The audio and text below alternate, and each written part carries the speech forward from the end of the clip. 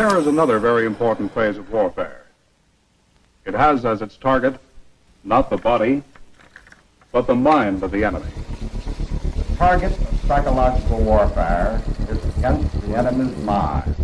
It is words and ideas. The ammunition used by Psywar.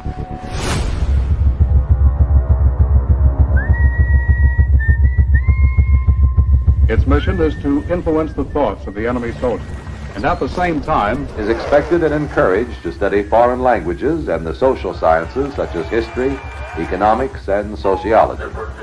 He must have a broad and sympathetic understanding of all phases of human experience. Gripping at my skin, the walls of night closing.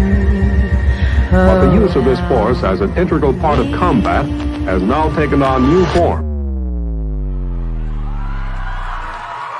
As I wait to say my last goodbye.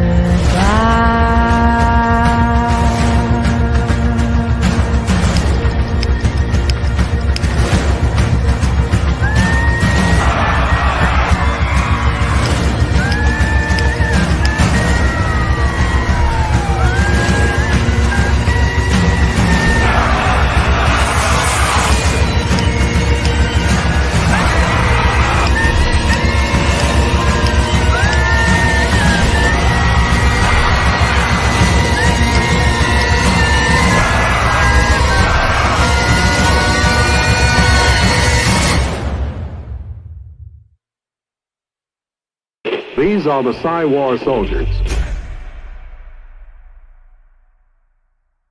We create a pretend world. We are a global production company. We write the screenplay. We're the directors. We're the producers. We're the main actors. And the world is our stage. It starts with a simple question and ends in objective reality. Through our journey from there to here, we find one another and ourselves. And as the next 24 hours breaks free from our last, we gaze onward in reflection of the day. Come to your own conclusions. Stay vigilant. Welcome to the Daily Wrap-Up.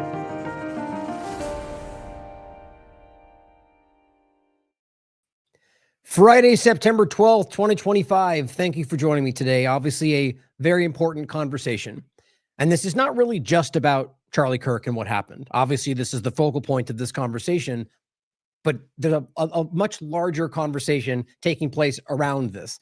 And obviously, many events of the past and recent events we can talk about, but a lot of evidence to suggest that this is a question that we should be asking. But we've done this kind of format many times over the years. And of course, it's not meant to be some wink, wink, this is the answer. The reality is always, especially when you see this framing from a title from me, the point of it is exactly what it sounds like. It's a conversation that clearly is mired in partisan manipulation, like most are today. But there's a lot of evidence around this, but there's, just competing narratives, competing opinions, rather, like from an honest standpoint. And so it's important that we have shows like this where, I'll give you my opinions. And with this show like this, I tend to sort of wait till we get towards the end to give you my kind of how I see it all. But overall, my point is that more often than not, when we do these, the answer is we don't know, that it's up in the air. But the point of this show is to give you the facts as I see it. And many of, the facts as we see it, but many other points that are, subjective, assumptive. Like these shows are meant to be like, here's the kind of the general point of all this conversation, all the different points and as I see it and what I can gather. I'm sure there's parts that we didn't include today, but I did my best to make it a large view. And what's funny about this, before I get into it today, I sat down today to do the show, and I was kind of intent on not making Charlie Kirk the focus. But as you know me, it's not about what, even that to me would be sort of like not being objective, and the other, like choosing, because everyone else is looking at it, I will let it, like as evidence the show is today, I will let where the information guides me become what the show is. But I was, I didn't want to fall into it. Like I did the last conversation. I forget a few of the last shootings we could talk about. Like I said, I don't want to just dive into this rabbit hole, especially with every single time we've seen these, as we can talk about this one too. It becomes instantaneously, and at this time, like very bombastically, like conspicuously, before we even knew anything, who was arrested, and the narrative was already set. And that starts to happen every time. And so when you start diving through these, it's just overwhelmingly mired and flooded with just, like deliberate nonsense. And I mean, from like high level people as well as just people online. And so it becomes almost like it can feel like it's wasting your time almost deliberately when there's a lot of other things going on. So my point at that time was I'm going to cover what happens and report to you what I see on all this. But the moment to moment trying to dive down it just felt like it was meant to be distracting. And so I had a similar feeling in some of the cases here, and I was going into it today, and I had a lot of other things that I ultimately put off, some of them. Many of them that I concluded are very relevant to the point today, but I just decided ultimately to make this the focus. And there's you'll see there's more than just points about Kirk and Israel, but really just made the focus because it very clearly stood out to me as the central point of what I was looking at, of everything I had organized, and including things that weren't even about this point of the conversation, like we've talked about, and for the reason we started with that clip. And this isn't even just about Israel, but it is clearly, as I think honest people are starting to recognize, despite the mainstream alternative media effort to make you look anywhere other than this when it comes to globalism, technocracies, all the problems we're seeing, that clearly this is a global, larger than one country problem.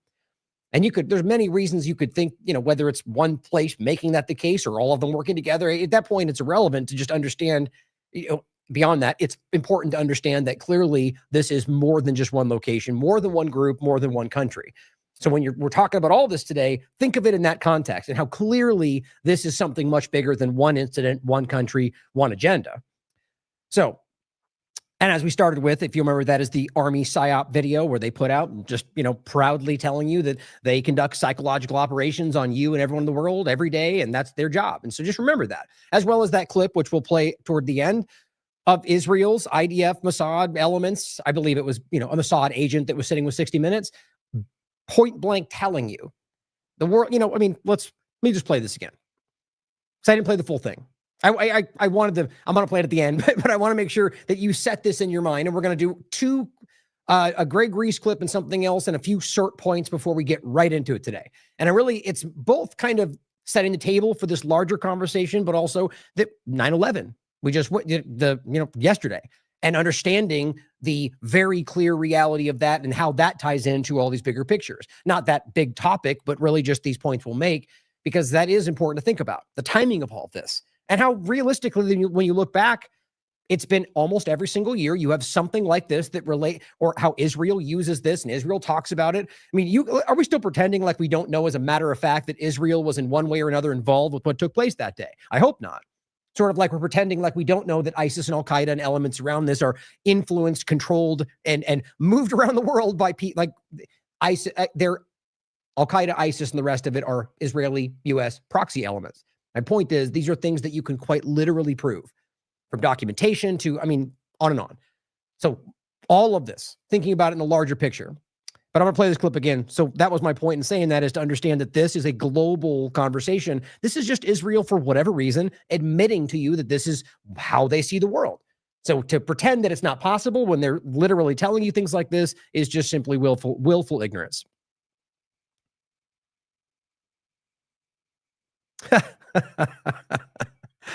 Okay, so I guess that just doesn't want to play, which is fantastic. It's playing. Let me remove it and do it again. See what happens. Funny thing to happen today. How did you convince Hezbollah to buy this? Well, obviously, they didn't know that they were buying it from Israel. Who did they buy it from, or think they were buying it from?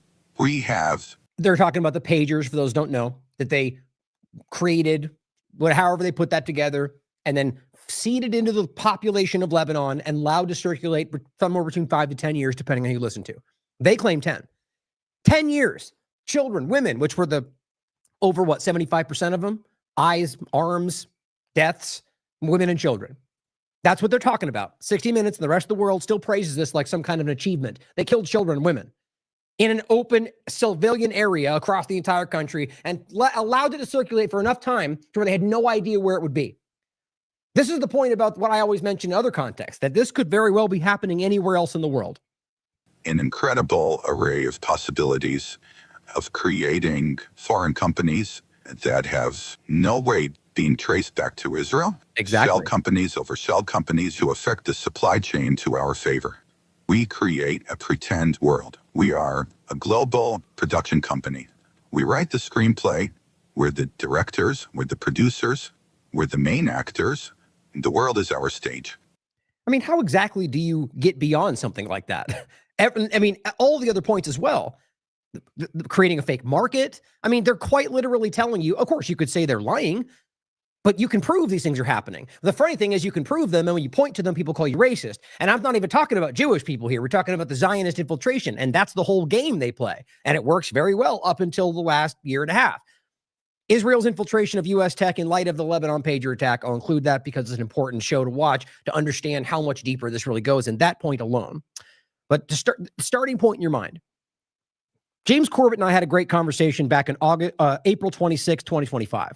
Engineered division and subservience under a guise of resistance. I mean, we are quite literally talking about what's happening right now.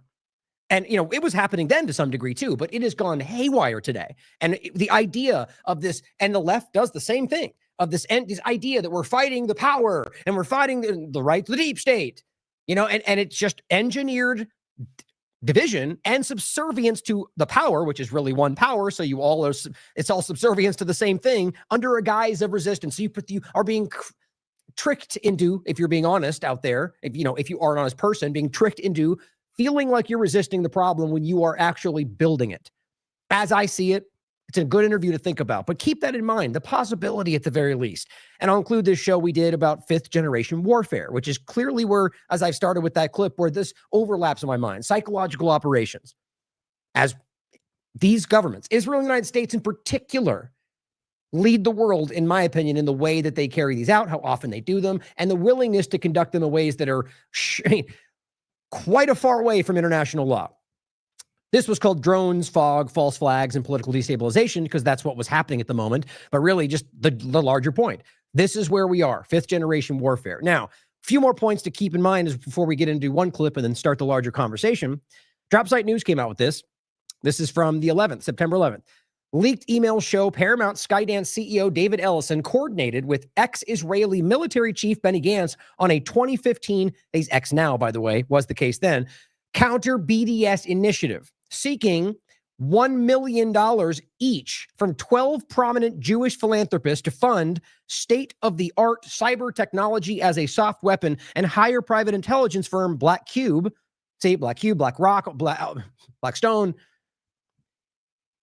where was it? To spy on and sabotage activists. The archive, published by, Hendala and verified by Jack Paulson, All Source Intelligence, show Ellison offered help as a core American supporter of the effort. Right. That's the whole, APAC, we're Americans kind of game. BDS NA Director Olivia Catby said the emails show Ellison offering assistance to a foreign government to spy on Americans. Now, just to clarify that last point, if you are born in this country or have American citizenship, you're an American. In case that's being conflated with the part we make about immigration. My point in saying that here is the idea when it comes to something in regard to intelligence. You're sure as hell an American citizen, but you're liable for, like APAC, for example. You can be registered as a foreign agent, right? Because of the way that's set up and because it's clearly an Israeli entity from its core. And you can look this up on Wikipedia for crying out loud. But nonetheless, there can be Americans that are involved. See, the point is, the reason I'm saying that, it's the way I heard that out of my mouth. People would try to frame that as the conversation of immigration, which is relevant today. That there's people out there, many of the people we're going to talk about today, who are hell-bent on claiming that you're not a real American if you don't have the certain ideas they do, or a real American if you are naturalized and have bad ideas about Israel, or a real American if you are just simply not from here. It's disgusting, and they're wrong in principle, in reality. The whole point of this country, as we pretend today and should be, is that we are allowed to have different ideas, including that we think this country's terrible. Not to say that's even my opinion. I think the government's bad. I think the country's fantastic. My point is that you're allowed to think that. Today, as we'll get into, the very people screaming free speech are the ones trying to shut down conversation that they find out, disgusting, bad, wrong, unacceptable. So they are the very snowflakes today, regardless of how dangerous the conversation is, how serious they are in their mind. They are the snowflakes of today. It's the same point.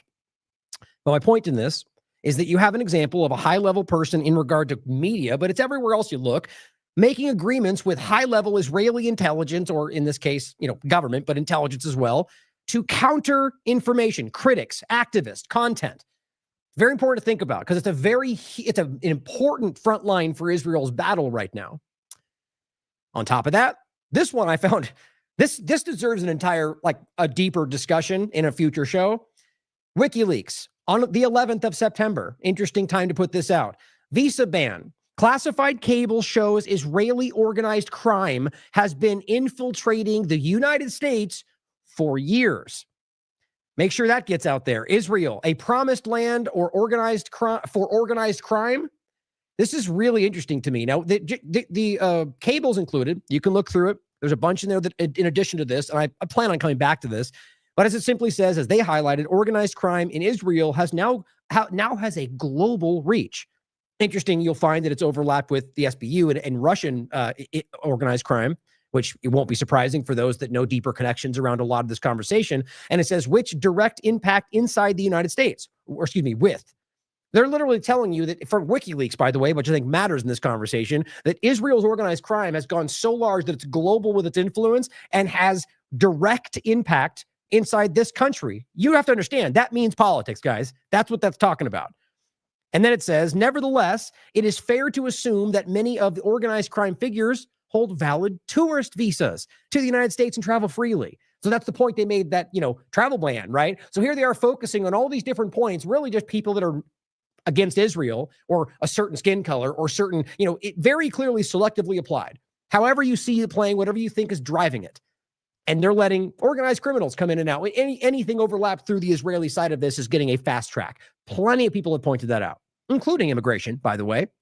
As such, Israelis who are known to work for or belong to organized crime families are not automatically ineligible to travel to the United States, even though they know they're connected to organized crime because they're Israeli. Let's not forget, we just talked about this in many different examples. Israeli IDF members are considered the same as U.S. personnel in the military. We just talked about this. I was blown away when I saw that. That's U.S. legislation, which I know that's how serious this is and how immersed it is, but I hadn't even seen that. That's insane to me. In regard, set in law, they claim that an IDF member in material sense is the same legally in this country as a U.S. military personnel. Treated the way legally. I mean, it's just wild to me. And so you say these things and people act like that can't be true. I did an entire show about it, right from congress.gov. It's just wild. But the point here, again, was this mindset. So if we talk about organized crime, if we talk about infiltrating media and controlling content, from the military high-level positions, funding attacks on critics, how do we not see how easily this could add up to any number of things we're discussing? Now, this is just subjective, right? Not to say that anything like this would ever prove somebody shot Charlie. We know, that's not where we're going with this. When I go into points that I think are relevant, like material to the actual, this is evidence regarding the shooting, we'll talk about it. But these, as always, are just superficial points that add up to the reality of a situation, which we have to acknowledge. Like Daniel McAdams, for example, is having a lot of conversation about this on Twitter, and rightly so, pointing out things that are obvious. Here is, look, this. If you have to question who benefits, Israel is benefiting from this. And people outraged, how dare you? And is that not true? The idea, you're insinuating it's Israel. Well, you're right, I am. But the point is that we don't know yet, and we're waiting for the evidence. But it's frustrating that people are pushing back on fundamentally obvious things that you can actually prove because it brushes up against a topic that makes them feel racist. I don't even know in the minds of people today and what's kind of, I think largely because they've been trained to push back on it. But my point is that clearly this is relevant when you understand that they are conducting psychological operations all around the world. And I'm going to end with a point today, which we've been over many times, which is that Israel has proudly said, and I'll show you the document directly from the Knesset. I made sure I had that today, that they can legislate anywhere in the world, direct quote, and that they are not bound by international law. They've said this many times. So keeping all of this in mind. Oh, and I wanted to point out, Harrison Smith had shared this clip, by the way. I'm pretty sure they must watch the show. I'm honored. I'm honored that they're fans of the show. But the point is, and this clip, but I'll come back to this when we start, is to think about this as we go into it. Hegseth says Pentagon, quote, tracking service members, civilians who celebrate Charlie Kirk killing. Who didn't see that coming? Well, let's watch this clip about 9/11, false flags, and America's greatest ally from Greg Reese.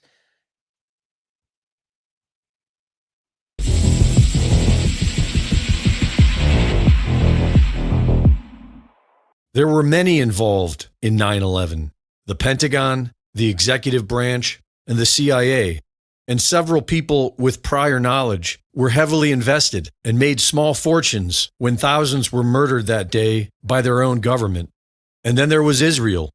The dancing Israelis who posed for pictures in front of the burning towers told the FBI that Israel now has hope that the world will understand us. The news media caught the same sentiment from a smiling Israeli girl on 9/11. Well, big catastrophe, and I'm Israeli, and I hope that now people understand what we have to deal with, the kind of people that we're dealing with on a day-to-day basis. Over 100 Israelis were arrested after 9/11. They were trained in military intelligence and explosives, posing as art students with fake IDs and infiltrating government buildings. And they were all let go, including over a dozen who were living in the World Trade Center as part of the World Views Artist in Residence program.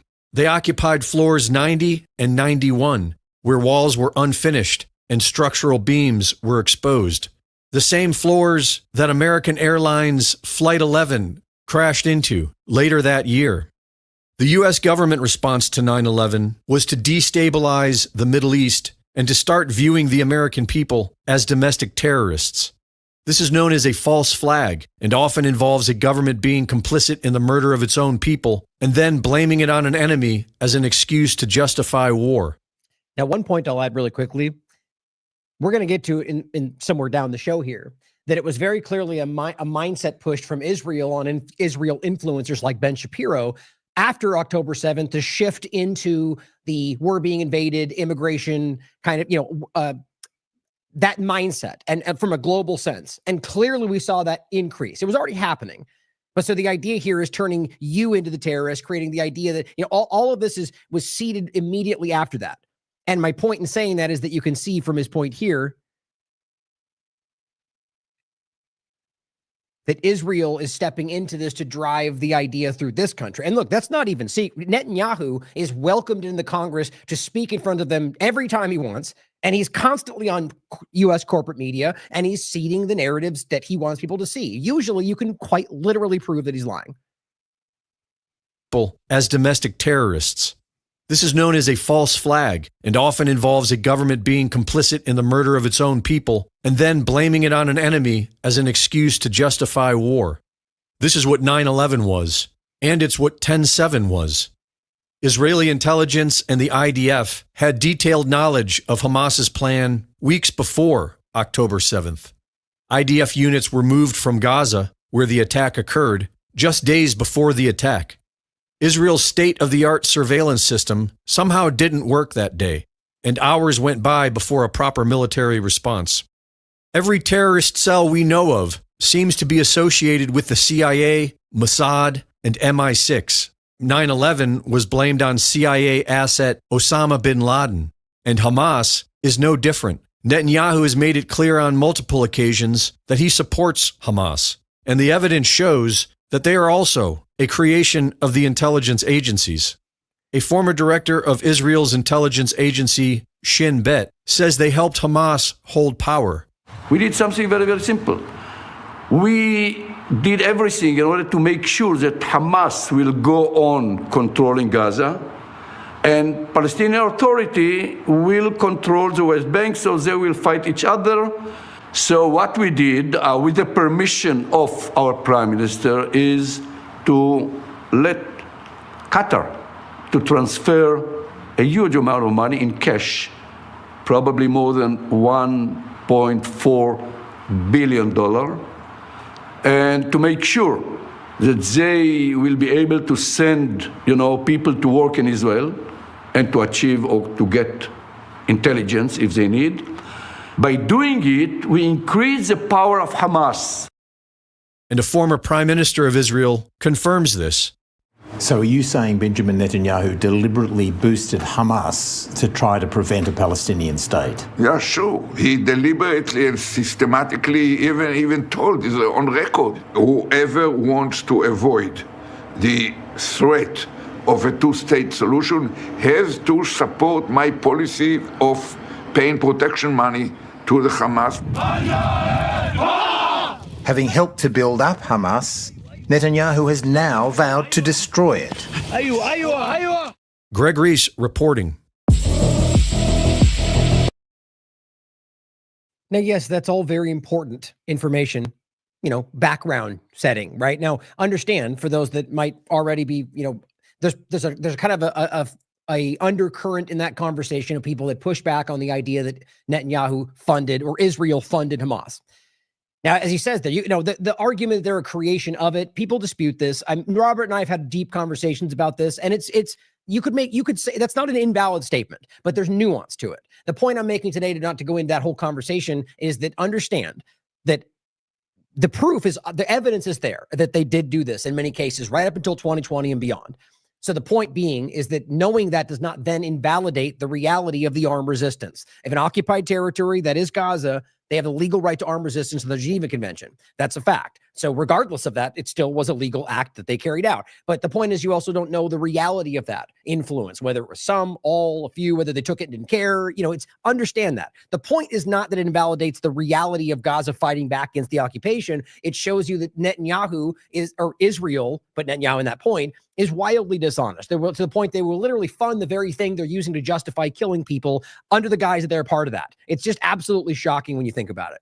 But understanding all of that background, not just October 7th, 9/11, and plenty of other examples from the US, from Israel, from the UK, all of them conduct themselves this way. It's very easy to prove. But in regard to the 9/11 suspects dancing Israelis, look nowhere other than James Corbett to understand how easy this is to prove. For those that heard that point and don't know about this, the evidence all documented, highly sourced, with the videos that show it, the news reports on corporate media that talk about it, and then the fact that they went back to Israel and on corporate media admitted that they were there on a Mossad mission. It's actually insane how clear this is. And they very clearly were there to document. That's what they said. So understanding that, again, after this today, we're going to get into the point, and some of that was just about generally that we just, passed 9/11 again, but really the idea of psychological operations. So Hegseth, again, saying the Pentagon is tracking service members, civilians who celebrate Charlie Kirk killing. Keep that in mind as we go through the show today, as well as the idea of psychological operations. So starting with this general, the concept, or rather the reporting up to now from last time we talked about it. And this is as of today. Tyler Robinson is the person that we're being told has been arrested as the shooter. Now, there's clearly a lot of discrepancy. There's clearly a lot of pushback, just like last time, I think largely from the Republican Party, interestingly enough. And they're not unjustified. There's a lot, like with the Butler shooting, this seems like a very weird kind of patch together. That doesn't necessarily mean that the story they're telling you is false, but it very clearly suggests that there's something else under, whether it's, as always, and here's the best thing to think about in the sense that we always like to assume what seems to kind of fill the gap we're looking at or what makes the most sense to us. But it could be as simple as just that they're covering up money changing hands, or that they did something they don't want you to see because they're incompetent. And, not that that's what I think. I'm just saying the possibility of them feeding you some kind of an inconsistent story could add up to any number of things. But clearly today, there's much more to this story. Now, let's go through this to get you set for the current reality of the corporate media story behind this. Facing capital murder or weapons charges. Details emerge about alleged Charlie Kirk assassin.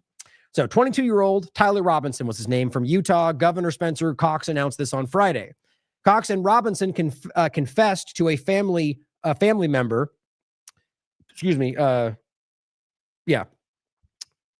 Cox and Robinson confessed to a family member who reached out to that's what I was confused.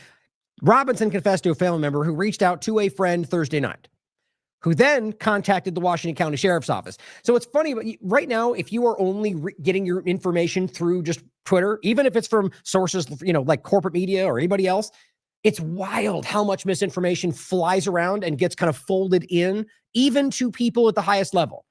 So right now, there's for example, there's a part of the ladder story, those different points that people were just blindly reporting and repeating and circulated that are now being proven to not even be that the ladder is put there after. It's just very strange. So in this case, the idea that his father turned him in and it was like some kind of a big deal. It turns out, at least as they're reporting now, which we should question everything, is that ultimately it was something they agreed to, which is actually very relevant to me. That the father spoke to the son and convinced him to turn himself in, as they're reporting, and then through a minister, as they'll report in a second, ended up calling his contacts because he's related to the Marshal Service or something like that.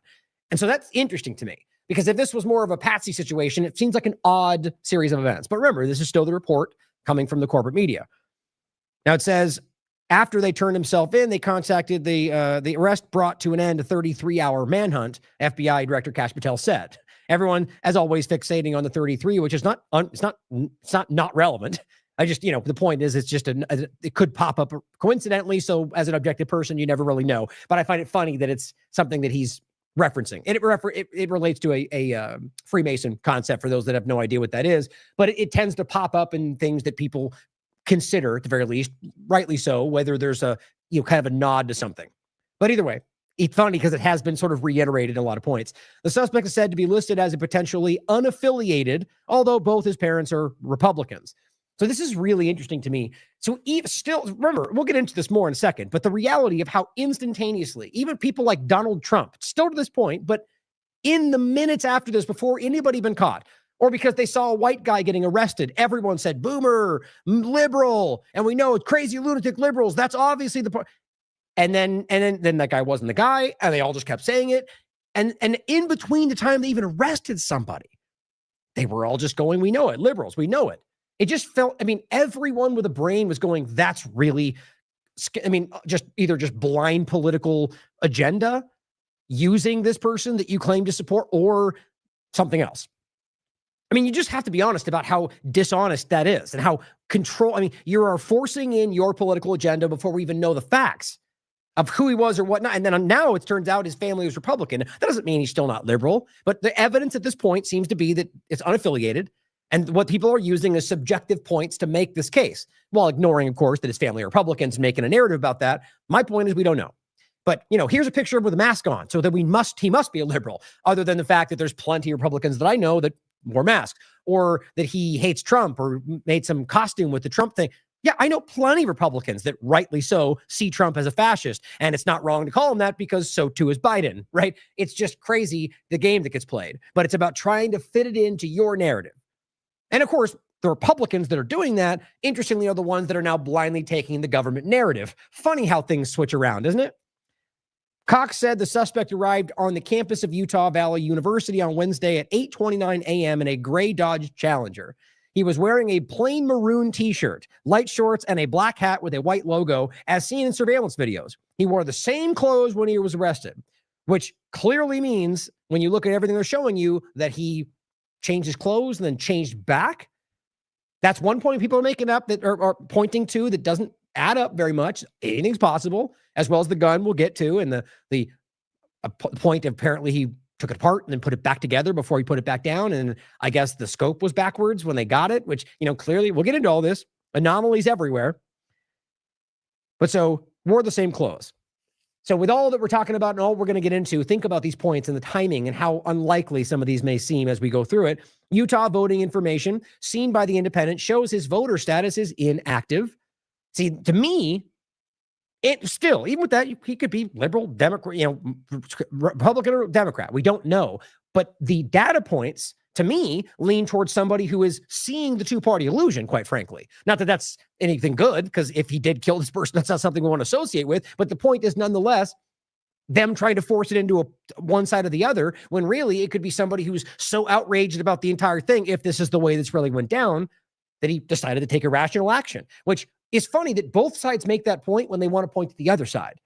The liberals are making everybody go crazy and causing violence. We got to shut them down. The Republicans are making everybody go crazy and we're causing violence. We got to shut them down. What's the common thread? Oh, they got to shut down social media and take action to stop the bad guys on the other side. But it seems to end up affecting everybody simultaneously. Weird. Amazing how easy that is to see. But what's crazy to me is clearly it is all of it, right? And I'm not saying in any way that we should think that's okay. No, and never am I advocating for violence. It's a crime. People should be held accountable for it, especially when you take somebody's life, right? Somebody with a family and people, regardless of any of that. It's a crime, and that's a horrible act.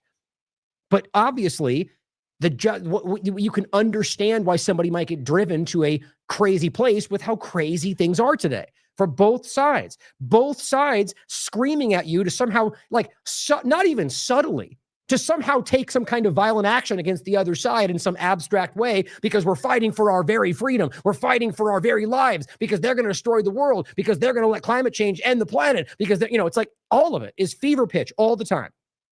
That's why I'm calling out people like Jones so often these days, because that's what they're doing. We'll get to it, and yet they're pointing at each other's side. And what's funny is when you prove it one side or the other, you say, well, look, this is the case. You're calling them the end of the world. And they go, that's because they are.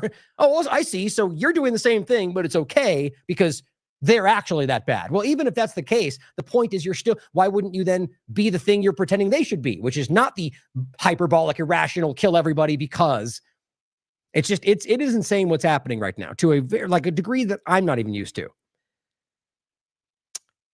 So unaffiliated, inactive in regard to politics. However, family members said Robinson had become more political in recent years, which I think so too of most people.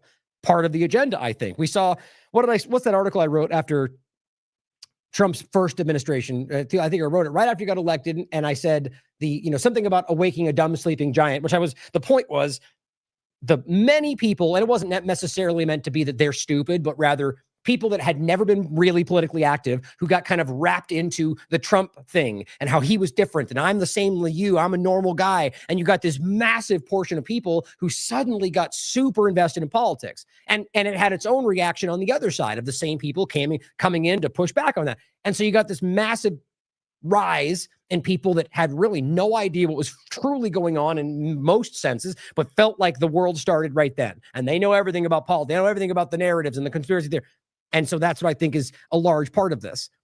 And where was I on that? It goes, the more political in recent years is that I think people got kind of driven into this very thing we're all dealing with. And I think we can all see why. The byproduct of what this overwhelming thing is doing to people, especially those that aren't steeled against how crazy this can be. And it says, a family member told authorities that Robinson was full of hate and spreading hate. So, if this is the person they're claiming shot him, that he's full of hate and spewing hate, and it's largely, I think I jumped right there. It says, this is important. Family members said that he had become more political in recent years and expressed negative views of Kirk. So again, taking this at face value as the reporting that we should always question, but as far as the evidence goes and everything else we're seeing, this appears to be accurate. That's been, verified by more than one person, that ultimately the idea is that he got radicalized by Kirk and other political figures, that's what they're claiming, and started spewing hate and negativity about it, which that's the idea from both sides we're talking about. I think both sides of this false paradigm driving people to become more radicalized. And that in no way should mean free speech shall not be infringed. That's always the case. The point is that they're using the thing while pointing at you and shutting down your speech while they're the ones ultimately driving people to this point. Don't forget the psychological point. And God knows what else we're dealing with today in the technological side. But it says he revealed that the family member told investigators that a recent family dinner, he had mentioned Kirk and the upcoming Utah event. And, quote, they talked about why they didn't like him and his viewpoints that he had. Robinson's father, Matt, recognized him from images, which I do find interesting because I don't really feel like the image that they show it could just be that, it feels like it looks slightly different than the one that is out there, but it's hard glasses hat. You don't know. You guys can decide for yourself.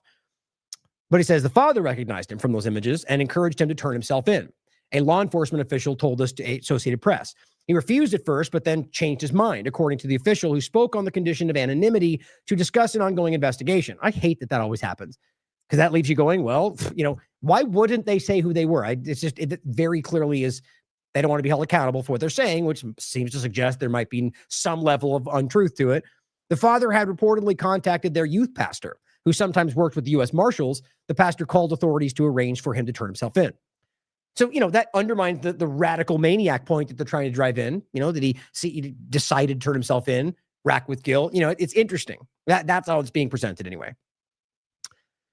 Shell casings, and this is what I find so frustrating. We'll play the clip next. This argument that it was trans something on the right. Why? I mean, why? I think because of what just took place, because of this clear left-right discussion around that one issue, which is clearly something we've covered a lot, but it's being used like everything else. Shell casings found with the rifle were engraved with messages that included, "If you read this, you're gay, LMAO." In what world would that be something like that's an insulting thing for somebody who was in that position? Calling somebody gay as an insult and laughing about it. It's not, but they're just lazily folding this into something that makes sense for them. And it says, and quote, "Notices bulge, OWO, what's this?" And it says, one read, "Hey, fascist, catch," with an up arrow symbol, right arrow symbol, and 3 down arrow symbols. Another said, "Oh, Bella Ciao, Bella Ciao." Again, an apparent reference to Bella Ciao, an Italian song dedicated to those who fought against fascism in World War II. However, both Bella Ciao and the arrow symbols could be references to the video game Helldivers. So, and this is what they're turning into. And even the writing on it, all of this. I mean, I'm questioning whether or not that even the consistency with which we keep seeing these, the writing on the same style, on the guns in the same way, with the man, like I'm waiting for the manifesto to pop up and it's the same kind of thing. It just doesn't make sense to me that it would be so consistent, even with like social contagion. But this does not add up to what they're calling it. I find that insulting to our intelligence, like so many other things they're doing. And I'll play that for you next. The suspect was seen on video arriving on campus at 11:52 a.m. From there, he moved through stairwells and onto a roof, investigators said. He was later seen moving across the roof and jumping off the building to flee, which is interesting to me because the video shows him jumping off the roof. And yet there are even Maine reports that are talking about the ladder he was used to climb down. It feels very reminiscent of what we saw at Butler in many ways. Investigators have gone into the nearby neighborhoods to collect any doorbell camera footage. I wanted to comment on that. I wonder if they're even asking, like, is this, like, give me, if you know in the chat, let me know, or let one of the mods know and let them get back to me with it. Just if, like, in this kind of situation, are they like demanding people give that up? Because you know what? We told you so, right? It's exactly where this goes. But I just hate that idea that it's just people are just willfully allowing themselves to become surveillance for the state. Mason also urged the public to avoid harassing 2 persons of interest who were detained in the immediate aftermath of the shooting, but later released. Now, I find this weird. The way that it frames in this article. So remember, there was the guy in the blue shirt, they released, apparently one other. And don't forget, I mean, this alone should be enough for you to question the current mainstream alternative media push. They all did the same thing. Look, we knew it, liberal, before they even knew what that guy was. And then he wasn't the guy. And they all just kept going with it and waited for the next move. And the narrative didn't even shift. And even though this guy isn't even proven to be a liberal, it just seems, that's so irresponsible. But it says, one of the 2 people detained was an older man seen in photos that we just talked about, the blue shirt, which circulated online shortly after the killing. Officials said he had been charged with obstruction by university police. The other man had been initially described by officials as a person of interest, but was let go. I just think that's interesting. And honestly, it could be a nothing. Remember the video, which just makes me mad about where we are in this country right now, that the guy was simply saying, I think he was repeating, "I have a right to remain silent." That's what the guy was saying, and other things. If sure, there's more to it. And so my point was that clearly he's just going like, I have rights. I'm not going to just, and that's what I would do too. I don't care what the circumstances are.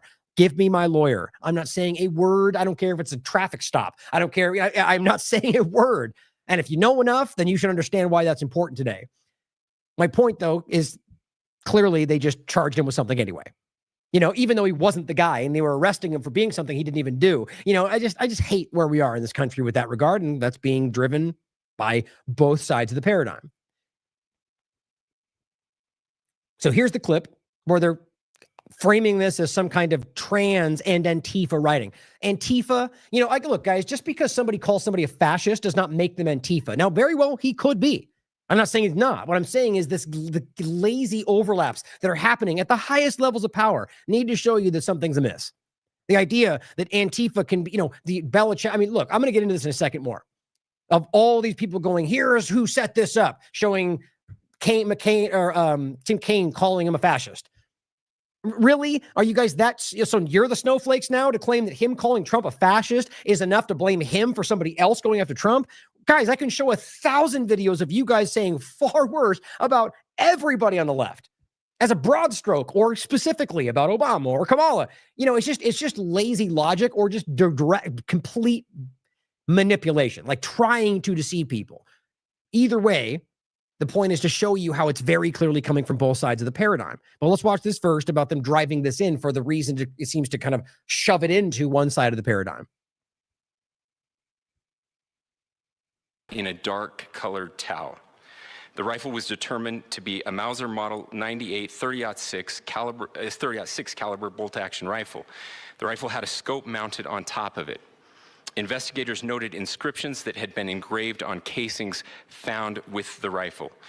Inscriptions on a fired casing read, "Notices, bulges, capital OWO, what's this, question mark."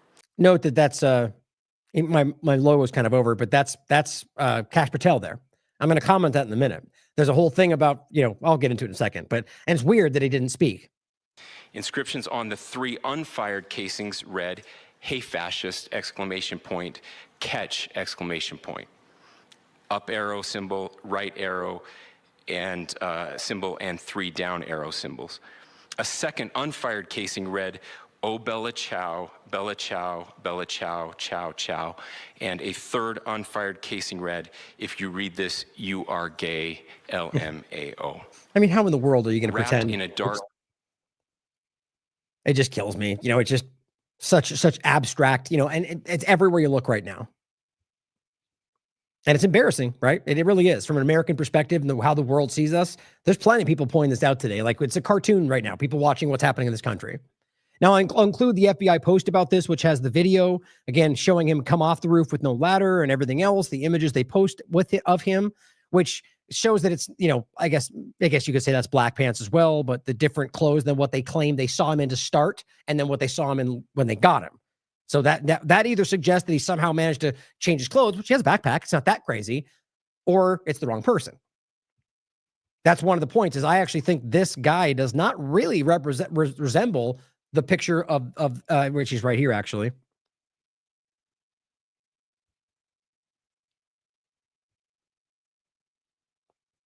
But again, it's, low, slow, light, a little bit less resolution, which I always find strange. I mean, we know what they have capable of today, whether or not it's other people's cameras or not, that they can make better, but you could think about that. But it just is strange. I don't think that truly looks like him, but it resembles. But you guys can decide. Now, this is all small stuff, just opinion. So, but I'll include this for you to go through. You can read it for yourself. Now, I just want to play. This is just something somebody posted. I thought this video was worth watching just for your own education on this or understanding. And I just think this is an interesting video. And all it shows you is, I'll let it speak for itself. It's him speaking to his family. It's regular stuff. Okay. Congratulations. You have been selected to receive the Resident Presidential Scholarship from Utah State University. The value of this scholarship is approximately $32,000. This scholarship is available for 4 years or 8 semesters. Now, the reason I think that's just important to play is to just, very much speaks to a regular person. And there's a lot of that going around. And I think that's important to think about, that it's because, a lot of these kind of situations that people are immediately asking, like, was it entirely faked? Was that, was this somebody that's connected back to intelligence? And these are not unfair questions, despite how ridiculous these people out there gaslighting everyone, even though they likely know you're right in some cases, but to pretend like you're so crazy for asking those things. Like, and by the way, like the right seems to do when things like this happen and they don't want you to know that, it's like Butler or other things. They act like now you're the conspiracy theorist, but it's worth asking these things. And I think what's interesting there is just to see that this is it seems like a normal kid with a family who, is going to college. So the question is, what did happen? If that's the guy, which the evidence does seem to point in that direction right now, is that ultimately that would suggest, which the right is largely saying, that he was radicalized in college, which certainly could be the case. But let's realize that this is, if you understand the bigger picture, it's one part of a problem, reaction, solution dynamic. I think that's very obvious. But, or the alternative is that there's something else that drove his mindset. And I think more likely than not, it's the where the world is, the way politics are, incessant propaganda, social, especially if you're tapped in. You got an Amazon Echo and whatever else. And on top of that, COVID-19 and injections and nanotechnology, whatever else is going on in the world. Or how about we just keep away from the things that some people might disagree, that's the case. But how about just things like, the incessant propaganda, the antidepressants and pharmaceuticals that are everywhere, or the things in, endocrine disrupting chemicals, which are also very clearly proven to show psychological effect. All of these things have an effect. hypothetically speaking. And so the idea that somebody might, on top of all of that, just be kicked over the edge by watching people do things that they have been convinced will destroy the entire country, on that point, I agree with them. But my point is it comes from both sides. That you are driving people to a fever pitch, telling them that these people are trying to literally destroy your country. That if we don't do something now, we'll never be able to do it again. And that drives people very clearly. On the other side, you can see the same kind of thing from climate change or any number of other points. And I really don't even include in that calling them fascist or saying that they're even like Hitler. I mean, I guess that would overlap to a sense. I mean, I can include it because the point is somebody might feel that that's enough to take them out because, you know, that either way, the point is the same. The only reason I kind of push that aside is because I think they're all Biden, Trump, Obama, Bush, these are fascist guys. They're very clearly driving us into a direction of an authoritarian government, but specifically fascist in the sense because they have step by step driven us to the point to where corporate and government entities are one and the same. But all that aside, I just think it's important to think about that. Oh, and that, yeah, the normal video.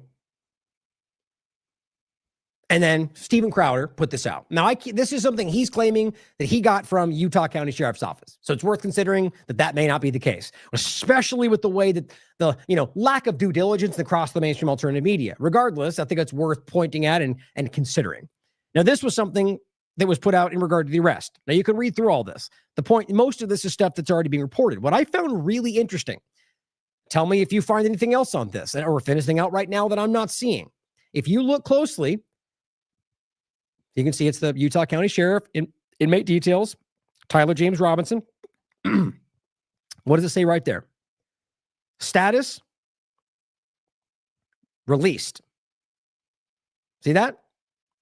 I was going back and forth. Oral, we were talking about this. I'll show you what Grok has to say about this because it's an interesting point in regard to whether, that it was transferred or something. But I don't see anybody even talking about this. Most people are acting like this is the kind of end point.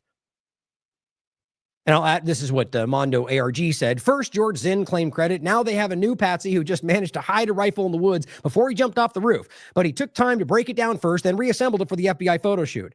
This will be like Las Vegas and Butler, he says. No public report of crime scene reconstruction, no ballistics, no autopsy reports, no powder residue. Just believe the official narrative. Those are all very valid points that seem to kind of, when they want to, it's not relevant. And usually when there are events that we are, my point is that you can, when it suits their interest the most, it seems that's when those things don't get used, which suggests that there would prove something they don't want you to see. But do you think that he was released? And I think that's very interesting to think about. If he was, and honestly, right now I'm leaning towards probably not. But if he was, that suggests that maybe he isn't even the guy or something like that. But that's why I'm not leaning that way, because I find that hard to reconcile with everything else happening and the fact that the charges are there, that he is being charged for murder and so on. So keeping that in mind, just as a possible data point, I thought that was interesting. And here's what, this is what Grok said. No, he is still in Utah, where he's, still arrested right there. He was booked at Utah County Jail where he remains as of the 12th. But I just did this to see what Grok would say. Well, this police document shows him he's listed as released. So this is let's think of it this way too. It's a good thought experiment. If it turns out that he's clearly not released, which I think that's what the data shows, this is how easy it is to, guide Grok or an AI thing like this. So I showed him the image that we're talking about. And I said the police document shows him listed as released. And here's what Grok said. Yes, based on the Utah County Sheriff's Office inmate details document you provided, Tyler James Robinson appears to have been released from custody. So right there, that's something Loomer would jump to. Immediately talking about that, or any number of other things that people like that would immediately lurch into without even caring to check.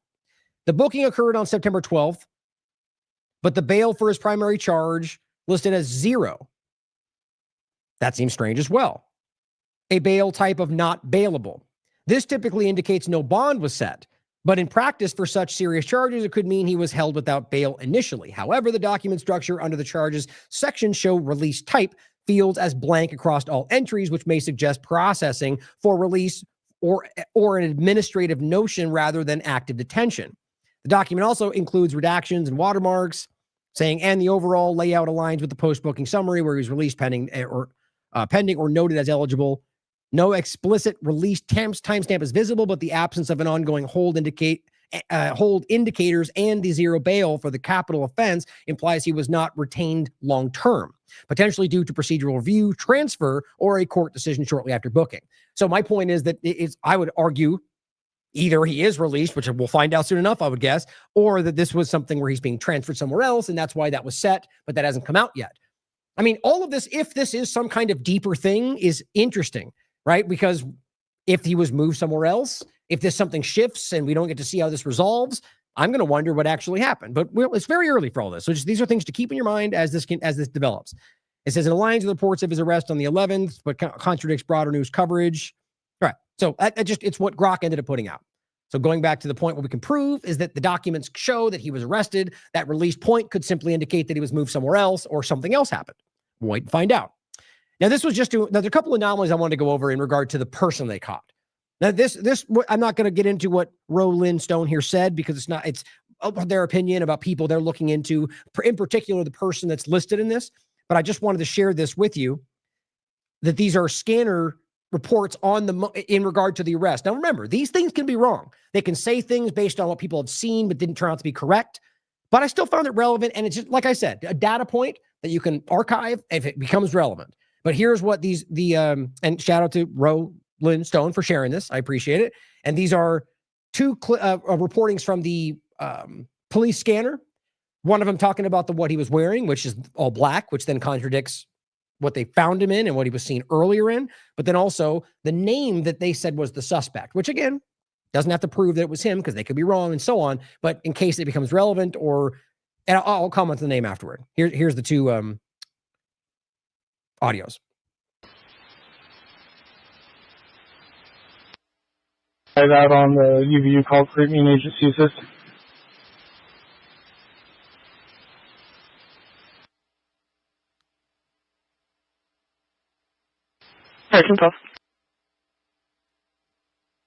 Is going to be wearing all black long gun, black tactical helmet, a black mask, possibly wearing a tactical vest. Okay, tactical helmet, tactical vest, possibly. Okay, well, that's hard to reconcile with all black shirt, hat. That doesn't, I think it's pretty, so what that suggests, unless they're wrong, is that there was somebody who was dressed in tactical gear, which I also kind of find hard to believe, even as somebody else. Why would you dress up in obvious tactical gear? So it's confounding, but it's a data point that's out there. Here's another one, and this is the one about the person.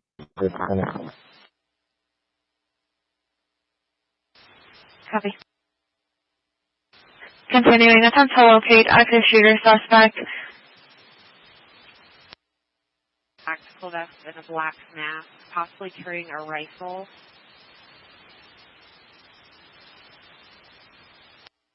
Toyota Corolla S820 Bravo Lima. And that they listed the information about the Corolla, which is I think they said a different car on the other one too. Suspect possible name Zachariah Quershy, date of birth 5/12/2000. The male S820 Bravo Lima. Suspect possible name Zachariah Quershy, date of birth 5/12/2000. The male is going from hospital to hospital looking for the victim. Again, use 10-0. Notify if located in detail 1511. Going hospital, look for the victim. Very weird. Very weird. So obviously there's numerous, other than the point of people being, radical. There's a lot that we don't get into that are that can't be necessarily proven in many cases. But things like we've talked about, like neuroscience, neuroweapons, it's not something that should be dismissed. But just the larger point that people remember, things like MK Ultra or the idea of that kind of influence, I think that's something that we don't get into enough. The idea that somebody could be either primed, that have been set up for a long time, or that you could just use something to cause someone to snap. I think these are, you have to understand, regardless of whether you think that exists, you can literally prove the government's been investigating how to do that its entire existence. And I'm kind of being hyperbolic, but you can go through and look at long-term, throughout the decades, DARPA and others, military, very clearly, which same point, but different parts of it, going after how to do exactly that. It's worth considering, because I think that there's more to that, and whether or not, that would be like how you'd explain a random kid like this having something like that happen. But it shouldn't be dismissed either that it's possible that a kid like that could just break with where we are today. That's why I really do think that's a point that we can't dismiss. The idea that what they're doing to us, this is something Caitlin Johnstone brings up, I've seen her bring up over the years, that we are so highly propagandized, and the UK as well, that it causes something, people, then you add antidepressants and pharmaceuticals and whatever else, and people just break. I feel like that's a very valid point to make. But some other points on this that I thought were interesting. Many of you probably seen these circulating because they're things that have kind of been grabbed and shared by some of these larger accounts. And instead, it's interesting. Has the FBI knocked on this man's door yet? It says. Omar posted this 24 hours before Charlie Kirk was murdered. And this is real, by the way. It's even been, my point on this is not even to say that this is the guy, but more so that it's what, regardless, it could be, I guess, but that this is what on Twitter and everywhere else, instantaneously that was happening. What this shows me is cultivating information on the platform. Now, let me just show you what it says first. And what's this say? His anime avatar plus shooter was wearing the samurai jacket. I don't know why I have that there. So here is what he posted. And here's the post, which of course, as you know, we do for you. I found it and we'll include it. Where is it? So here, oh, that's right. So we found the post, or rather so the account was this without the one, and Twitter has already removed it. And we can prove this because this is the person here for multiple reasons who came back on and said, I'm not the shooter, launching a token in Charlie's legacy. All proceeds go to Everytown. And then somebody else, before they could get back their old account because they were deleted, jumped in and said, username taken after the original owner changed their handle to prevent it being taken and used by scammers. Very interesting. So it's just this weird. So whatever's happening here, this person said this. Charlie Kirk is coming to my college tomorrow, and I really hope someone evaporates him literally, which I'm willing to bet you can find any number of examples like that from people that did. I'm willing to bet you that you could find things of people saying that about me if I went somewhere. It's when your face is out there, there's going to be, there's more likelihood that people are going to have irrational hate. And this is the case because of the way you're framed by people on the other partisan, childish side. That you're somehow this secret racist, anti-Semite, whatever it is. And it drives people to dishonestly or manipulatively hate you. And like irrationally so.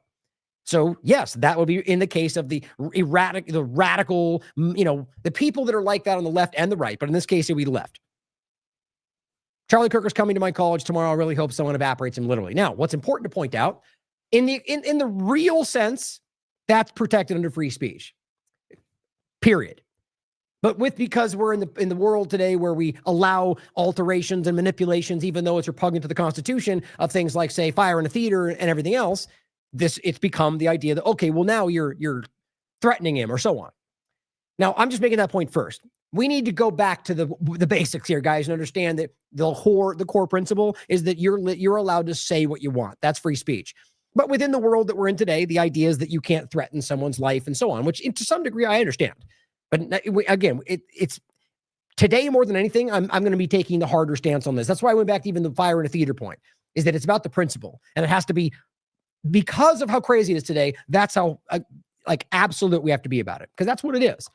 Anyway, the point is, saying this online, you could argue might get you, police, authorities might reach out and so on. But the idea that they would censor it, I think is important to think about on the free speech platform. And it says, let's just say something big will happen tomorrow. That's what they said. Now, of course, couldn't this be the person? Yes. Now, why isn't this being discussed? And why would Twitter delete it all before we even got a chance to see it? That's the real point I'm getting at. Kind of cultivating these things in the conversation. And even more so, it looks to be somebody that would fit their profile that they want you to think about, a trans person. Now this says, look what somebody posted yesterday, and they're just kind of highlighting this. The same post. Charlie Kirk is coming to my college, the whole thing. Then this is what happened. Lock the account, change the handle to a different one that he can easily be traced, they're saying. Then of course it got nuked. Very interesting. Now, the point is you can tell that it wasn't something that they did on purpose because clearly this person was able to jump in and grab it from them. I just think that's very relevant. And there's a lot of examples like this, as well as just, again, a data point of somebody who, before it happened, was publicly saying that this is what he wanted and that he expects something big. I find that very relevant.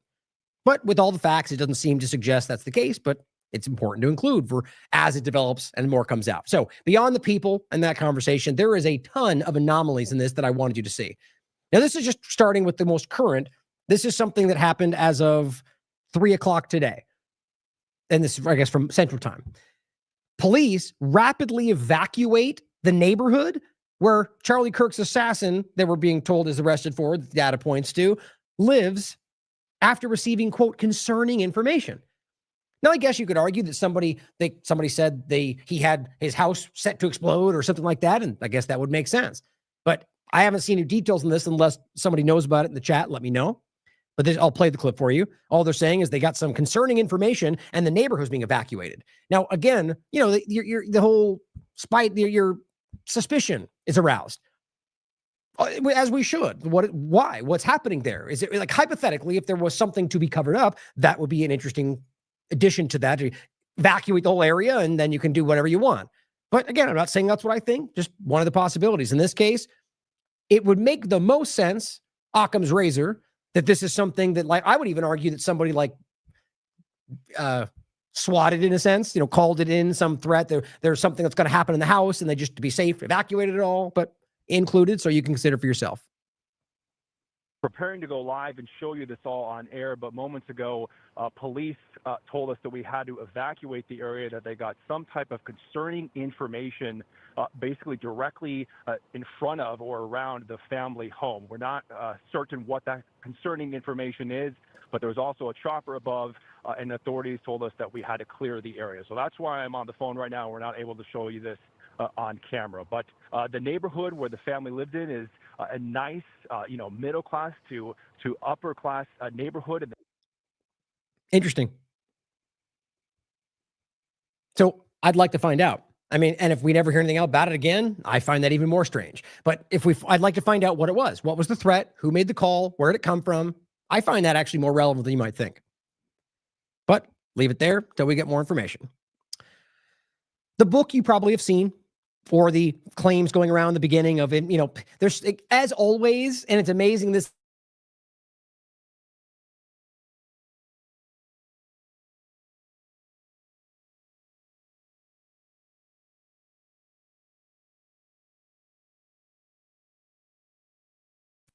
partisans jump in with bullshit, or excuse me, I'm not supposed to be cussing, fake information, excuse me for the curse.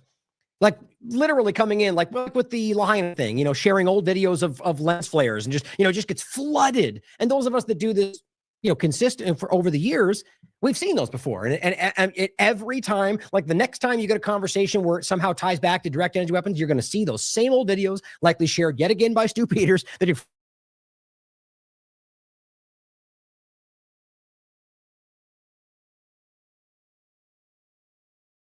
information that isn't correct, or, you know, every time. But this was just under this.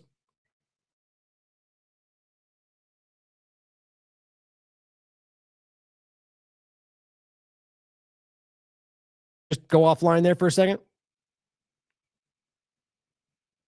I might have. Well, it looks like we're live still, so I'll keep going. Let me know in the chat if I was disconnecting. Interesting. Well, at this point, September 9th, the shooting of Charlie Kirk. Now, I find this interesting, but I've got like a one. I feel like if this was organic, or I guess that's not a way to frame it, but like if this is the case, that it's September 9th and it wasn't altered, you know, like I feel like the sense is this can be changed. Like on a website, this could be changed. I don't know if that's the case with Amazon, but my point would be that if it, you know, actually came out on the 9th, I feel like that's intentionally meant to cause people to react. I mean, why? Because the question would be, if that was the case, you know that's going to be noticed. People are going to recognize, and that very clearly suggests that you had foreknowledge. So I find that almost impossible to believe. But you know what I mean? You can make of it what you will. What's very weird to me is that this is happening often now. Now, let's just even say the others that aren't the day before, let's say. There's times where something happens and within like less than 24 hours, a book is posted. Now, I think today there's many reasons if you wanted to consider how that could happen with AI, for example, or that there is, you know, somebody who just put something together as quick as possible to get the first thing out, or things like that. But the idea that you have these things come out, so, it's except someone saying in the chat, for example, like you could put something together and get it done pretty quickly. So that's, I think, what happens in some cases because people recognize an opportunity. But how do you explain on the 9th? There's these weird overlaps to this. There's a lot of these around this story. Now, here's an example you've probably seen circulating of what people are calling it tampering with the evidence, which technically is what this is. But I think you could all rationalize why somebody who, it's kind of hard to, with what happened, I think most people, especially today, would recognize that you're not supposed to move things around. Who knows when somebody might be upset about what happened or just think they want to get their things out of the way. I'm just trying to point out the obvious the possible objective points, but I find this very important. The idea that right after this, things are being moved around, cameras are being taken down. That seems odd to me. Or at the very least, it shouldn't be happening with a crime scene.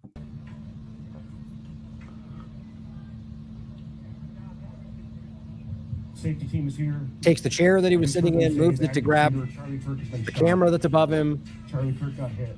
I find that crazy, to be honest. I mean, how would you not know that? And if that camera was taken and not covered by the police, I think that's quite relevant. We see these things so often these days, like these things that are just so completely incongruent with what we're always told is the absolute. Sort of like the lie we're still told that the Secret Service at Butler were waiting to be fired on before they could fire, despite you quite literally being able to prove that that's against their operating procedure. And then the next event they had, they were opening fire before. And nobody wants to ask these questions that are tapped into the partisan game, at least on some sides in some circumstances, but it seems more often these days than not. This I found really relevant. Remember, these are all just anomalies. Like we'll get to the more, we'll get into some segments here. This is more about the anomalies one by one that I think are worth pointing out. So again, actually, I should have put this in line with the first part. Twitter. Diligent Denzian pointing out, and this is, what's his name again? Matt Taibbi, pointing out, and all day pretty much posting things from it because he's got it behind a paywall, which is frustrating. A Twitter files report on Charlie Kirk and about how it seems in 2020, currently under the Trump administration, they were discussing removing him from Twitter, which apparently happened. Now, I don't know whether that's just they think that looks uncomfortable, that they don't want to be seen for talking about removing the guy, that they want to act like there's the champion of their entire world right now, Trump and all the rest, all shamelessly using this person, which just makes me, it's just disgusting. How, I'm not saying maybe they love the guy, but the way it's being done is wildly over the top. It's obvious they're using it for their political momentum, and it grosses me out. Both left and right do it every day. But Twitter took this down. Matt Taibbi, not sure what happened, and here's the tweet right here. Or wait, was it right here? Here it is. Not sure what happened, but a 25 post thread on Charlie Kirk and Twitter just vanished. He posted this today. I mean, guys, so 1 point, free speech platform, right? There's some cultivation going on here. There is some, whatever was in this report that they clearly, explain for me why that's not related. You know what I mean? There's something happening and it doesn't have to mean exactly what whatever it could mean any number of things, but it means something. And I find that really interesting, even again, to the core point of the first point of just lying about what's happening on this platform. Matt Taibbi knows well in regard to his working with this in the first place and then getting pushed out because he dared to not blindly only work with Twitter. But there's more to it. He's been going on posting throughout the day. This is one of them right here, or this one just at first, where it goes through and just simply show, well, I'll just quickly tell you that it basically just says that they're working with the U.S. government team within Twitter and discussing whether or not this would happen. And this is in 2020. This is before the changeover. And this, he highlights this one, U.S. government team was in the Twitter tags and or in their email chain. Thanks again for everyone's work on this. And they're talking about the same point. You're talking about, background on Turning Point. And also, this is clear. And it says all email chains involving possible removal of Charlie Kirk during the election year 2020 were copied to the most senior executives as well as its liaison U.S. government team. This person says, Grok, is Matt referring to Kirk being suggested to be removed from Twitter by censors in the government? This person says, yeah, they silenced most of us. This is a conservative speaking up. Charlie was just too big for it to work. My main is still suspended.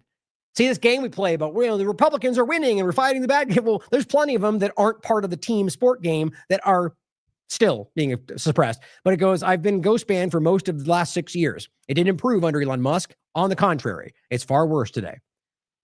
Plenty of them out there if you just look beyond the mainstream media screaming circus, mainstream alternative media and mainstream media. But another anomaly, which we were pointing out earlier, as Maj points out, shot Charlie with this rifle and optic. Disassembled this rifle, we're told, slid it down his leg. This is the general narrative. Jumped off the roof, reassembled it, and left it. Because that makes sense, right? And then it goes again, made the shot, disassembled it, slid it in his pants, jumped with a broomstick in your pants, then reassembled it for no reason, apparently. So leaving breadcrumbs with the ammo messages, then tells his dad about it all. Oh, and he did a wardrobe change. I don't know why that was hard for me to say. I mean, yeah, possible. Yeah, sure. But certainly doesn't make sense. But again, as always, we talk about these points. We say maybe tomorrow some new data point comes out that goes, oh, okay, that's why it all now adds up. My point is, don't assume. Now, Health Ranger says, in the process of faking evidence, the FBI is too stupid to even mount the rifle scope in the correct position in their process of fabricating fake evidence. Now, again, this is often why I don't share this account. I'm really sharing this one, but the point is, I'll often give my opinion, but the idea that it's absolute, we don't know for a fact that's what's happening. I largely agree there's probably something in this realm, but we got to stop being so subjective and assumptive, especially when it comes to partisan politics. But the point is that this is, he's suggesting that he believes the FBI was the one that did this, and that's why it's backward. The rifle is unshootable in a prone position for a simple reason that's obvious to anyone who's ever shot a rifle in the prone position. The FBI thinks you're stupid. The rifle is planted, 100% theater. I agree that there's something very suspicious here, and all of it points to that somebody put it there, made you think this, but that we know it's them, and we can't. It's important to me, guys. It is.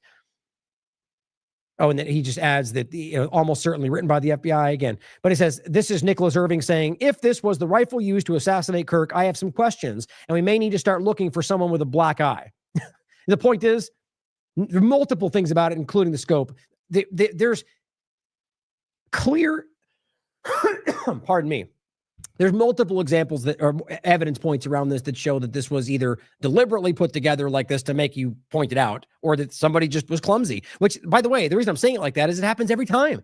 We just went through this where they were using it and showing it wasn't even correct. How do they not pick this up? To me, it seems like there's something in this that's like, I got that at least question whether there's something about this is that we're supposed to be seeing it. Either way, I agree that's insane. And the idea is clearly standing out either incompetency or that like they want you to see this, but it stands out.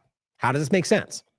Now, if you're trying to piece it in, if you're trying to create a patsy, especially when you look at the clumsy Israeli propaganda that we're seeing today, it kind of makes sense that they would just patch together some quick narrative and dump a gun backwards somehow. And, and with the description of somebody else, there seems like so far it's leaning in the direction that there was somebody else that backs that up. Now, Morgan puts this out. The University of Utah, and I do find this is actually pretty interesting, is effectively ringed by a military security complex. She says, I know there are limitations and that there was a significant land transfer agreement, but nonetheless, it says on campus, you've got Fort Douglas. Just west is Roland R. Wright, another military base. 30 minutes north sits another Air Force base. South is Camp Williams, and further west is Dugway Proving Ground, we've talked about with regard to biological stuff, and Tool Army Depot. And then and in dozens of guard armories, VA centers, DHS contractors, and private security outfits, and the area is saturated with infrastructure. And yet, they couldn't obtain security detail. And in a terror attack on a campus with 40,000 kids, they're not responding, that's what was happening. And on September 11th, no less, if there were really a shooter, you'd expect the full weight of the U.S. military to make sure they were vaporized within minutes. I mean, that's a fair point to make. So again, always something that could, maybe there's a reason. But if you look at the way that especially the Trump administration operates, I mean, on much less information, bull rush into it with all the force you have, but not now. And over like juxtaposing that with all the responses from Trump and Netanyahu and pretty much every major, it's very weird. As Kit Clarenberg points out, the insane attention that Kirk's shooting is generating in the UK and plenty of other places is making my antenna twitch. The BBC has given his death blanket coverage, and Starmer and Yvette Cooper have both issued personal condolences. How many Britons know who this guy was? I'd imagine a lot of them, but the point is the same. I mean, why does that make sense to anybody? I've seen heads of state die that don't get this kind of attention. It feels weird. But Vice President Vance carried his coffin on Air Force Two. They're giving him some kind of a military burial. Look, guys, regardless, it's just like any other person we've talked about. There's going to be those that want to clutch their pearls and call you a bad person for saying the reality. But the obvious point is to make, like we talked about with other people, and like, let's take presidents, for example. They always get lionized as the greatest person in the world when they're all war criminals. Now, I've got plenty of negative things I could say about Charlie Kirk. The point is just simply that there are clear examples, I would argue, of partisan manipulation that I can prove to you. So that I've made this opinion about all. I've pointed this out about them all. That doesn't mean you should be disgusting or not consider their family. And, these things are always there. Like I said the first time, decorum, I do think is important. But if you know this person is, what's the right word? Contentious for plenty. It doesn't make much sense to have this kind of coverage, especially from plenty of other platforms that would have called him some alt-right maniac who are now praying for him. It seems strange. Oh, the point was about so you're giving this person it's like saying, here's a Medal of Honor. Like, it just doesn't really make sense with the reality of what was happening. But you'll be called a bad person for, it's always how that works. So Matt Kim says, so we're supposed to believe that a high IQ college student spends days scouting a location, carries out a public execution with a rifle from a distance, successfully gets away. But instead of disappearing, he goes home so his minister and father can turn him in, which again, he was part of that, and then conveniently leaves all the evidence sitting in a Discord chat, which actually didn't happen. But same point, though. It does feel very, very inconsistent to me. But turns out, another inconsistency, all these things, this is how, when a story is patched together, this is what tends to happen. Days go on, one by one, parts of it fall away, which we keep seeing. Not to say that's what's happening just yet, but it's starting to feel that way. Discord says platform not used in suspect's murder plan. TMZ. This statement goes on. The messages referenced in recent reporting, I'll just read the first part since that's all of it. It says, in the course of our investigation from Discord, we identified a Discord account associated with the suspect, but have found no evidence that the suspect planned this incident or promoted on Discord. Now, you could point out that they definitely have an interest in that, lying about that, I would guess, if that's something that they were capable of doing, which of course they are. But it does seem like that all the rest of the evidence is pointing to the fact that it was either a misunderstanding or deliberately used. The statement goes on. The messages referenced in recent reporting about planning details do not appear to be on Discord messages, both because they don't appear to be there, as well as what they do find in the evidence. I think people look at it and assume, like you would, this is a message on one platform, but when those that use them, you can look and be like, oh, that's actually not Twitter. You can tell by these icons, something like that, because it appears to have not actually been in the Discord client. It was in something else. And you'll see what I mean when I read it. It says, these were communications between the suspect's roommate and a friend after the shooting, where the roommate was recounting the contents of a note that suspect had left elsewhere. Authorities say Robinson's roommate showed them Robinson had made a joke on Discord and then showed investigators the messages, which included Tyler stating a need to retrieve a rifle from a drop point, leaving the rifle in a bush. So you can understand somebody leaving something that you don't want to, but putting it back together, that seems unlikely to me. And so if you factor in this point, the relay of the information, if that was all you had, that's very suspicious. But when you include the fact that as we're told at the very least, that he went home, talked to his father, was convinced to turn himself in, they went through that seems anomalous to me with this. So that my point is, that's why I included that at the beginning. If that is the reality, which so far seems to be, that is, it doesn't add up to me with the idea that he's being railroaded, let's say, right? Unless he's being somehow manipulated. But the idea is that the information came from his friend talking about that's what he did. So you could argue that ultimately isn't really what happens. It's just interesting. But the point is that they're reporting to you something that didn't actually happen. So where did that come from? It could be a mistake. Well, check this out. It says, Propaganda Co. says very weird. The governor claims the FBI took images of communications between Robinson and his roommate about the guns, its locations, watching it, and changing clothes. But Discord says these messages didn't take place on Discord. We identified a Discord account associated with the suspect. We have found no evidence that the suspect planned the incident or promoted the violence on Discord. The messages referenced a recent reporting about planning details do not appear to be on Discord messages. These were communications between suspect's roommate. We read this for you. But so the FBI claiming it's on Discord, you could argue is that they just don't understand what they're looking at, which is embarrassing, I guess, or more. I mean, that's what's worth considering, that this might be somehow being patched together. But I mean, again, Occam's razor, it would make most sense that this was something that they just didn't, that it was on, a Discord message, but wasn't on the platform, or was on something they weren't looking at, that like a screen window that was, I don't know, any number of possibilities. The way that they wrote that seems to suggest that it was him writing it, not Tyler. And so it was on, but see, that's what's confounding to me, is that the way they listed off is they say it wasn't even found on Discord. I don't know. It's just confusing, right? But this is what we point out in the past, these inconsistencies. And if you lie about things in a grand scale and you really look, this is what tends to happen. Adam Cochran points out, got to hand to TMZ, doing some actual journalism these days, including with the footage yesterday. It says they confirmed with Discord that the messages right-wing accounts claimed were Tyler planning the killing on Discord were with that they were claiming, and this is what the narrative was, planning the killing with left-wing groups on Discord. You see how quickly these things spin out because people like Loomer get one piece and just scream about the narrative. And this is what they do all the time. They get a piece like this, they kind of just fill in the blanks with what they think might be the case. And sometimes that kind of in some way gets close to that, and they just argue it's either been altered because left or whatever, or they just get wrong and they go forward. Jones does it all the time. So my point would be that this is something you could argue they expected might be the case, and it's easy to lay that narrative out, but it's already become, they planned it on Discord with left-wing groups to kill all the...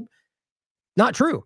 Most of those points have turned out to not be true, including that he's Republican family, and it's just clearly, you already know. If you're honest, you know that they're forcing this in as a political move, not because they care about the truth, which is pretty disgusting from people claiming to care about Charlie Kirk. It says the messages referenced in recent reporting are not from Discord nor Tyler's account. Yet another falsified claim of him being leftists. Just like the DSA shirt wasn't real, just like him speaking at a DSA rally wasn't him. Now, I find that incredibly interesting. You know why? Because this was going around as well. Trump shirt.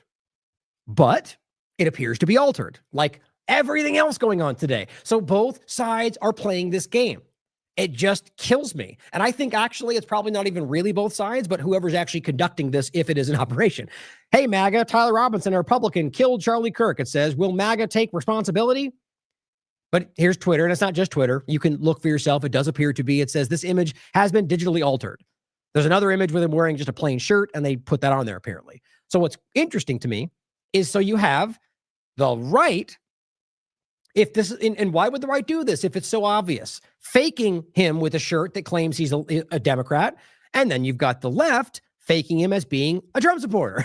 It very clearly feels like, we're going to get into a second, like we're being driven towards some kind of civil war, or just some kind of chaos or division. And that could just as easily be your government. But the bottom line is that there's clearly something, like moving for a moment beyond the story itself, whatever you think happened, using whatever it is to drive in some pretty alarming things in this country. We're just about to get to that. Here's Matt Walsh.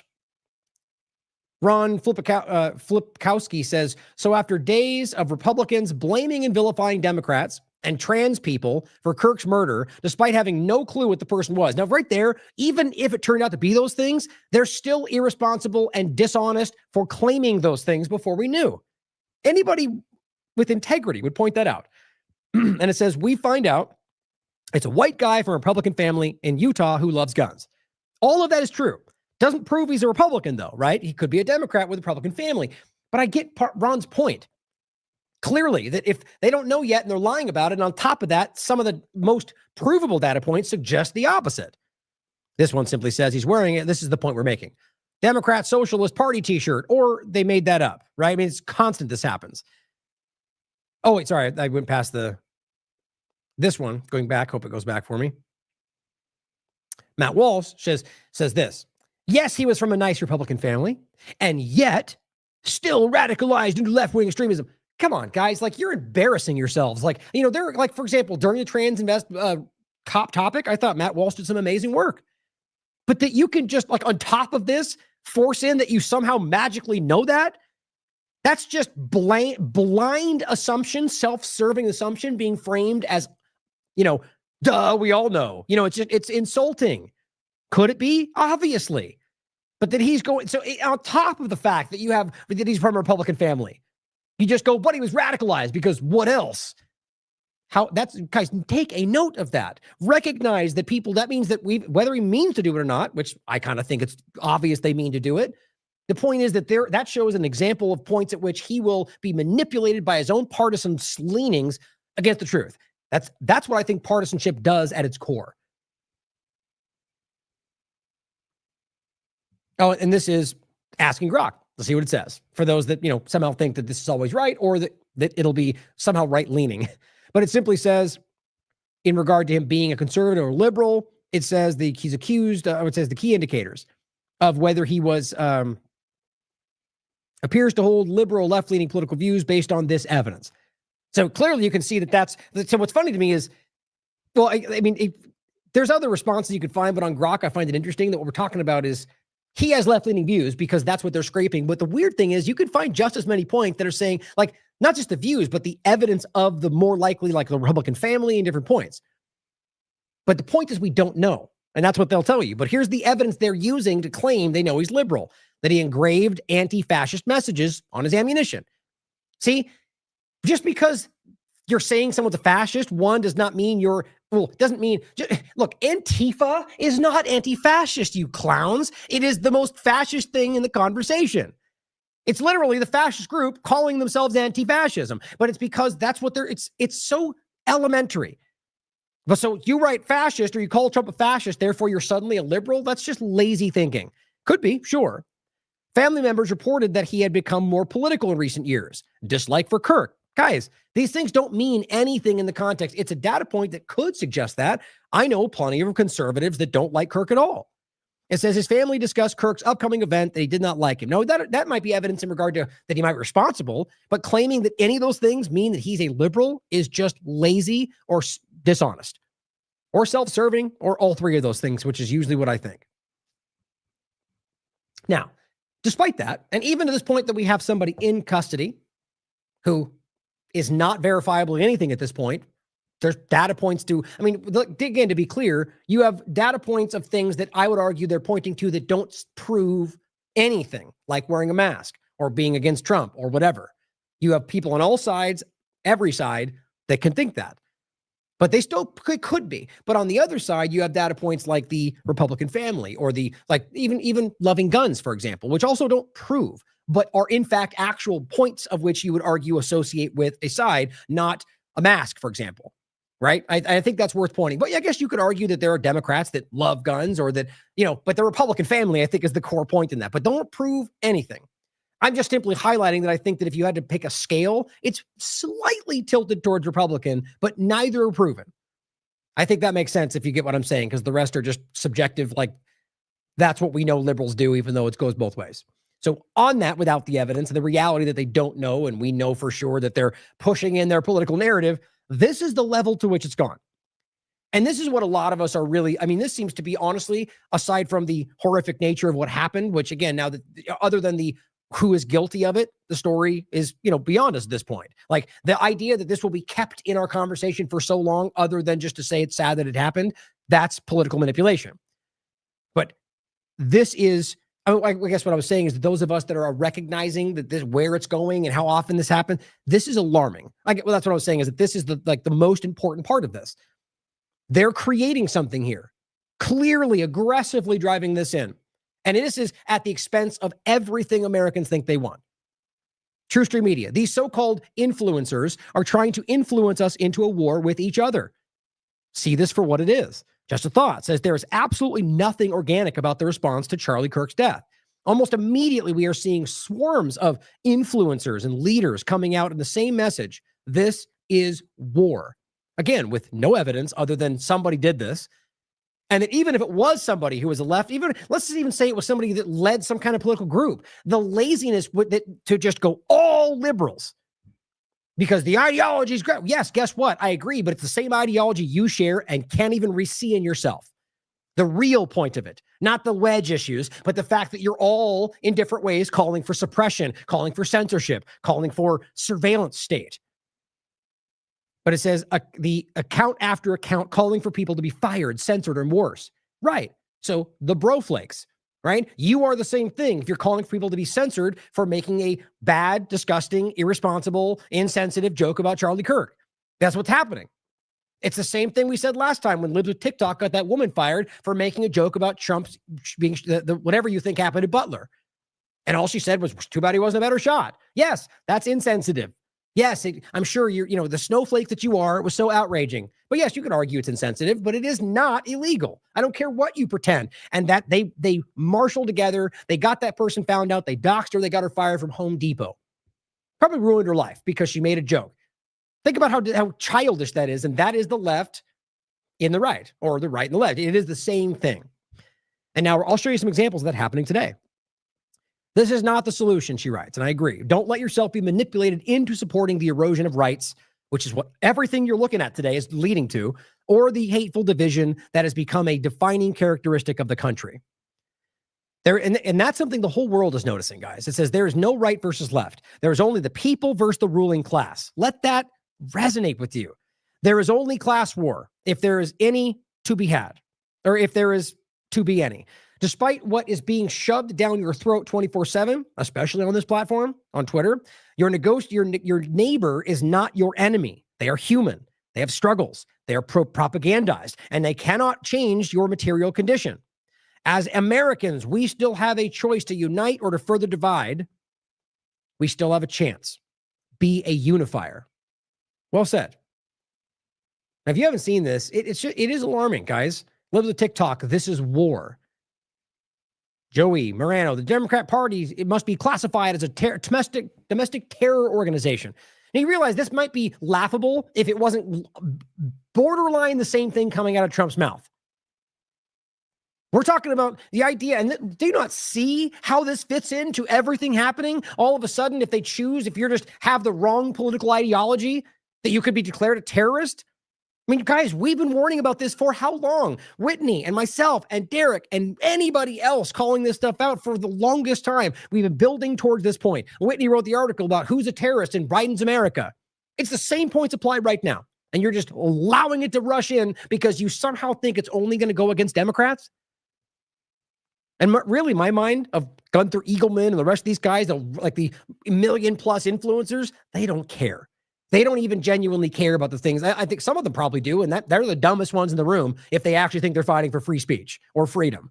But that's my point. I think a lot of them are just rolling in it right now. The money that comes in for this platform, the influence they share, even if they don't make direct money from it, the amount of influence they gain from being in these circles and the million, they make money off this that you can't even imagine. Charlie Kirk getting shot is the shot heard around the country. I'm ready for civil war, Brian Eastwood writes. Sean Davis, when Democrats lose elections, they couldn't steal. They murder the people they weren't able to defeat. Crazy to me. Now, look, just again, to be clear, we're making a point about this in this segment. You can find just as many disgusting things coming from the left, all of which is free speech. They say whatever they want. But this is about the idea that they're using something they can't even verify to drive people into an irrational state. And look, think about this, guys. You're talking about political violence, and what you're doing is going to drive people to political violence. And you're acting like you are creating that right now, probably by design. But you can go through this. It's everywhere. Laura Loomer, Elon Musk. If they won't leave us in peace, then our choice is fight or die. God, that's alarming. I'll read this one from her in a second. Will Statzel says, now that Kirk's killer seems to be caught, maybe the news could spare a moment's attention for the right wing, from the commentariat up to the president, whose immediate reaction was not mourning, but to seize the opportunity to try to incite violence against groups they hate. Joe Mariano says, if the person who killed Charlie Kirk was transgender, there can be no mercy for that species any longer. We've already tolerated far too much from these creatures. You know my coverage about this topic. But the idea that you're turning him into some dehumanized other, when in most cases they're people who have been manipulated by the government. Like, do we not realize how obvious these people will be the ones that are talking about how the left have manipulated? Like, what about all the children that got forced into it? You think they're creatures? Right? What about the people that are calling it out? Are they a different species? Like, you guys are just vile people. You've created this idea and you turn people into the other because it benefits you. I've called out plenty of the trans activists and people that are out there that are pushing, that are driving to get children manipulated with, and we can call them out. But you see, it's an objective, specific point. We call out the people that are doing the wrong thing, not just a subjective overlapping group because they share a certain personality trait or whatever it is. Like, that's what I'm trying to highlight. This broad stroke is always stupid. It's always irresponsible. It's always dishonest. The right and left do it every day. He says, these people wanted more violence. They saw Kirk's death as an opportunity to achieve it. It was a thrilling moment for them when they could openly call for violence. Now, that's his opinion, clearly. But it's kind of hard to miss that seems to be a driving force through a lot of this. Now, what you'll notice is that you get the left groups, people, in the problem, reaction, solution of it all, that go out and, George Floyd, and we're riot and destroy and burn and whatever else. In some cases, others not. That's objective. And then they'll point to this and say, look at how we're praying and we're not the same. Okay, the only difference is what this is exactly the same. But if you want to make the case about the real picture, left and right being the same under the one government, it's that you have one side, like Reese just pointed out, creating the violence and chaos, or bringing in the immigration and causing the destabilization, and then the right responds and brings in the solution. So if they can't see that they're pawns being used in their technocratic game, I mean, I guess that ends up being all of our responsibility, right? Loomer, they sent a trained sniper. She said this on the 10th. Yeah, before we had any information, hadn't even caught anybody yet. They said a trained sniper to assassinate Kirk while he was sitting next to a table full of Trump hats, because that's what matters, right? They wanted to kill him for the hats he was next to. But it says, you could be next. Based on what? I hate to say it, she says, but I have a sick feeling we'll be seeing more targeted assassination. Oh, you hate to say it? Clearly not. The left are terrorists. I mean, it's just deranged what they're doing. And if you want to make let's just even say everything they're saying is true, all you're showing is what I point out all the time, that you are exactly the same. The kind of vile hatred and division, I mean, literally everything they talk about, Loomer does on a daily basis. That is her shtick. She comes out and she doxes people. She calls people. She creates very clear hatred and division and destabilization. Drives people. She sicks people on others all the time. Go to their house, find them out. And this is what drives to these things. You are an example of one of these either very stupid people that don't know they're driving this, or a useful idiot being used by the power structures to drive it in. And you know about it, which makes it even worse. Matt Walsh says the entire right has to band together. Enough of this infighting. We are up against demonic forces and the pit of hell. They're killing us in our churches.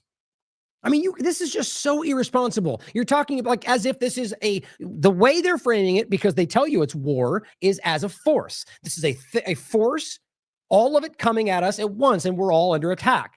That's, I mean, guys, yes, actually, but the power structure that he is helping by saying things like this. It says they tried to kill our president. Oh, they did? They killed Charlie. Like, maybe it makes sense if he's talking about the foreign government that seems to be tied to all of it, but he's not. They killed Charlie, one of our greatest advocates. Put the personal squabbles aside. Now is not the time. This is existential, a fight for our existence and the existence of our country. See? How is that different than saying the right is the end of everything? They're fascist. You're doing the exact thing that you're all right now calling out as why this happened. Anybody who's honest can point that out. And what's interesting, by the way, we'll get into the Ben Shapiro overlap with the Daily Wire, who clearly, at the end of the day, I think pulls the strings. The timing of this, for him to switch into something that seems very, like shockingly lacking objectivity. I think Ben Shapiro and that whole entity is behind largely that. You'll see why. Here's Benny Johnson. No one seems willing to say it, so I will. You mean literally other than everybody in your conversation, right? I'm the lone person saying what all of us have been driven to say. Like, it's just, that's my point. You think he doesn't see the conversation? So why in the world would he come out on the 12th and pretend like he's the one brave enough to say what literally everyone on the right is saying, because they're propagandists, guys. And it's about how he's playing the people who might be honest in his group. The modern Democrat Party is not sorry when political violence happens. They want it to happen. They create it for the conditions for it. Well, yeah, so does the right and the left. But the idea that you can broad stroke anything, the idea is like, so are you saying that every single political politician was planning all of this, or just that they don't care about it? And the point is simply that they're not sorry when it carries out. So are you going to pretend that you think that your people are pining over the fact that their enemies are hurt too? I mean, it's obviously the same thing on both sides of the coin. It's the whole point in the segment. But what they're doing is trying to make it about one team. And their politicians who are actively cheering on when other bad things happen to other people are the ones that are better than that.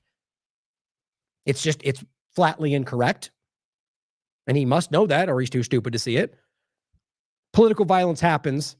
They want it to happen. Here's the playbook. Corporate media demonizes you. Right. Left and right. Calls you Hitler, fascist, deplorable. Right. Okay. Or pedophile.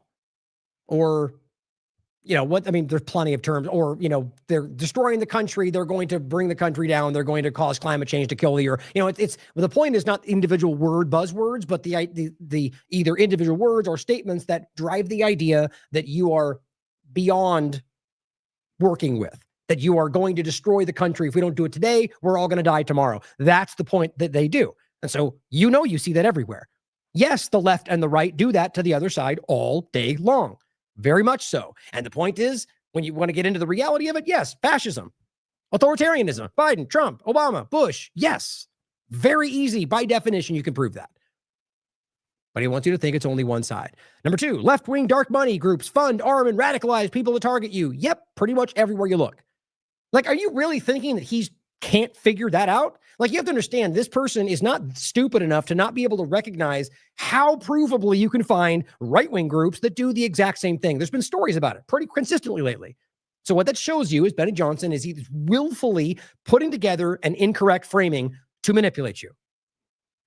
My opinion, but I can promise you he knows what he's doing. Here's the playbook. Number three, they hype violence, glorify killers, and manipulate minds with drugs and social media. Are we really going to pretend like that's not a ubiquitous reality that both sides of the same government actively use and participate in when they need to, like right now or anywhere else? It's a kind of embarrassing, right? I mean, I'm hoping that it's not just me feeling like people are changing, but that people are looking at this and going, come on.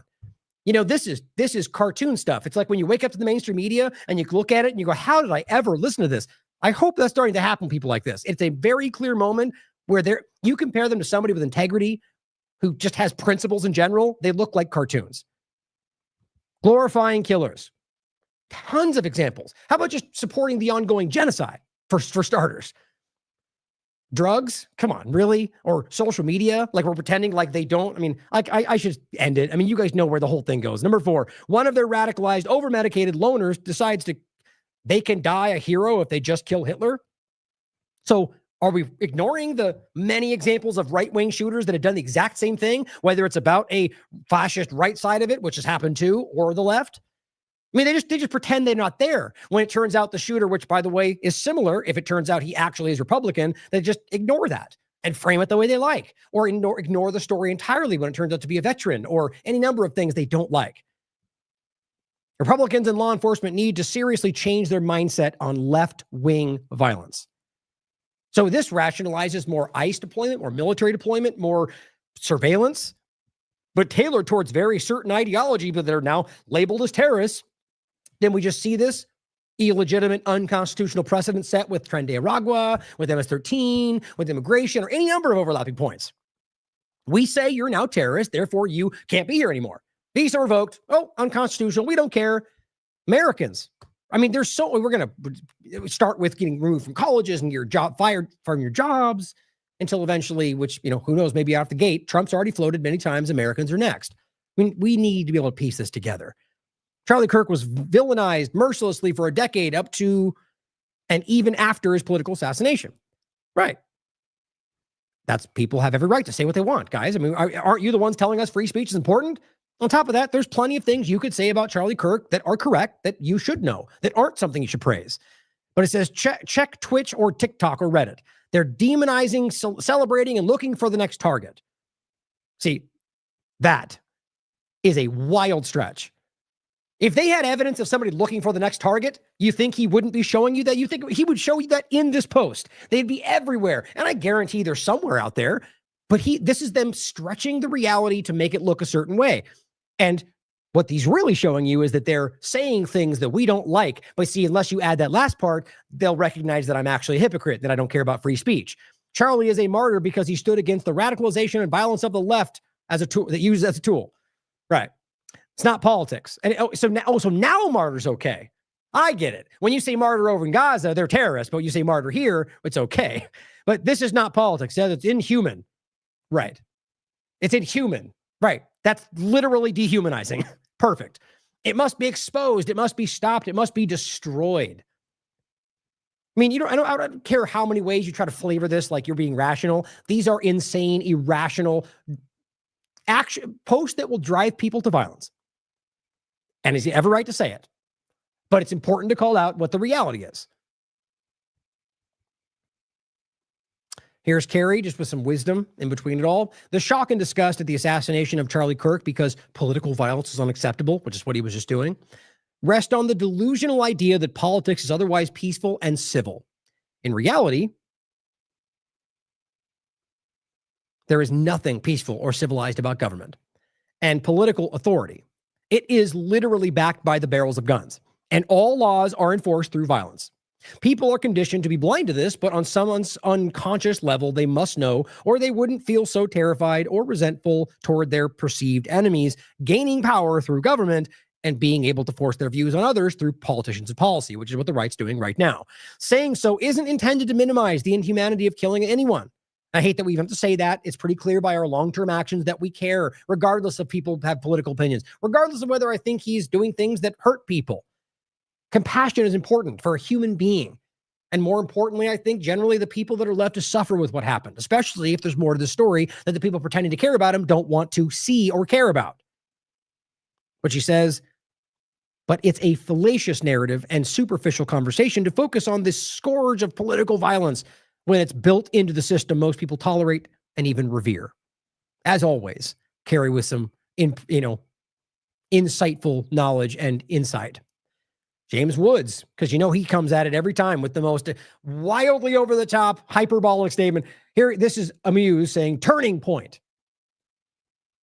Like this, now this, we're forever changed going forward. Obviously, Turning Point USA, but the point is clearly they're trying to say this is now, going forward, this is a new path. Yes. James Woods says, well said. This is the turning point, Dear leftists, he says, we can't have a conversation. We can have a conversation or a civil war. One more shot from your side? Really? God, these people are stupid, and you will not get this choice again. Right, because James Woods can just, initiate the civil war. I honestly think this person is I wonder sometimes because of how much he inserts himself into the conversation. He's like this right-wing entity. It's just, he may be involved and know what people are thinking and doing in the administration, but I really just think these people are blind followers. And it's insulting to us. Like the idea, okay, first of all, again, we don't know who the shooter was. You haven't proven he's even a lefty, but you're already saying one more shot from your side and all of you, every lefty, you're the child born next door. I guess that doesn't count, but that's the religious point. People that are identifying that when they're in kindergarten or high school. I'm just trying to make a point. Obviously, there are tons of people on the left who probably agree with far more with James Woods than he would like to think on plenty of points, or vice versa. The game they play where these people are different species is so they can exploit the differences. And it's everywhere. That's my point of saying the mainstream alternative media and the mainstream media point at each other as if that's the whole conversation. There's a whole iceberg down here, guys, of people that are not stupid as people like this, who are not as irresponsible and blind and completely hyperbolic. You'll not get this choice again. Like we're supposed to pretend like that's not exactly what you're claiming the left does every day. I wonder sometimes if they truly can't see it in themselves, which is pretty embarrassing. Here's Alex Jones. On the 10th, again, before they even got the guy, The Democrat deep state killed Charlie Kirk in a desperate attempt to shut down populist free speech and conservative nationalist voting recruitment on college campuses. Right, very specific. Good job, Alex. Broke down the story. Democrat deep state killed me. My God. Do I even need to add a comment to that? Like, I would like to believe that anybody who's not a child would be like, yeah, that's pretty stupid. I mean, there's no way that he has any insight, and he doesn't, by the way, because clearly already most of what he said in the first day is clearly not actually passing into, a jiving with what happened. I said, and disgusting use of Charlie's death by partisan manipulators begins. Alex, you are shameless. It just kills me. So many people listen to these people. Daniel McAdams. Here's Alex Jones, which is what he does. So he captions that post like 30 seconds later, shares it again, then captions that, shares it again, reposts it. It's about blinding you with the one thing. And he says, the Democrats were threatened by Charlie Kirk, so they killed him. Oh, so you've pieced it together, and 3 minutes later, right now you know they killed him? We now never let this message be silenced. I mean, they're riding a wave of screaming rage when you don't even know what happened. And again, I'm going to feel like I'm going to make that point 100 times today. You just need to understand how clear it is. And I know you guys probably already do. Daniel McAdams says, you can always count on Alex Jones to run cover for the real deep state. See, there are people out there that aren't stupid enough to fall for this. And I don't even mean like whether at the story, I mean the way that the partisan game plays itself. He also says Alex Jones runs interference for the real killers, as usual. Here's Laura Loomer. It's time for the Trump administration to shut down, defund, and prosecute every leftist organization. See what I mean? You know what I mean? Like, the idea that you can just every single leftist organization, I mean, I'd like to believe there's more adults in this conversation, left or right, partisan or otherwise. They're going to be like, okay, we're not all this stupid. The problem is that even those people that recognize this is stupid support it because team sport politics.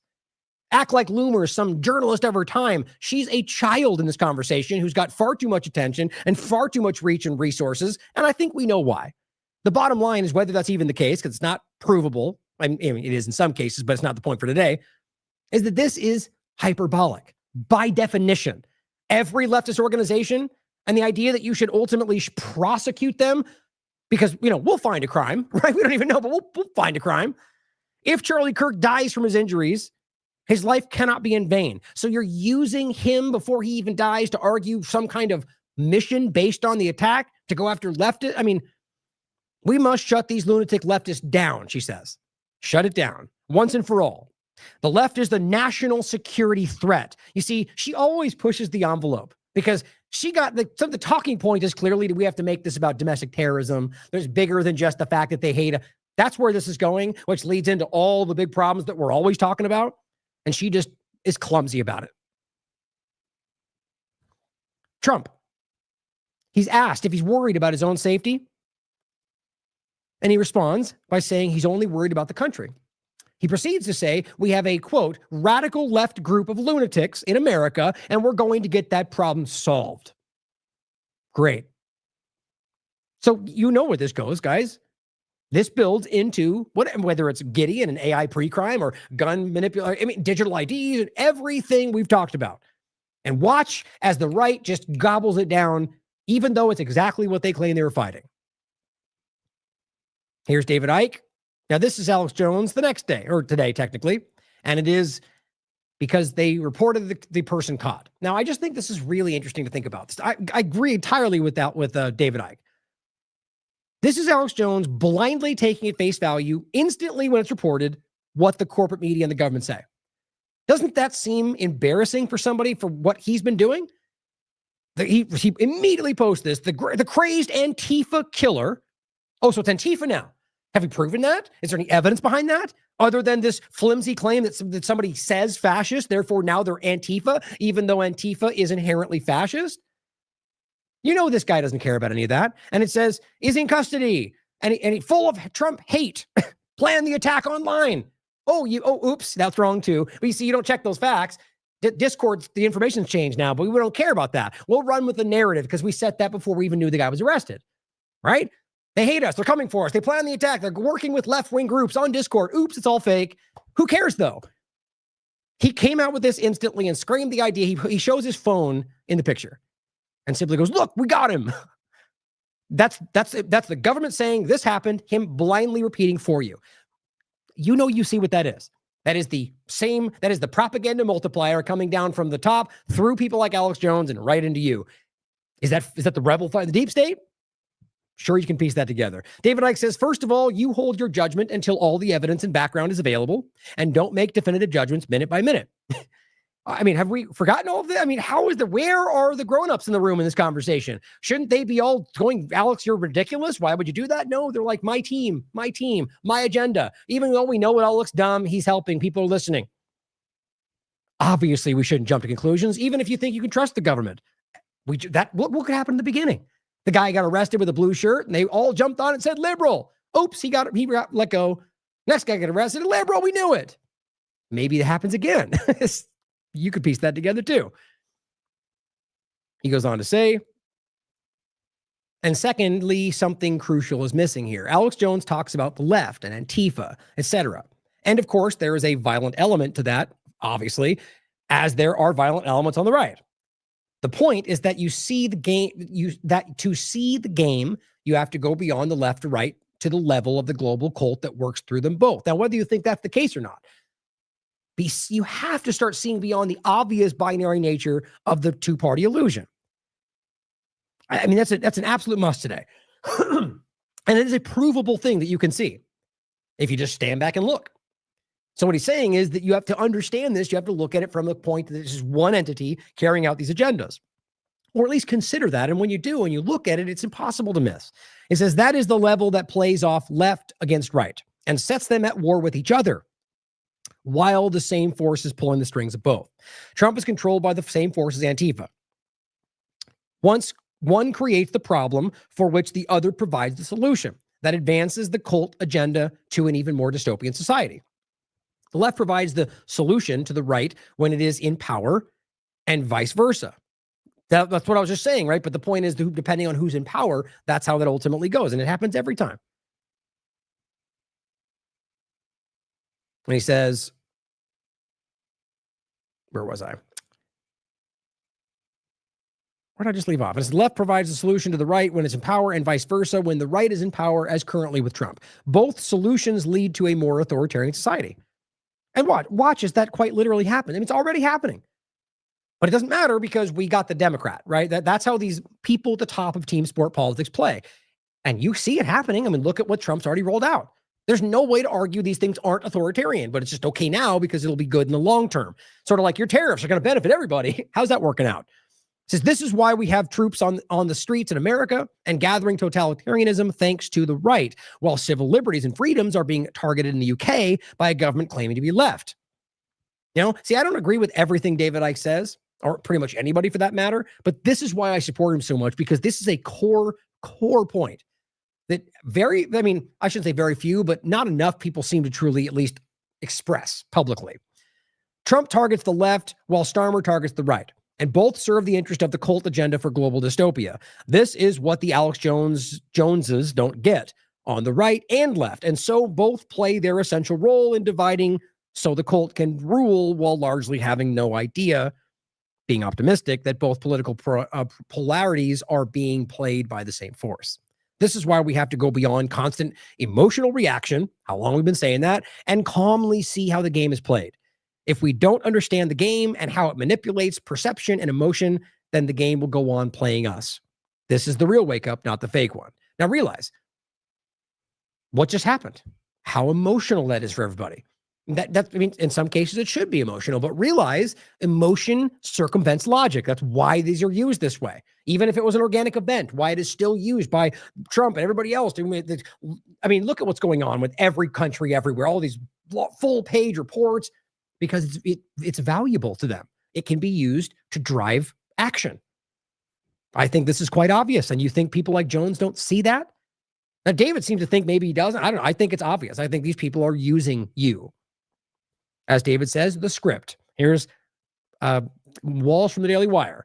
Charlie tried to have a conversation with you on the left, and you killed him for it. You're killing us in our churches. You tried to kill our president. You celebrate Charlie's death. It's time for good to fight back against evil.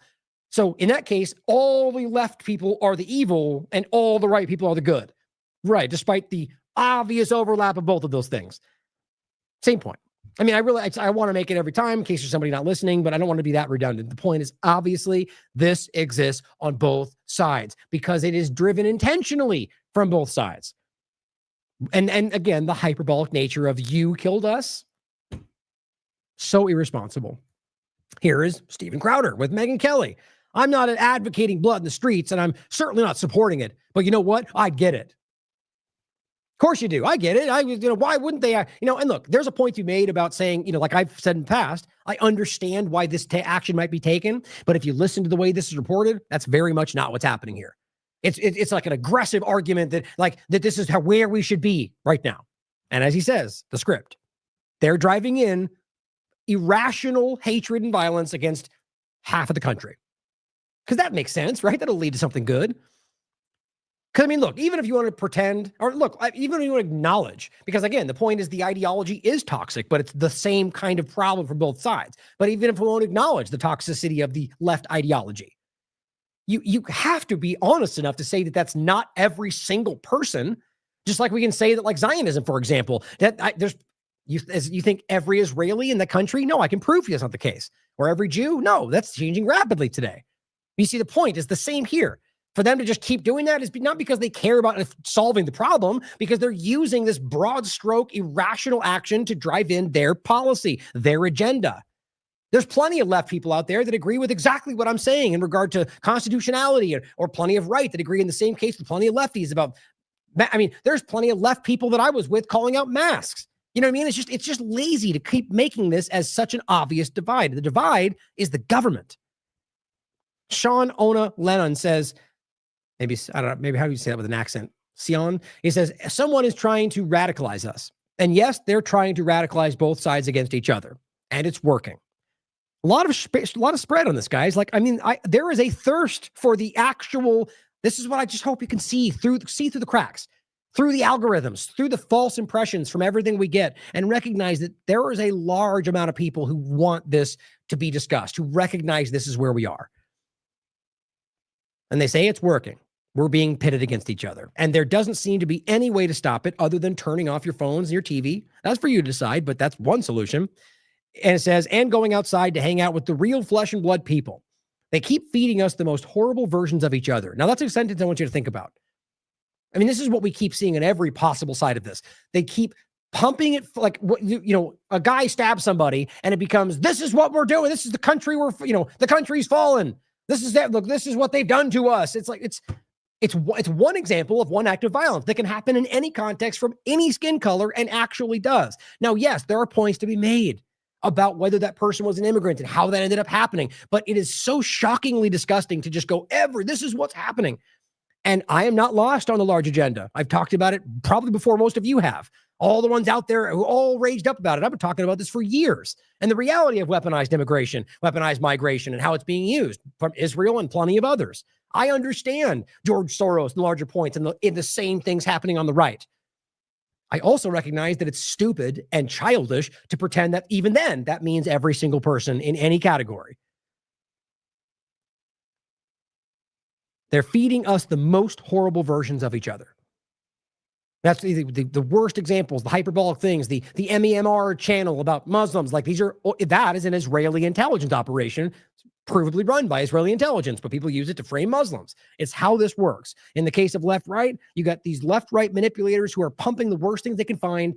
And in many cases, very real, people like that exist, but pretending that's what the leftists are doing, what the rights are doing. It's just not the reality. The algorithms are. That's what's dividing us. But who makes the algorithms? Who really benefits from us being at each other's throats? If you let the algos convince you that the other side is evil, then you have been psyoped. Yes, there are evil people, but most people are not. I believe that. When letting ourselves be defined by the absolute worst examples at the extremes, that's what they keep showing us on every news channel and every social media feed. The worst of the worst. It is designed to foment us into anger and self-destruction. I don't know why exactly, she says. Could be as simple as divide and conquer. Probably is. Don't swallow the psyop. I really appreciate that. Breath of fresh air. Greg Reese, put simply, says, civil war is for the cowards too weak to unite against a tyrannical government. I hope that hits the mark where it's aimed at, right? There are all these fake patriots out there screaming about taking down the left because they're too cowardly to recognize the real threat or don't care. Now, here's what Trump said about this. He was asked, how do we fix this country?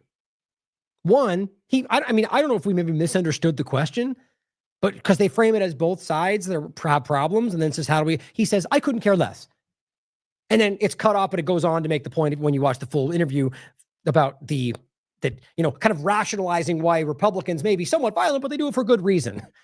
Just there's an agenda, guys, and it's lazy, and these are the worst people in the world. I mean, this is where we've gotten to, where these are the people they use to relay it, the clumsy, dishonest ones that expose their lies every day. Makes you wonder why and who's driving that. But either way, here's what he said.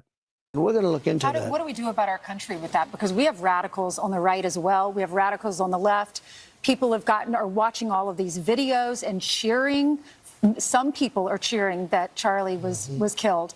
How do we fix this country? How do we come back together? I'll tell you something that's going to get me in trouble, but I couldn't care less. The radical. Okay, so he goes on another thought. I don't know. It's pretty easy. I think he clearly heard that. I couldn't care less. I mean, what do you think that means? I think it's one of his honest statements that we get sometimes, where at the end of the day, he's like, I don't care. I'm building your technocratic prison. Why do I care what you guys think or whether you're okay? But of course, that's not what his supporters think, but pretty clearly historically what his actions show, but then we don't want to hear that. But, maybe he just misspoke. Pretty weird. But then go back a couple seconds. He goes on to make the statement about why, but the right are not really as bad as the left is what he's getting at. Typical. Something that's going to get me in trouble, but I couldn't care less. The radicals on the right oftentimes are radical because they don't want to see crime. Oh, yeah. Oh, that's why. We want to be radical and commit crimes to stop crime. It's just it's a statement that is meant to be taken blindly by people that want to agree with that and say, yeah, because we're radical for the right reasons. That's the takeaway. Well, they both think they have the right reason, don't they? Both sides go, well, we're the right one. We're both doing radical things, but you're the one that's really the problem. So my radicalness is to stop your radicalness because we're the good guys and you're the bad guys. These are the children in the room, guys. It's pretty obvious right now if you're just paying attention. Now, this is Stephen Miller. There's plenty of examples of Trump and others who are very much driving this in. Lives at TikTok, of course, says, oh my God, Monroe Falls, Ohio, council vice president. Quote, the world is a better place now that he's gone. As we said, yeah. And that's lacking decorum, especially right after it happens, his family suffering. But is he not allowed to say that? Yeah, obviously he's right to say that. That's free speech. On top of that, that's an opinion that somebody might share, right? That's like Tom McCain or John McCain dies. Something I said as well. Well, the world's a better place today. Yeah, and that may insult a lot of people. I don't necessarily think that with Kirk in particular. I think John McCain is, there's some of these people that I would just go, yes, that he's a villainous person his entire life. I think there's things that even I agree with Charlie Kirk in some context, but I think he was very clearly part of a larger manipulation. My point, though, is that why is it okay for them to say it in cases about the right or about the left, which has happened many times? Or a person like me, who's not left or right, willing to say that I think John McCain or other politicians that pass away, it's a good thing that it happened. It's better. The world is not as bad because they're gone, which is people hated that in some cases. But you see what I'm getting at? Those of us that are able to apply the logic of free speech and the logic of those things in all contexts recognize how funny it is when one side's outraged about the other and then it flip-flops. And the other side's outraged and one side's going, it's okay, it's free speech. Both of them do that. And this is my case. And the point is hypocrisy. They must be able to see that in themselves, which means they don't really care about free speech. They care about using whatever they can to achieve their agenda or just simply dunk on the other side because they're children. Oops. Going back one. Stephen Miller says, we haven't even begun to grapple with the fact that a huge portion of our society have been fully and dangerously radicalized by a closed circuit of radical left propaganda. Right. And the exact same statement with the right propaganda, but Stephen Miller is working for something outside of American interests and very clearly wants to divide this country. Now, what's interesting to me, and in no way am I suggesting that the left is, or that Chuck Schumer even cares. And frankly, I don't think he cares about anything other than his own selfish agenda, but I found it interesting. And I want to first point, so he responded in a way that's like, let's call for peace, whatever. What's interesting to me, and Yeah, I didn't even download it. I just want to make the point. Is every time the other side is being the one that's irrational, what's the other side do? Well, they use it to, it's sort of like when I think all of them are kind of worried about the Epstein list coming out, but because it's currently on the, like the ball's in Trump's court and he's the one that has to decide, you got the left going, release it. If you don't, you're guilty, knowing that he doesn't want to. Like, that's my point. Is like when it flip flops and now they're in charge, they'll be the ones acting like we're victims, we have to care. And then the right would be the ones going, release it, we know. Probably knowing that it's not going to happen regardless. You get my point? And so when this is happening, and Chuck Schumer comes out and says, coming together is what we ought to be doing, not pointing fingers or blame.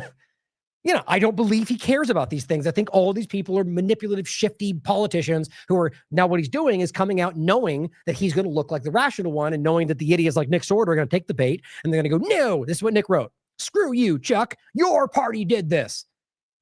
I increasingly look at Nick like if we're children in the room, he's in the kindergarten. He's genuinely childish for the way he presents these things. But he says years of Democrats calling conservatives literal Nazis did this. Oh, that's what did it? That's the radicalization, calling people, like, it's just embarrassing to me. First of all, that doesn't mean anything. If somebody calling them Nazis is not responsible for people taking irrational action. That's childishly stupid, but it can drive there. And if they did, it's their fault. Their choices. People can make their own choices. But it's also exactly what both sides do. Obviously, that's the same point. You call them Nazis, they call you fascist, or they call you fascist, you call them pedophiles. It's, back and forth. You have your little game. But the point is the same. You're going to destroy the world if we don't stop what Trump's doing, right?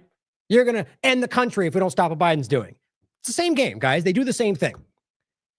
So the point is that people who take irrational action and to carry out violence, well, you arrest them and you charge them for a crime. End of story.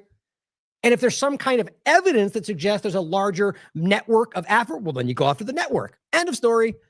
But the game of making it about the entire half of the country is either what Nick is being used to create because he doesn't realize it or because he doesn't care and he wants to make money as it all goes down. But this is them trying to make it about, like, my point on top of it all was you even have him coming out going, hey, how about peace? And they're like, screw you. We're the peace party. Screw you, liar. It's like, well, I don't think that looks the way you want it to, Nick, but I don't think they care. Sassafras says, I will not stop. You killed Charlie Kirk. And all this is a song. What is it? Phil Collins. So stupid. It's just a Phil Collins song and a screenshot of Joe Biden's tweet that says Donald Trump and MAGA Republicans are a threat to the very soul of the country. And greatest threat to our democracy, genuine threat to our nation. Okay. Whether you agree with that or not, is that not free speech? Yes, it is. And in many cases, you could argue that is the case, just as much as the left side of the problem is this a threat to the very soul of what the country is, because the government is clearly threatening and undermining the foundational elements of this country. So is it Joe Biden's fault for pointing it out on half the government? Well, you could argue that it led to somebody's choices, but it's still not that he killed them. It's the same kind of thing that you would make fun of if they were pointing at something you said yesterday and why a radical person killed somebody on the right or the left. Or that sounded confusing. The bottom line is that you can see it going either way. These people have made just as many irrational statements. In fact, I thought I grabbed one, actually. Let me think. No, I guess I didn't. But the point was, you know as well as I, that you, like this statement right here. We've seen every single politician that I know of on the strong, especially in Trump's cabinet, almost every day. Trump says this kind of thing I just showed you. He just said radical left lunatics are going to destroy the country. It's the same thing. They keep saying it. So what's the difference? Well, they are actually radical. Okay. That's what it comes down to every time. We're doing the same thing, but they're actually the bad guys. And we're only being radical to stop the bad guys. But when you stand back, they're both being radical, both causing the same things, which both sides react to. So really, it's just opinion that changes the whole thing. Here's James Woods yet again. And he says, you, sir, have blood on your hands for posting. I mean, I'll play it for you, I think. Yep. Former chairman of the Joint Chiefs of Staff, Mark Milley, said, no one has ever been more dangerous to this country than Donald Trump, and he is a fascist to his core. Okay. Let that sink in and don't be a damn bit afraid of saying it, because that's exactly who he is. Well, first of all, he is, and so is Biden. So this little, pearl clutching game you're all playing where it's like, how dare you say the thing that he obviously, yes, he is.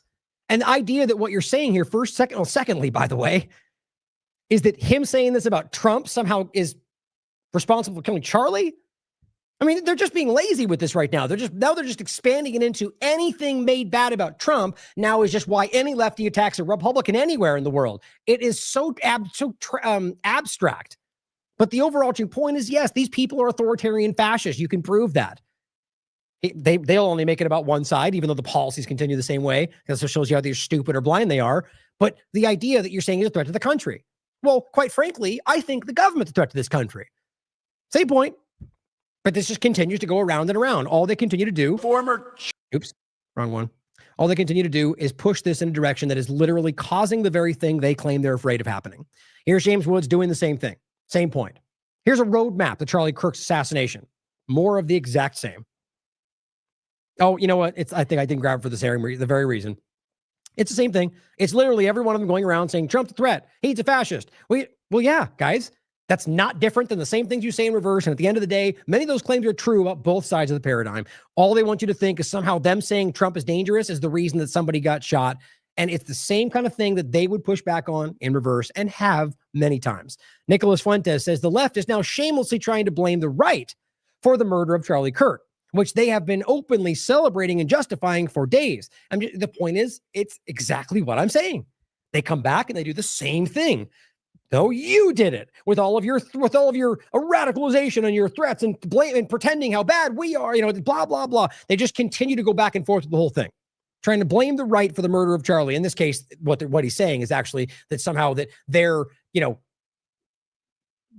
basically their allowance of certain things, gun laws, whatever caused this to happen. It's the same thing we've seen every time. When neither of them have any evidence to any of it, they're all pointing to their opinions.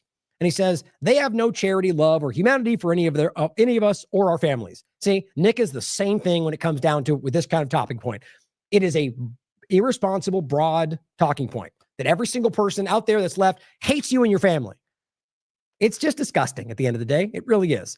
And it is it is in the interest of dividing this country, whether he knows that or not. We must take power from our own survival. We win or die. We win or we die. Okay. I mean, look, this guy calls out Israel all the time. I think literally, whether he knows it or not, what he's doing here is in the interest of what Israel's trying to do in this country. Hope he hears that.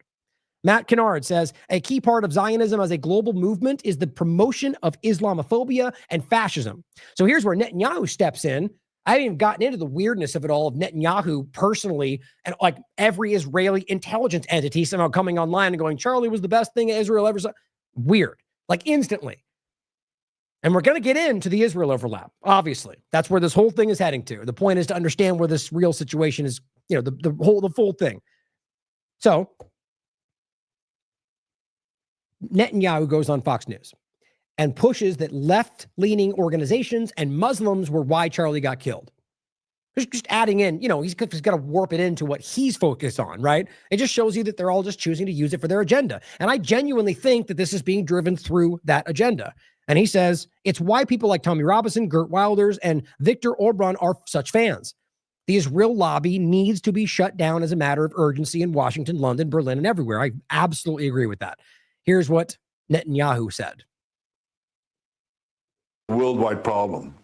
The people on the extremes, the Islamists, the radical Islamists, and their union with the ultra progressives. They often speak about human rights. They speak about free speech, but they use violence to try to take down their enemies, whether it's President Trump. Think about this guy saying that right now, and he knows that. Like, I think he gets a thrill out of standing there knowing even largely the right side of the conversation, which he's complained about, knows that he's starving children to death, raping and torturing and murdering an entire population. And he's over there going, they don't care about human rights. I mean, it makes me sick. Who's been almost assassinated twice, or they try to kill me here too, but they got Charlie Kirk, and it's just heartbreaking. Ugh, God, the guy is it's just really unnerving sometimes how Netanyahu is. I don't have words. Key part of Zionism, very much so. The promotion of Islamophobia and fascism, which look at what's happening in this country, guys. Obviously, now Dan Fuego says it's interesting to see when people pick and choose to believe government narratives. Right. Hope the right's listening. You know, the OG conspiracy theorist out there, the rebels fight the deep state who are now just blindly gobbling up what the government tells them. Instead of taking a position of skepticism or incredulity, they pounce on anything that confirms their biases without nary a hint of suspicion. That's some low IQ behavior, and it's both sides of the paradigm when it suits their interests. Now, talking about where this is going, suppression of rights. In one case, I mean, it really is incredible to me how you can be standing there like Loomer and others acting like, you know, literally just talking about the virtues of free speech and being able to say what you want and then having this happen. So look, I agree. What this guy's saying is, I mean, what's the best word for it? Just lacking of empathy. You know, what he's doing is it's insulting to the fact that the person was killed. But in every possible way, he has the right to say what he's saying right here. And here's Laura Loomer saying this, literally the first thing she says for the podcast, this is not freedom of speech. That's what she's saying. This self-professed champion of free speech is telling you that this person speaking on the street is not free speech. She says this is glorification of violence. Ooh, that sounds familiar. Isn't that term that YouTube was using to censor people who were speaking within free speech? Yes, it was. And it should be illegal, she says. Here is Laura Loomer calling for speech to be illegal because she doesn't like it. What a clown. I mean, just genuinely at its core, but also very clearly acting for other interests. Who else is driving this in? There's plenty of examples. Should be illegal. Glorification of violence. Now, that's not even, well, I guess you could argue that's exactly what it's doing. But the idea is saying, well, I mean, let's play it for you. He says, she says, it makes me weep that there is never any accountability for anything in our country. God, this person's disgusting. Maybe there will never be either. That's a dumb thing to end with. Maybe, what? It's black-pilled if you want to look at it, but it's poorly written. But the point is clearly never accountability. I mean, aren't you like every third second going, I just made this happen. We got him. Well, isn't that, you know, so maybe you're lying about all those things. Either way, here's what this guy said. We got Charlie in the neck. We got Charlie in the neck. Who's up next? We got Charlie in the neck. We got Charlie in the neck. We got Charlie in the neck. You get it.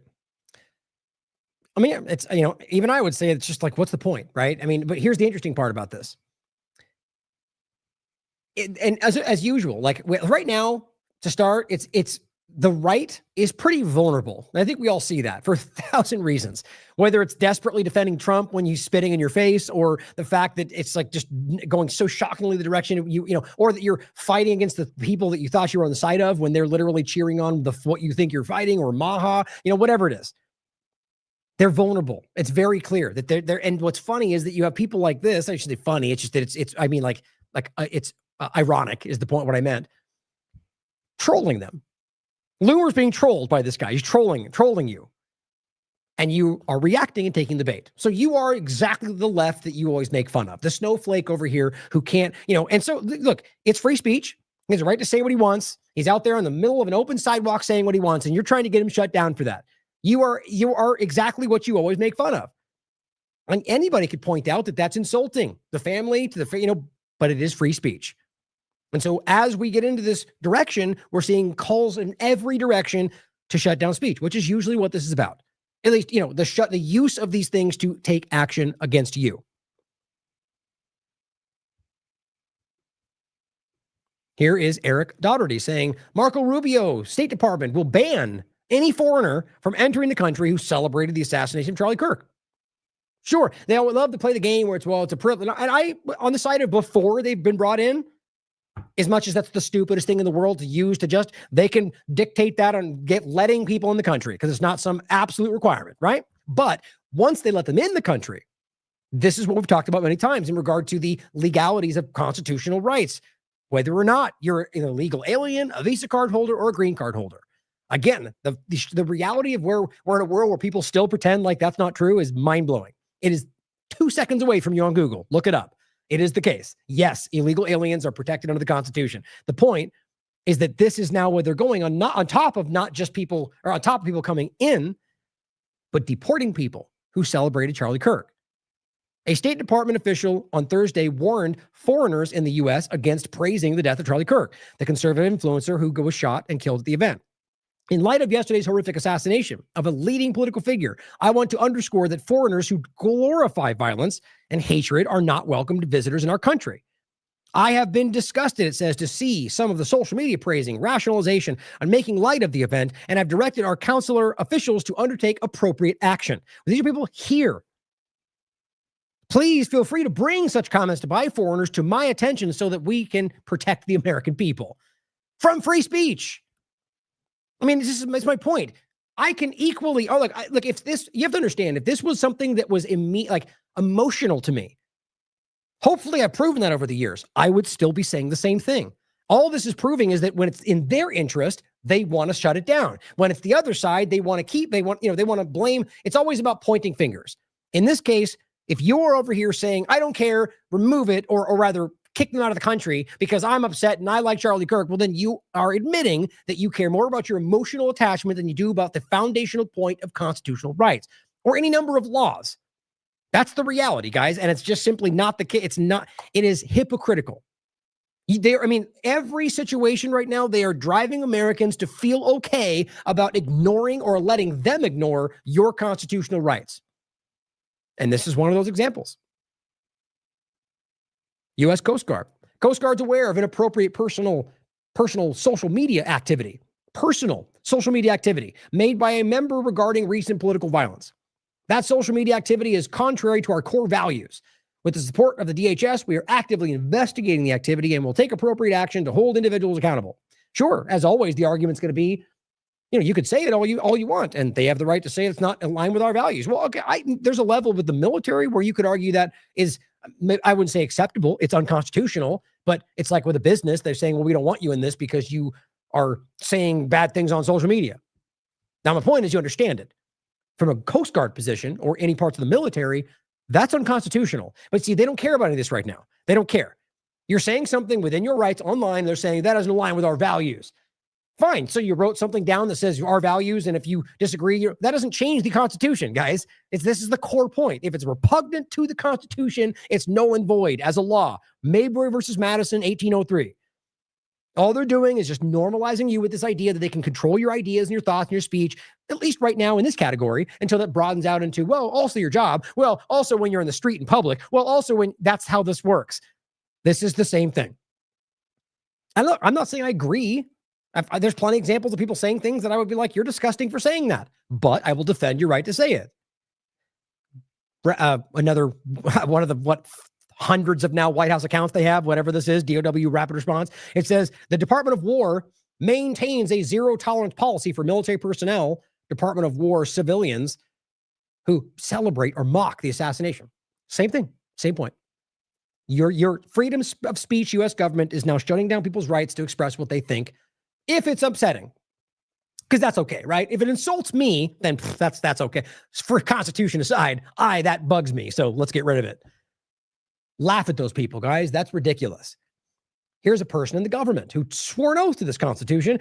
Preliminary evidence indicates the suspect shared messages on Discord. Oops, that's actually not true. But who cares? We're already rushing forward with censorship on these platforms that's already happened.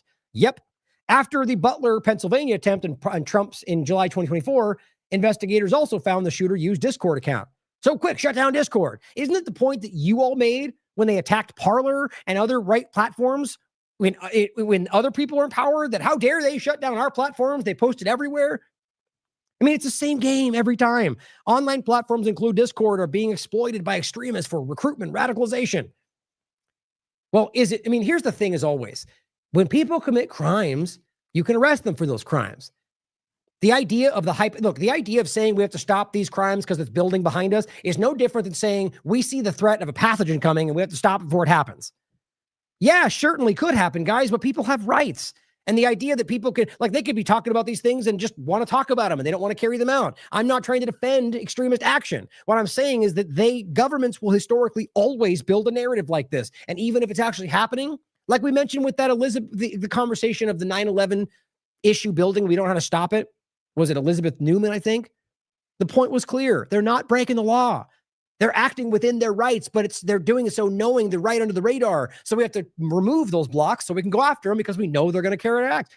So all you're saying is they're not breaking the law. So change the law so we can get them before it happens, assuming we know it was ever going to happen. I just think it's so obvious that you can see what they're doing here. Exploited. Extremist. Is the same language they were using about your red hats, the trucker convoy, the same thing. Urge FBI to investigate the suspect's online activity and any radicalization networks. So anybody, anywhere talking about your privacy, your rights are being violated because of this story. Here she is again saying, I'm calling on Elon Musk. This was the 10th. On TikTok, all these different platforms to remove the horrifying videos of Charlie Kirk's murder. Well, I remember a time when the right was outraged. The left was doing that of other shootings. Funny how we forget those things though, right? Now, it doesn't even matter in this point. It's not about whether it should be. It's about the hypocrisy. It's about how it's played both sides, which both then over the time of many administrations leads into one very clear unified direction. Where are all the Republicans who were outraged when the left did this of previous shootings? Why aren't you calling them out? Because you're bothered that Charlie's being exploited. Because that shows that you're hypocritical. The point should be that this is about information. This comes down to the idea that people were upset about being like, we want to access the information. We want to be able to look for ourselves and understand what's happening. Whether it's about somebody being shot or things that are violent, there's always a rationale. But maybe you think it should be deleted. That's for you to decide. That's a conversation to be had. I just want to point out that the people who are claiming it was wrong before are okay with it now. He has a family, young children that no one should be forced to relive that tragedy. I agree. These are not only, but of course, that's something they don't have to look at. It's online, and these things will not be removed regardless of what they do. Everyone has it. Everyone's downloaded this. It's got to find its way back. They know that. And usually when they try to suppress it is when it gets more reach. These are not the only graphic videos of horrifying murder circulating. At some point, social media begins to desensitize humanity. We must all still, oh, great. Now we take them all down. Look, she couldn't get past Charlie's sentiment. In the same paragraph, she's saying, and by the way, let's get rid of all the violent videos. Really? How did that fly under the radar? Matt says, this is insane. And you're on the JFK assassination committee? Come on, guys. Call these people out. Here she is again. Representative Anna Paulina Luna. There has been full cooperation from every company that I've contacted so far regarding the enforcement of the social media policies and terms of service. Yep, there you go. Every one of them. Twitter, all of them. Immediately responded. Government has a demand. They do what they're told. Pretty sure you could piece that one together. Here, they're censoring the content. It's not hard to see. And I guess that means all the other violent stuff, too, they want to get rid of. Who knows what else has been removed so far? Update, CEO of Reddit. We're watching this stuff closely. We have policies and are enforcing them against violent content and glorifying violence. So the point becomes, where's the line? Right? If I'm out there saying something that they decide is glorifying violence, well, where's the line? Well, they decide. There's no law in place. They get to subjectively do. And you know what that sounds like? It sounds like hate speech, because that's exactly what it is. Political hate speech. That's all it is. They can decide where the line is. We argue that. Well, you're a Palestinian. Oh, that's very clear. These people are very clearly driving us in a dangerous direction. And these Republicans are driving it forward. What's the right analogy? Their foot's up, like they're, I screwed that one up. Their foot's on the gas, but the bottom line clearly is that they are pushing this forward. They're driving this aggressively, and it's going against what you think is happening. Hey, even Blue Sky. Hey, Blue Sky is going to censor too. Good job, guys. This one just was over the top for me. Anna Paulina Luna shared this. I mean, this is actually insulting to Charlie's memory. This is a picture of Jesus Christ, Martin Luther King Jr., JFK, and Abraham Lincoln with Charlie Kirk. Simply says, all because of words. So now you're comparing Charlie Kirk to Jesus Christ? I mean, do they have any limits, guys? How shameless these people are. I mean, that's insulting. So now you're pushing people into lionizing him to the level that is almost, that most people think is a little bit over the top. But they're going to do it anyway because they don't want to be insulting. So all you're doing is manipulating this. And all because of words? Do we even know what happened yet? He posted this on the 11th. As Michael writes, do Americans not realize how completely mental their country is? From the outside, it's like watching the fall of Rome. I hope we can think about that. Now, I hope Michael can also realize, though, there's a lot of Americans that are not being represented in what they're shown. Maybe the majority. But I think we need to think about this, guys. The world's looking at us like we're collapsing right now. Bersha Sheikh says, Charlie Kirk supporters. He was a defender of free speech. That's been a big call. Also, Charlie Kirk supporters. Dox them, cancel them, get their addresses, fire them. How dare they hold those opinions about him? Exactly. Here's Laura Loomer. This guy happens to know where the shooter was and is looking back, cheering him on, lifeless body. Okay, worth looking into if he was somehow involved with the shooting, right? Laura Loomer says, we need to start arresting people for glorifying political violence. See, this is where where she's directing. So she had every opportunity to point at this and say, look, investigate this. He may know something, but she's so focused on her tunnel vision or whoever's driving her to post what she's driving. We need to start arresting people for glorifying violence, which is not even the real point to make on this video. But she is, again, trying to drive the direction of censorship, of political suppression, of you having an opinion about something and being shut down because Laura Loomer doesn't like it. Benny Johnson, following Charlie Kirk's assassination, Representative Anna Paulina Luna, which seems to be really driving a lot of this right now, announces legislation to designate Antifa as a terrorist organization. Again, most of us are aware that there's very clear manipulation of that platform through FBI and others, but it's not even about the group, guys, especially if you realize what that is. It's about using this to set the precedent. That Antifa becomes anything they look. Right now, they're saying people using the word fascist without even proving that they're part of a group are Antifa. Next thing you know, I'm Antifa because I say Trump's a fascist. That's how dumb this gets. We've seen it with immigration. So they're creating something which hopefully doesn't pass because it would be unconstitutional. Well, I mean, in the sense of where it would go. I guess the point of the legislation is just the idea of declaring this group a terrorist organization. It's like saying Tren de Aragua is a terrorist organization, which, by the way, is way more dangerous and not even close to a terrorist organization, and also has other points to make. We've made, government involvement and so on. This is about creating the justification to demonize a group that you don't like. That becomes left. Then it becomes whoever they want, which is always the point. These people are anti-American at the corest point, at the core of this. She says, I have legislation that would currently ban Antifa or categorize Antifa as a terrorist organization, specifically a leftist ideology that has been calling people like us Nazis, fascists, because you are fascists, by the way, not Nazis. That's stupid. You clearly are driving an agenda that is, by definition, both of those are rather authoritarian and fascist. So did Biden, so did Bush, so did Obama. But now you're saying we can't say what it is. It's sort of like saying you're not allowed to say what the COVID shot was. Same point, different conversation. They're rejecting Christianity. They reject the concept of nationalism. Those are opinions, you morons. Now you have to be Christian? I mean, what is wrong with these people? This is alarming where this is going. She also says, this is the report, in the wake of his assassination, she also announces legislation making politically motivated attacks, so think hate speech, not just a crime, but it's a hate speech crime, hate crime, right?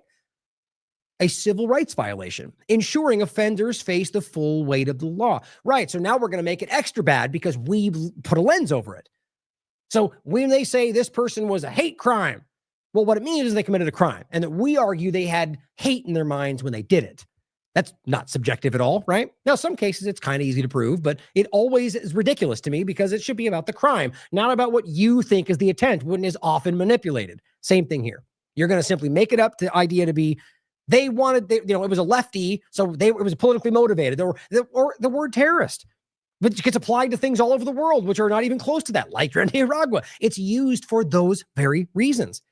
Because all this is showing you in a large sense is all of these tools coming home aimed at you, which is what we've been telling you for years. Senator Marsha Blackburn. As our nation mourned the devastating loss of Charlie Kirk, a rogue Secret Service agent posted on Facebook suggesting that he deserved to be murdered. And what it is something, that he brought this on himself, things like that. I'm calling for this agent's immediate termination, right? Because how dare you have your own opinion about somebody who's not in the government? I mean, think about this, guys. This is Charlie. It's a person in any. It's like saying, like, okay, let me say. Think about this. If this person came out and said, let's just say Joe Biden had died, And he came out and said, Joe Biden brought it on himself. Do you think Marsha Blackburn would be saying this? You damn well know that wouldn't happen. Or how about it was just a left-wing commentator? How about Rachel Maddow? And he said, she brought it on herself with all of her leftist ideology. Do you think that they would care? Is that not the exact same thing? Right? The adults in the room can say, you can see it, guys. Those are the same thing. But you know as well as I that any one of these right-wing people saying that they brought it on themselves because of their lunatic ideology is something that happens every time.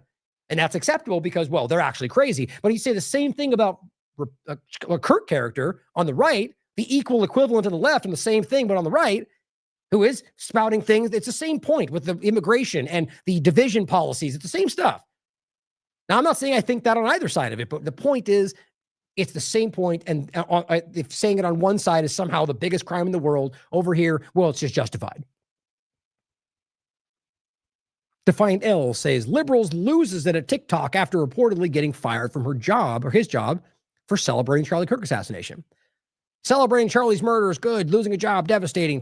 Point is, they're cheering on people losing their jobs for making a joke. So you're the left, right? So you are the left. So Defiant L should make a post about himself. You are the very thing you guys have been so gleefully making fun of your entire careers. You're doing the same thing. And that should be embarrassing as hell for you. Oh, and then Gunther Eagleman deleted the tweet that was about because I think he was getting pushback for being a hypocrite. Military Support points out this guy got fired. He posted this. Another racist man popped. Okay. You could argue that's insulting. You could argue you disagree. Plenty of people think he's racist. And he got shot. So tell me why this is somebody that gets fired from their job. He is a military recruit officer who said something about Charlie Kirk, and he gets fired from his job. Does that make sense to anybody? Is this not free speech? I mean, what are we talking about? Because they are losing their minds about this. And this is left and right. It's the same thing. Right now, the right's in control, and they are showing you that they are exactly the same as the left. This is crazy to me, guys. I'm actually surprised that this isn't, right now, I can't believe that there's not like Elon Musk and so on. Like, remember the craziness that came around with Elon Musk claiming his jet was doxed, even though it wasn't. It was public information. Check this out. Charlie's Murderers is what it says with a V. A searchable database of over 20,000 individuals celebrating Charlie Kirk's murder, which, by the way, is free speech and within their rights, will soon be available on our website.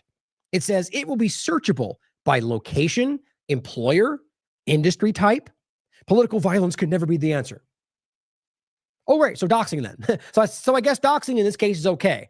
Nothing hypocritical about that, right, guys? Two-party illusion. Seriously. Somebody tag Elon Musk. I'm willing to bet you that never goes away. Here is it's Gunther Eagleman. Expose all of them. What I said was, you're a hypocrite. I did. I tweeted and said, this is what hypocrite looks like. Here is MAGA's voice, 1 million followers. Let's go. This is perfect. Can you even imagine these children screaming if the same thing was done about Republicans? It's just embarrassing. Here is Alex Jones. Of course. Good job. And I said, this is what a hypocrite looks like. Doxing is good when we do it. Now, the obvious direction that this is going to lead in, I can promise you that. A Living Woman says, yes, it's tragic and sad if Charlie was randomly killed, which he was. This is before that. It's on the 10th in Utah today. But face it, we'll never know the truth behind this. I sadly think that's probably where it's going to go. Even more tragic will be the government's knee-jerk remedy to prevent, both in quotes, future similar occurrences that all of us will suffer for losing more freedom. I agree. Again, today, Hegseth says the Pentagon tracking service members, civilians, who celebrate Charlie Kirk's murder. Good times. Remember, and we just talked about this, the Gideon clip, right? We just did an entire show on this. The U.S.'s new Israeli-made AI pre-crime system. So this is from August 29th, where this guy came on and literally talked about this on Fox News and said, Israel-grade ontology, which, by the way, is what Steve brought up for me. I didn't actually pick up on this when I first saw it. It means the branch of metaphysics dealing with the nature of being.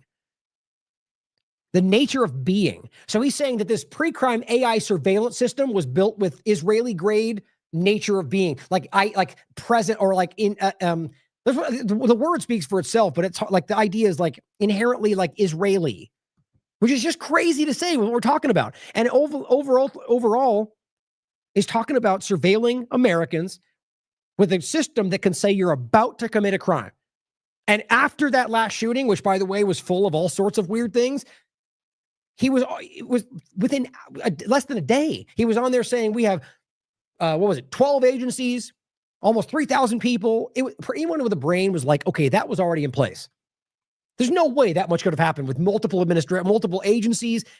So an AI, this guy is military, Israeli veteran, which means same thing as always, built by Israel, an AI pre-crime system that's going to be surveilling Americans on top of the Palantir thing, which I think is really one and the same when it comes down to it.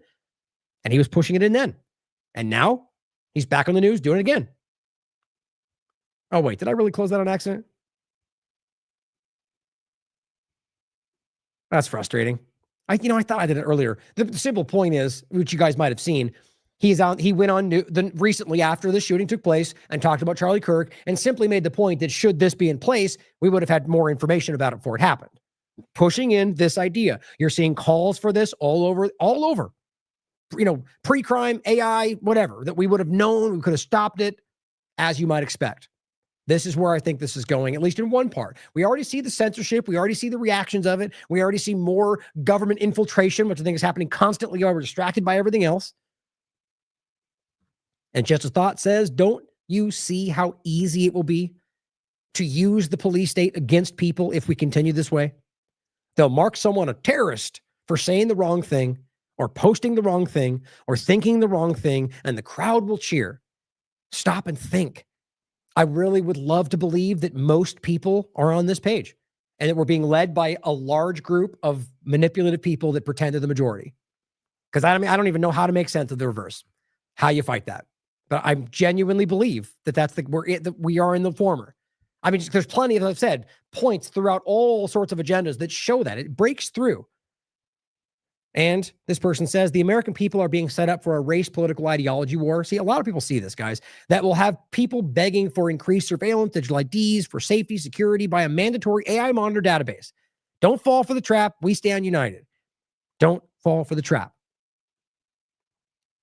Now, this was weird, by the way. Most people didn't even hear about this. On September 11th, there was another shooting at a naval academy. I found that very strange.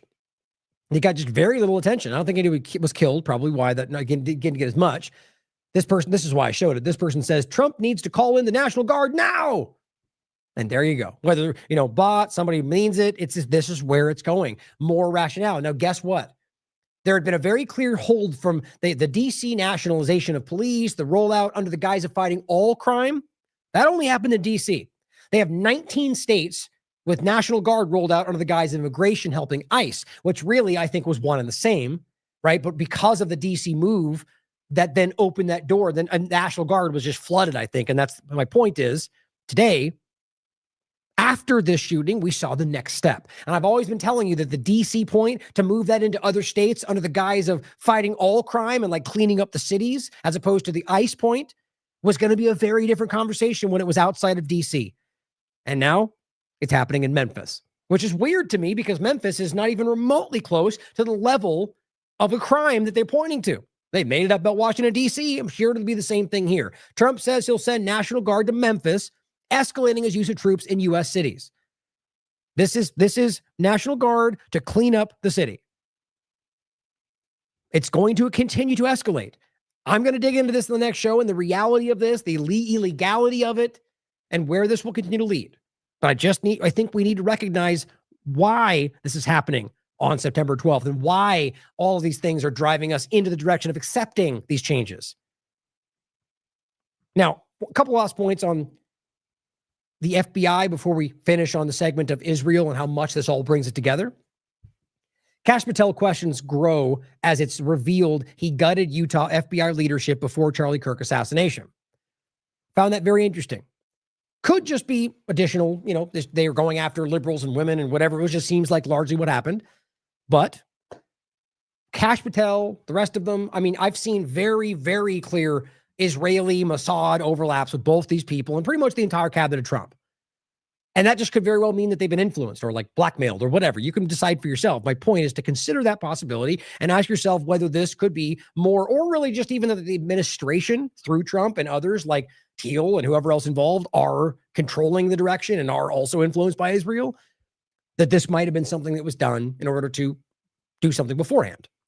The point was here about the office itself. It says Kash Patel fired she apparently was known as, regarded as some kind of legendary special agent in charge of Utah's FBI division, just a month before what happened with Charlie. The special agent in charge of Salt Lake City, her name was Mehtab Saeed, which again, interesting name related to the larger thing going on today, was pushed out of the role in August. Because to be honest, guys, we've seen many examples of them going after just because of ideology. That somewhat connected to Palestine, you can't be in the government. Like that's the kind of Red Scare, go off to Japanese World War II. It's what this country does, or sadly, the government does. I hate when I make that mistake. The country is you. But it says, despite former agents saying that she was absolutely the best in the Bureau, Saeed was fired just 6 months after she was appointed in February, with sources telling NBC that the reasons for her sacking weren't clear. Deputy FBI Director Dan Bongino reportedly told Saeed that she wasn't a good fit for the office, which just means simply we don't like something about her. Like if she's known for this legendary role, which I briefly look into and does appear to be the reality, it's either she's a woman, that she's ethnic, that she is a Democrat or something like that. That's the sense I get. And that's pretty clearly what generally was going on. It says officials also released images of a person of interest being sought in the ongoing manhunt, seen wearing a black t-shirt with a bald eagle flying shirt. The shirt read "Land of the Free." I just think I grabbed that in the beginning. So my point is, hold on, one more thing. It says in a woodland, that's what we were going to write that, near the shooting, cops recovered the .30 caliber bolt action rifle. This is just more information we heard in those clips. Let's see. I think that was it.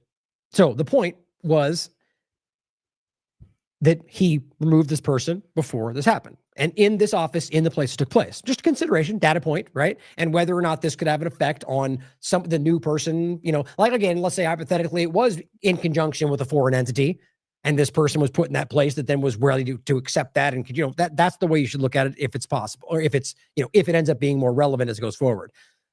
Trump's ex-FBI chief floored by Kash Patel's Charlie Kirk investigation. I find this interesting because it makes perfect sense regardless of the other side of it, right? Then you can argue that it's in their interest to, look down on what they're doing and how they do it.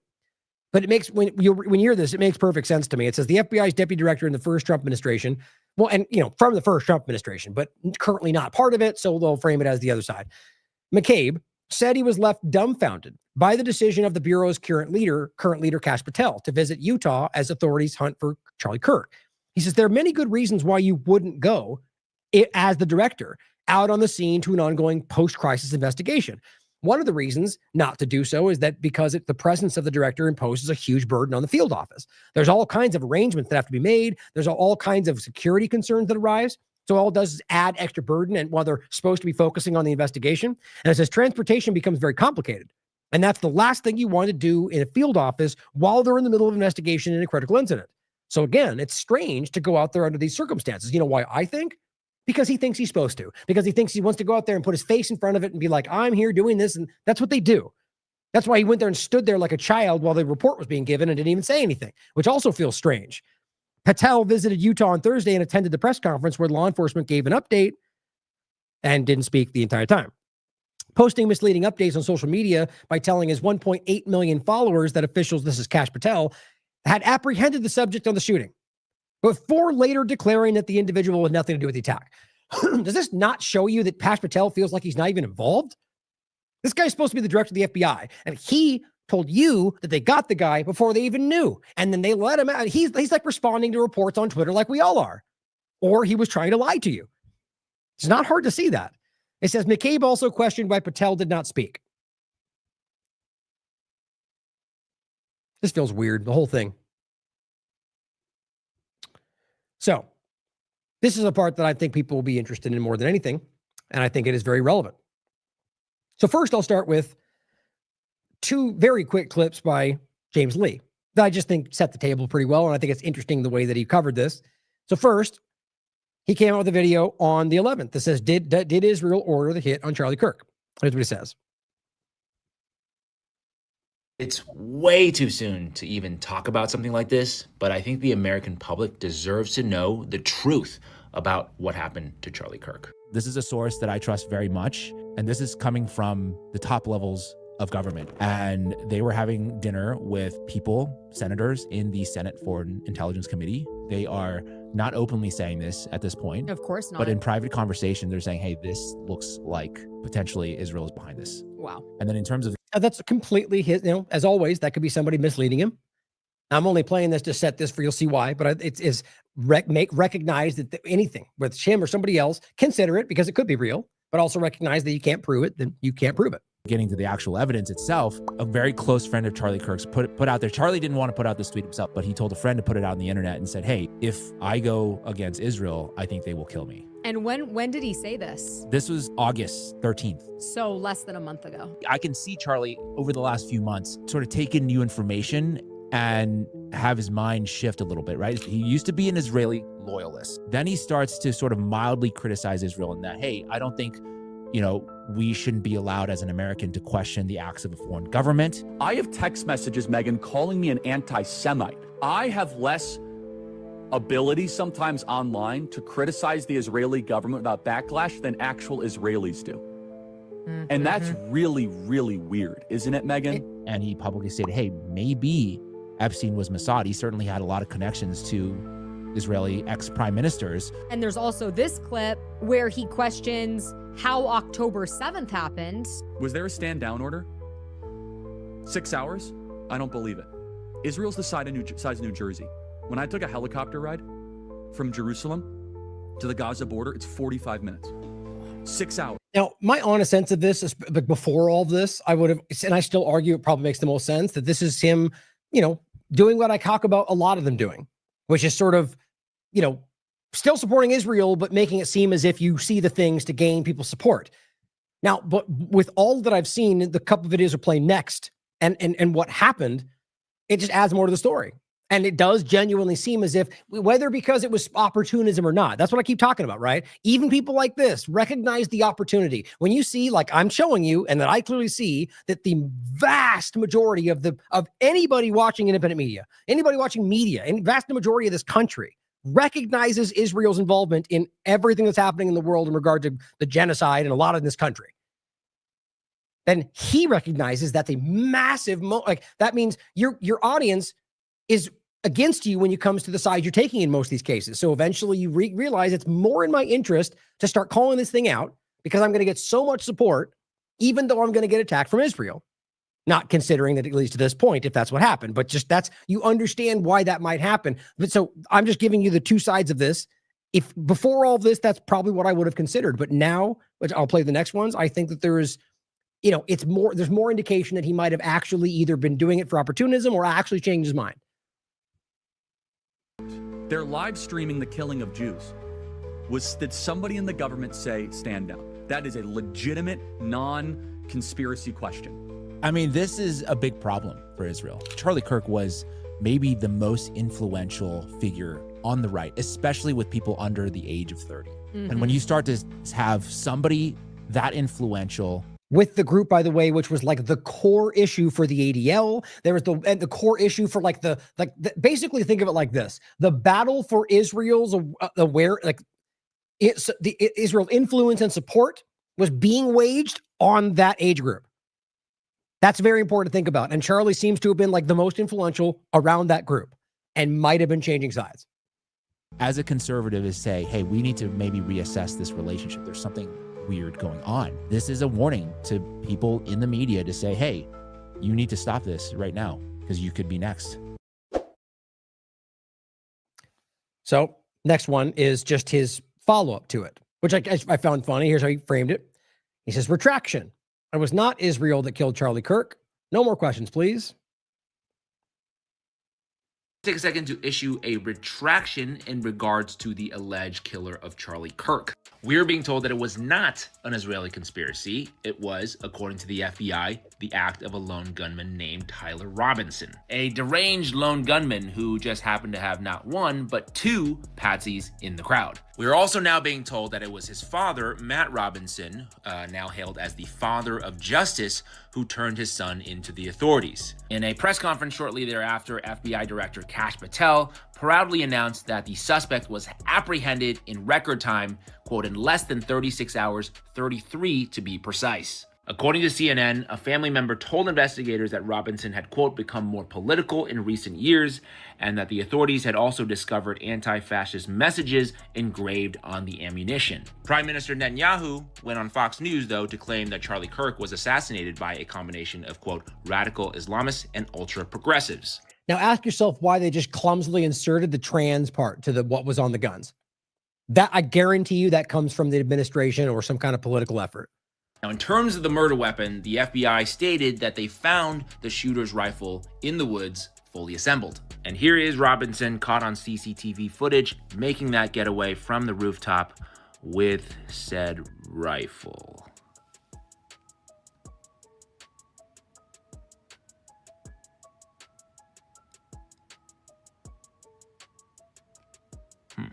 Yes, people have been telling me that the barrel can be disassembled in seconds, which he then put back together in the woods to hide it from authorities. So yeah, that's it. We got him. Now, no more questions, please. Obviously, he doesn't buy the official story. But, ultimately, it's not clear. I think it's pretty clear that there's this is kind of what I feel like with a lot of these, and it frustrates me how consistently that seems to be the case. Where I'm being objective about this, and I'm not. If I see a story that I don't feel like there's evidence of any kind of manipulation, I'll say no, I don't see that. Even though there's always people that argue, there's always some. But every time these things happen like this, I mean, everyone can tell.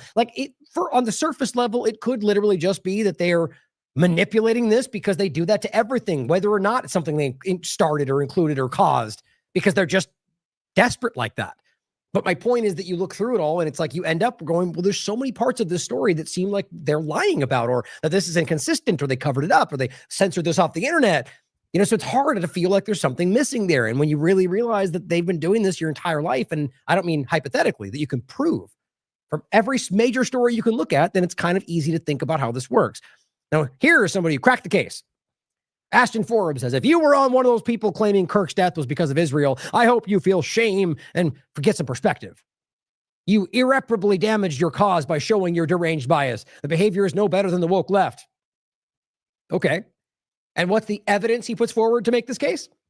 What Mario wrote out on Twitter, because that's clearly evidence, right?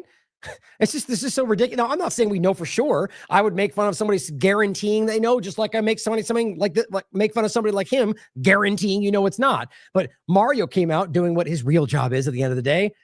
Charlie Kirk was not turning against Israel. This isn't even about whether they were involved. This is an effort to try to say he wasn't turning against him. What they're saying is, here's what really happened. Charlie quoted a viral anti-Semitic post during one of his shows, then broke it down and condemned it. But somebody clipped that one piece out and lied about it.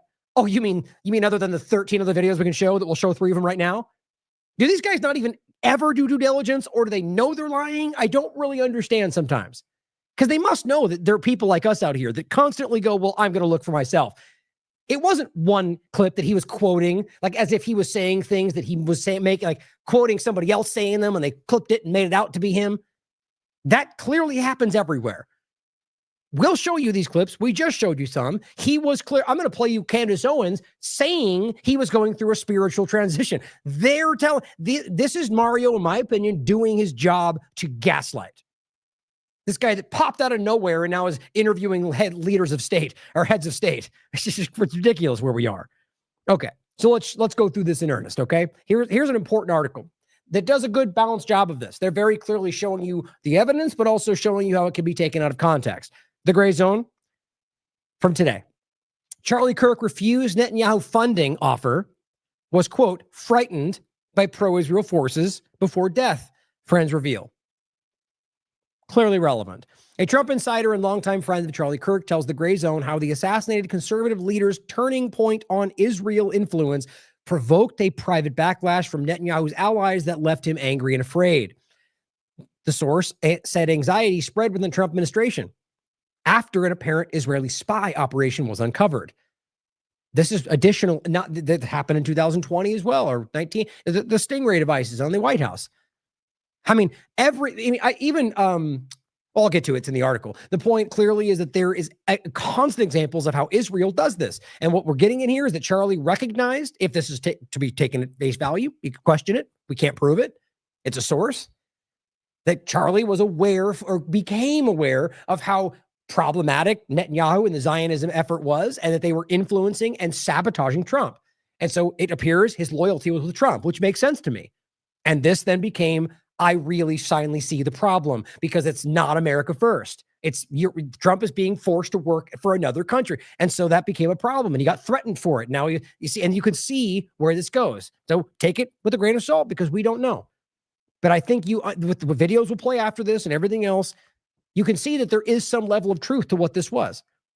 Charlie Kirk rejected an offer earlier this year from Israeli Prime Minister Benjamin Netanyahu to arrange a massive new infusion of Zionist money into his Turning Point USA organization, America's largest conservative youth association, according to a longtime friend of the slain commentator speaking on the condition of anonymity. The source told the Gray Zone that the late pro-Trump influencer believed Netanyahu was trying to cow him into silence as he began to publicly question Israel's overwhelming influence in Washington and demanded more space to criticize it. Now, because it's an anonymous source, you have to say that maybe they're lying to Gray Zone, and you'd like to believe that a platform would do their due diligence and check things for themselves, but you never know for sure, right? So the point is, you have to consider it like you would anything and use the other evidence to back, to weigh it. In this case, a lot of this lines up with other statements, like we'll get to Harrison from InfoWars, even though it's basically counter-signaling what Jones was saying the same thing, which I find interesting, especially from InfoWars. So it's very interesting to think about, and we're going more to go through on this. He believed that Netanyahu was trying to cow him into silence as he began to publicly question Israel's overwhelming influence in Washington.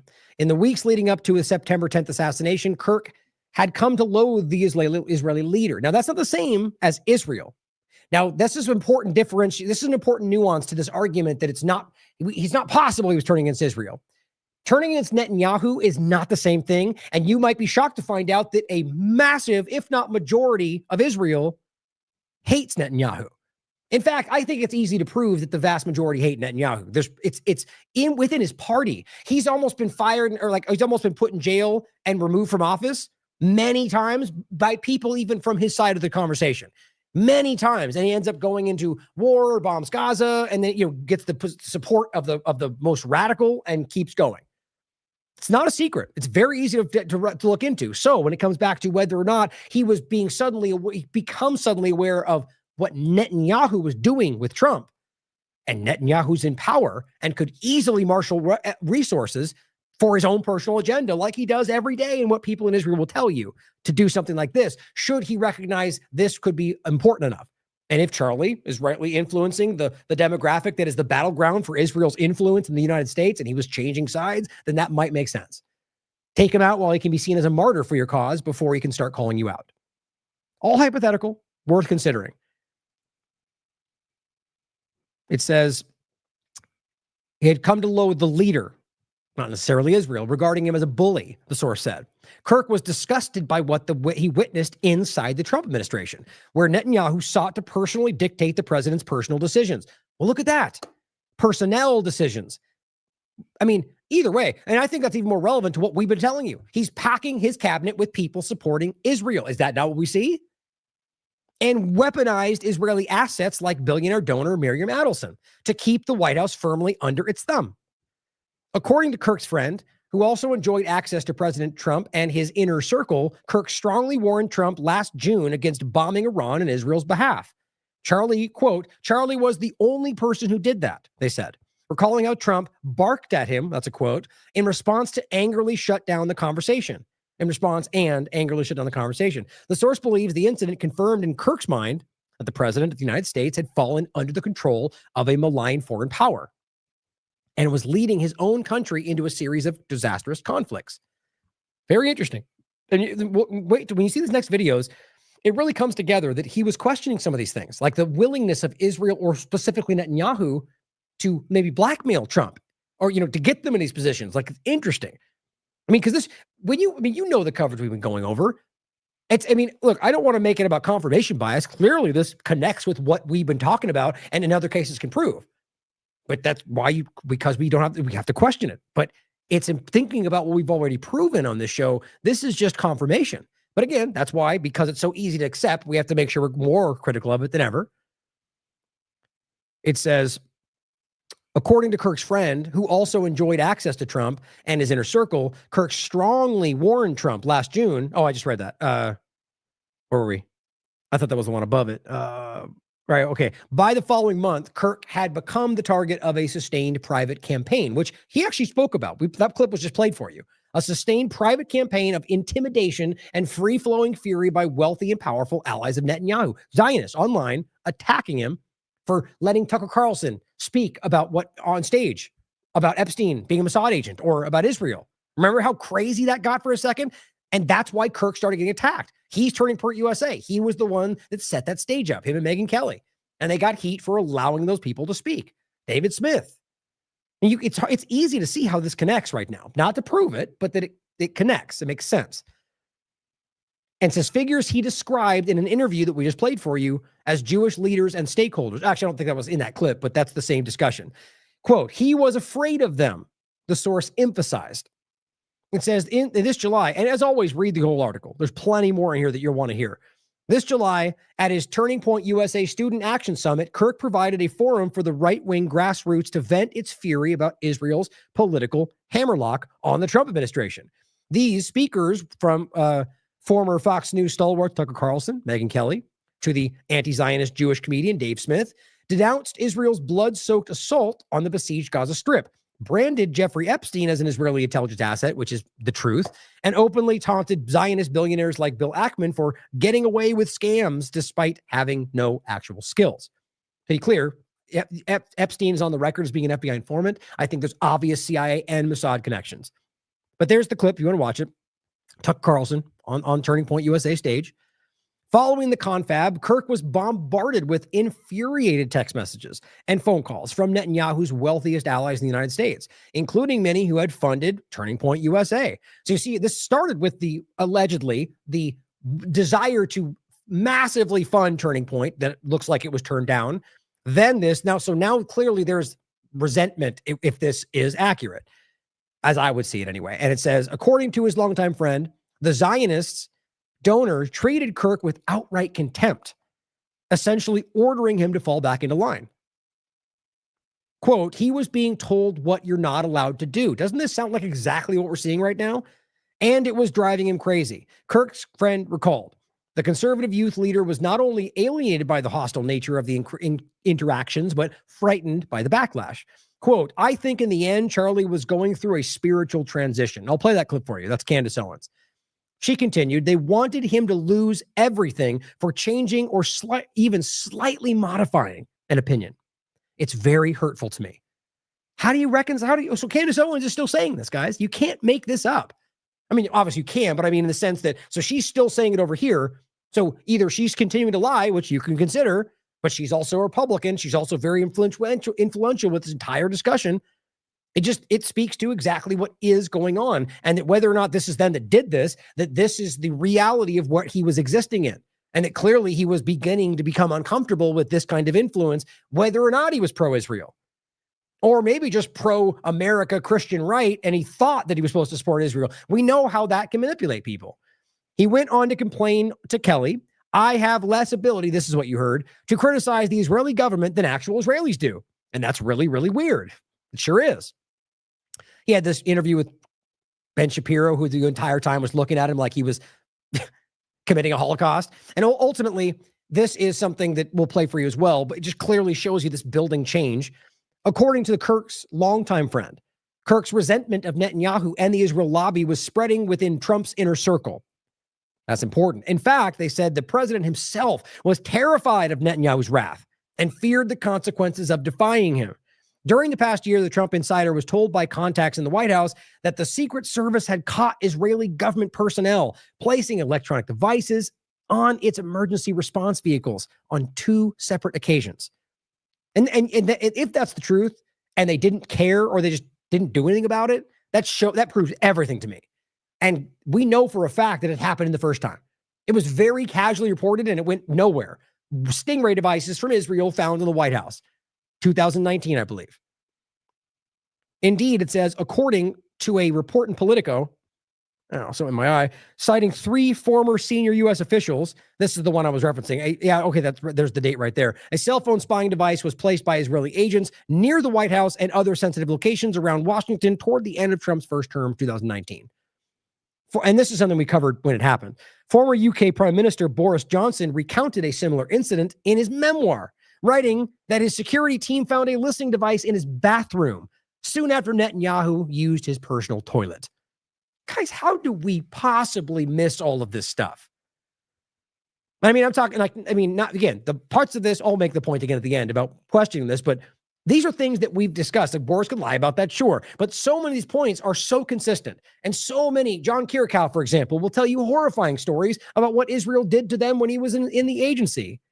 You know, the whole former CIA, but nonetheless, same point. It says there is currently no evidence of an Israeli government role in Kirk's assassination. So this is what Gray Zone is writing. And I would push back on that. There's no evidence, certainly no proof.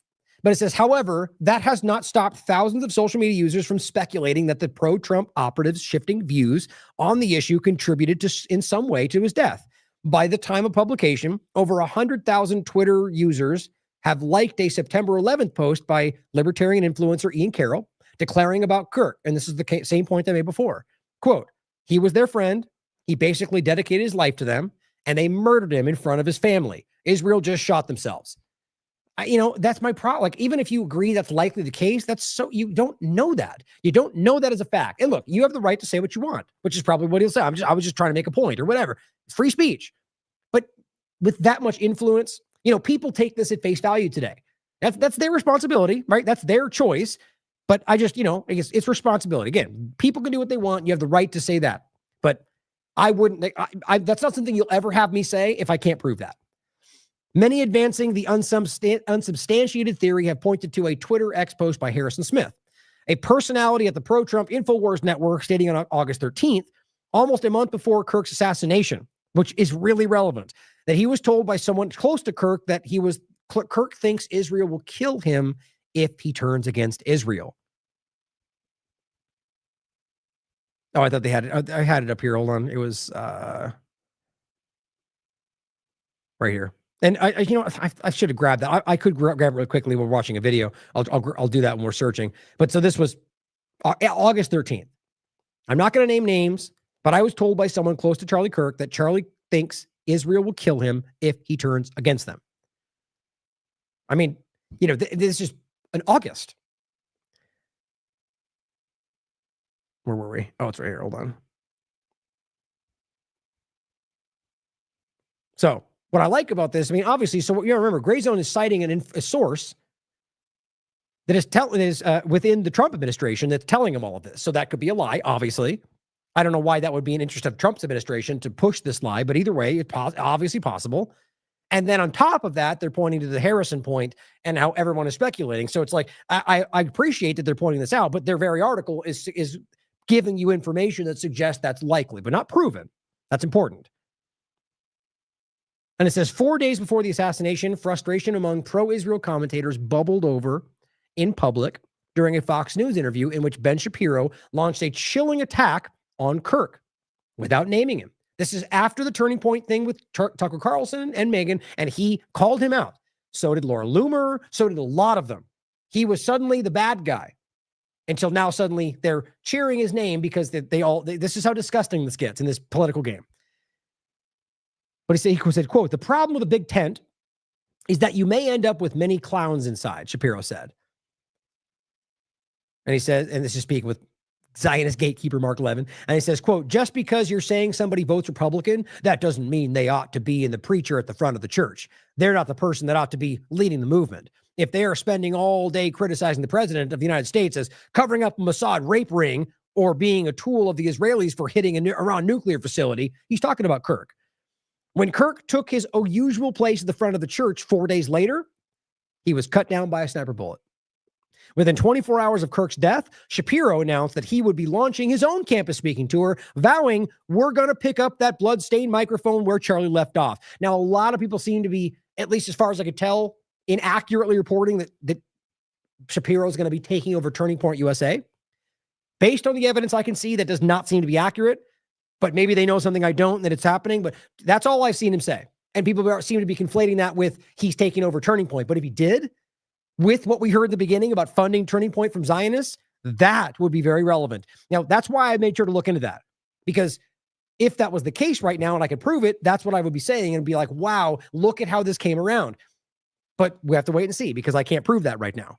But the very fact that Ben Shapiro seems to be saying, I'm going to pick up his microphone and carry this forward, same thing at the end of the day, in my opinion. And that's very relevant. So remember that he attacked him and also suddenly is now, carrying on his memory. Seems very disingenuous. And overall, we could see how all of this comes together in a pretty clear suggestion, not evidence. Now, that's the point, or not proof. Because this is so easy to absorb and very much aligns with us, you could ask yourself whether you're being fed what you want. Just have to be objective about that, right? So until you can prove, you have to keep it up. And I make this point every time we have these conversations. Proof is what ultimately matters. Now, here's Candace Owens. As Daniel McAdams says, extremely important. It's slightly sped up by whoever posted it. We're wrong, and we laughed at how wrong it was when people thought that when I had made up my mind about Israel, that Charlie and me fell apart. Nope, never, not for a second. I said, it's the easiest decision ever, because Charlie knew who I was and I knew who he was. I said, Charlie, this is where I'm at, and there's no room for movement. And you tell your whoever that needs to hear it, whatever you need to tell them, because we're always going to be brothers and sisters. We're always going to be brother and sister. And we would talk about things and debate things behind the scenes. And I think my perspective was as it's been throughout our relationship. You might not get it now, Charlie, but you will. I'm only a few years older than you, but I think you're gonna see things my way. And I think in the end, Charlie was going through a spiritual transformation. I don't think it. I know it. He was going through a lot, and there was a lot of pressure. That's obviously a very loaded term when you're talking about a Christian Zionist kind of, spiritual transition or transformation. I mean, that's what they're, and you go on, you can read the larger conversation and different, the different reports. It's pretty clear that from a lot of different angles, it's that people at least had the impression that he was somewhat changing his opinion. Yeah. And then don't forget what we started with. Mario Nawfal setting this ridiculous narrative that they lie and they clip this one thing out. Well, I've got 3 more videos to show you. And his closest people are telling him, how that alone to me stands out from my personal view more than anything. That's not proof, but to me, why would that happen? Why would somebody why would he just make up things? So somebody to me is driving that conversation, giving him some false impression, or he's making it up himself to drive in the narrative that that's not true and it's all a big lie, even though it's not. I mean, in the sense that he clearly was shifting in some cases, or at least there's plenty more evidence than what they're claiming is all we're pointing to. That speaks a lot to me. And it's hard for me to watch the people who were pressuring him, I don't know, just say the things that they're saying. There's something about it that just feels really fake to me. And they would have allowed him to lose and wanted him to lose everything for changing or even slightly modifying an opinion. And then to see them doing what they're doing today, it's hurtful to me. It's very hurtful to me. But I don't want today to be about anything other than you guys knowing that Charlie really was an amazing person. He was we were really close. And he was my best friend and my brother. And I will never unsee the footage of what I saw. So how'd that happen? I've got it anyway, but here's the clip of Ben Shapiro, right? So the important parts on this from that clip is, are the reality that she's telling you he was transitioning spiritually into something new, that they were attacking him. It backs up everything else we're talking about. So here's the one that a lot of people argue was like the one, everyone's got their opinion, but here's the one where he's talking to Ben Shapiro. And even just the way that he sets this up, it speaks for itself. We've pushed back against the media on COVID, on lockdowns, on Ukraine, on the border, on it's like maybe we should also ask a question: is the media totally presenting the truth when it comes to Israel? Just a question, that maybe we shouldn't believe everything the media says, because you see, so that's when his eyebrows went up like that. So that's why I'm sorry, that's the big picture for this TikTok video. But I mean, so when you say maybe we shouldn't, I mean, listen to it again. That maybe media totally present. We should also ask a question: is the media totally presenting the truth when it comes to Israel? So asking the question, is the media presenting the total truth when it comes to Israel? Well, that's a spectacularly obvious no. It's like, it's embarrassing to pretend otherwise. And he what? Like, we shouldn't question the media, like the very media that you call out in every other or every other context. So what he's really doing that to is Israel. That's what he's doing. Ben Shapiro is a deceptive manipulator in a lot of ways, but especially when it comes to Israel. I mean, I have learned that very clearly, especially since October 7th. Just a question, that maybe we shouldn't believe everything the media says, because I know I've been conditioned to ask a lot more critical questions over the last couple of years. So, Ben, some people would accuse Israel of wanting to ethnically cleanse. Some people in the Israeli government are saying, again, it's all over the place, right? You have opinions all over. In your opinion, what would a good outcome 5 years from now be, and how does one respond to the claims of ethnic cleansing? Yeah. Clearly that's obviously a little bit more specific, right? Ethnic cleansing, I mean, you could argue, like I said, that maybe he was just doing that to let people think that, or, but either way, having him open that door for the conversation and allowing others to think, oh, okay, well, maybe there is that is massive for the information war. And his demographic, his gigantic audience at the top of the paradigm was the battleground. Like, whether you think this is what happened or not, as well as I, this very clearly makes sense. It adds up. But just because it adds up doesn't mean that it's what happened. But here's another example of these shameless people. Here's Laura Loomer. Here's what she said on the 10th.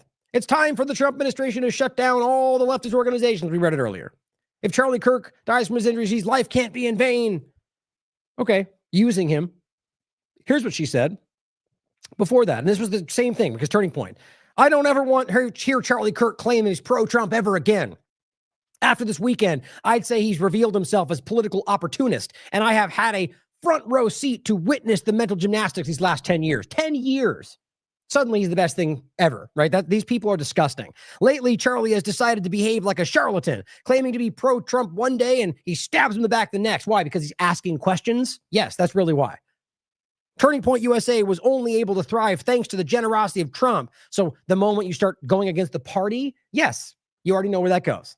They're not even hiding that. The disgusting part of this is that she's willing to come out and be like, we need to fight for Charlie Kirk, after she was going after him because he bit the hand. Because it's the same conversation. And guess what? At the same time, he's telling you Zionists are attacking me and I'm scared about that. And I think and Harrison, a month before, says he might be killed. She's going at it in the same moment. Why? You don't think that's coordinated? Every time Israel is going after something, she's doing the same. Maybe because she just is Zionist. That's possible. But either way, you have to recognize the coordination of this. So she's immediately attacking him because he allowed that. Now that he's out of the way, it's all great. It's all good. He was a hero. Now Ben Shapiro is going to pick it up. We're all good. Here is the clip in regard to Megyn Kelly. Remember, don't forget this supposedly one thing that he was clipped out of context about. I hope Mario gets made fun of for something like that. Like, this is insane to ignore all these different things. Behavior by a lot, both privately and publicly, are pushing people like you and me away. Not like we're going to be pro-Hamas, like we're going to, but we're like, honestly, the way you are treating me is so repulsive. I have text messages, Megyn, calling me an anti-Semite. I am learning biblical Hebrew and writing a book on the Shabbat. I honor the Shabbat, literally the Jewish Sabbath. I visit Israel and fight for it. And there's another article out in the Times of Israel today. I could read it on air. I was just reading before I got on. Charlie, what are you doing? Like, what am I doing? See, important to think about this again with the Israel Netanyahu point, right? Or even in a third sense, the idea of Judaism. Whether or not he thinks that, these are very separate things. You have Judaism as a religion that he clearly seems to support. And then you have Israel, which is a separate thing, regardless of what anybody thinks. And then you got Netanyahu as the driving force that seems to be, at least by the reports, what he was upset about and what was causing the problem with Trump and him and what he understood about it. So this all adds up when you think about it. It doesn't prove it, but it adds up the idea that we're talking about him being called out by Zionists for simply recognizing something about these core points, not necessarily Judaism or Israel as a whole. And that's because that's the thing. If you understand Zionism, you recognize it's not about Israel other than using that to get their agenda or any other thing other than control and ethnic cleansing. They don't care about these. There's some of these primary people in Israel are atheists. They're publicly and proudly atheist Zionists. Just the fact that exists and they're prominent in the conversation should explain to you and prove to you that you're being misled. But that point should be important to this. So he's upset that these Zionists are attacking him. And that arguably is not even arguably, that is the threat from this larger conversation. It's the Zionist lunatics, not the Jewish overlap, not the Israeli entity, but the Zionist part of it. And they're the ones that were upset with him. Text messages, Megan, calling me an anti-Semite. I am learning biblical Hebrew and writing a book on the Shabbat. I honor the Shabbat, literally the Jewish Sabbath. I visit Israel and fight for it. And there's another article out in the Times of Israel today. Also, I'm sorry, one more thing, and I won't stop it again. Don't forget, Theodor Herzl, the founder of Zionism, was an atheist, was openly writing out things about they hated Jews, very anti-Semitic things or whatever you would call it. So recognizing the same point, right? That he maybe as what he's doing from a Zionist perspective is something, seen as against what they like. Ultimately, what he's doing is kind of like I'm trying to think of the way to frame it, like that he would represent the reality of what they're trying to pretend to be or something like that. I'm just thinking of the different points. Overall, that he's saying this at all challenges the larger conversation of what happened. I could read it on air. I was just reading before I got on. Charlie, what are you doing? Like, what am I doing? I'm sorry. Like, let's just take a step back here. Like, I'm an American citizen. Yes, I want Israel to win. Yes, I'm a Christian. But like some of the mess, and you've seen how I've been treated, Megan, by some, not all, by some. No, it's very irritating. It's been so unfair. They were coming after you after a turning point for, among other things, that you had Dave Smith there. Dave Smith is. I'm sorry, I have to stop it again. I lied. But so this is a clear divide point right here where he is highlighting something that is different, right? He's I'm pro-Israel. I love Israel. But this right here, this is coming after me. What do you think that is? Like, so you have to understand from from what we're discussing, having this person start to differentiate between this thing's a problem. Maybe you're not even realizing what that is yet. Is a huge issue for a group trying to keep that from being like trying to control the narrative around his base. Is it allowed to criticize Israel?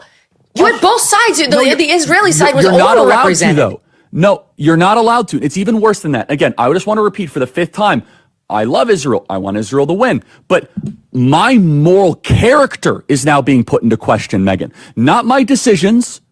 Not like, hey, are you doing this? Is it smart or is it dumb? But no, I am a bad person if I do this. And I could go, you saw it, Megan. It was trending on Twitter, thousands of tweets and text messages. And if I were to be charitable and generous, I will say the people that are attacking me are in a hyper paranoid state because they're at war, and war tends to make things black and white, and you're a hammer looking for a nail. So I'm trying to be charitable, Megan. Literally, I'm trying to cut as much slack as I can, right? Like, okay, what would it be like if all of a sudden I'm starting to see a pattern of behavior similar to what my grandparents saw in 1930s Germany online? How would I behave? So that's like my charitable kind of overcompensation spirit. At the same time, I'm like, but it's not defensible to be dumb, right? Yeah. So and it's see, how much does this sound like what people like us are saying, right? Like ultimately, like aside from the inner part of it, like the idea that we're highlighting the difference here, right? There's people over here in this conversation that might be acting because of the war, but these groups here are acting with deliberate intention and doing things that aren't debatable. Right. It's just very interesting to me how much this stands out. It's offensive to those of us who have been out there defending them in many instances against critics on our own side. And now you have a couple of comments like, well, what about this? Well, has it gone on too long? Like, is it time to wrap it up? And the thing about Epstein is just so bizarre. I don't know who he was an agent for. It might have been Israel or an asset, or it might have been nobody. Yeah. But we're allowed to speculate about that. It's there's some rule. You can't go there when it comes to Israel. Well, you and I believe that we're Americans and Americans first, period. End of story. We are citizens of this nation, okay? That's where I think this real issue comes from, if this is what happened, is the idea that America first is what they really believe in. And they've been warped into this Zionist thing. They don't even necessarily see that. Not every single one of them are all, part of some knowing manipulation. And I honestly, my opinion, the larger one, I think that most of these people, if not the vast majority of them, even at this level, because it works better for the agenda, plausible deniability, are in these positions and don't even fully recognize that they've been coaxed and driven and, where that funding came from the whole time. They didn't even recognize like that. I think there's more of that than we recognize. And so this might be a moment of him coming to awareness that suddenly he's America first to his core, or rather Trump first is what I would call it. And then suddenly recognize that that's being contradicted at the core point of it, that he is being undermined by the very thing that I think I'm supporting. And suddenly that's very confounding. That doesn't make sense. And, and you recognize not Israel, but this core group of extremists. That's what they both just recognized. Even Megyn Kelly, that they come after. They're talking about, well, you could argue they meant Jewish people, but I find that hard to believe in what they just started with. They're talking about the political Zionists. That's right. Israel, we have funded, we have supported, and they're up against a sea of Islamic totalitarianism, and we should be cheering for them, right? Because they're up against barbarians and monsters, and we want them to win. However, here is... Please do your best to get around all of the disgusting war propaganda and lies about Palestinians. Megyn Kelly and Charlie Kirk combined probably 30 million social media followers, like pretty, right? And you and I have been holding this down, and you probably get the negative, oh, you're just shilling for Israel, whatever. I'm like, okay, I'm going to do what's right regardless of the feedback, right? But then all of a sudden, like, I host a person that I... Like they can't see a genocide? Come on, let's be real about the way. Megyn Kelly just went on Piers Morgan and quite literally said, maybe slightly paraphrasing, because I can't remember exactly how she said it, that a Palestinian would rather watch her children starve than help a Jew or something like that. It was some kind of weird over. The bottom line was that these Palestinian people would rather allow their children to die than to, do the right thing. I mean, it is so inherent. Like, this is the point of dehumanization. They've created, maybe she even believes that somehow. They're just every Palestinian, but you realize that is disgusting. Like that is vile and ignorant. Broad stroke, as always. It's like saying all of anything. Every black person, every white person. Yes, it's the same thing. I moderate the debate of my right? And I give equal time to Josh Hammer, equal time to a pro-Israel advocate, and my moral character is being put into question.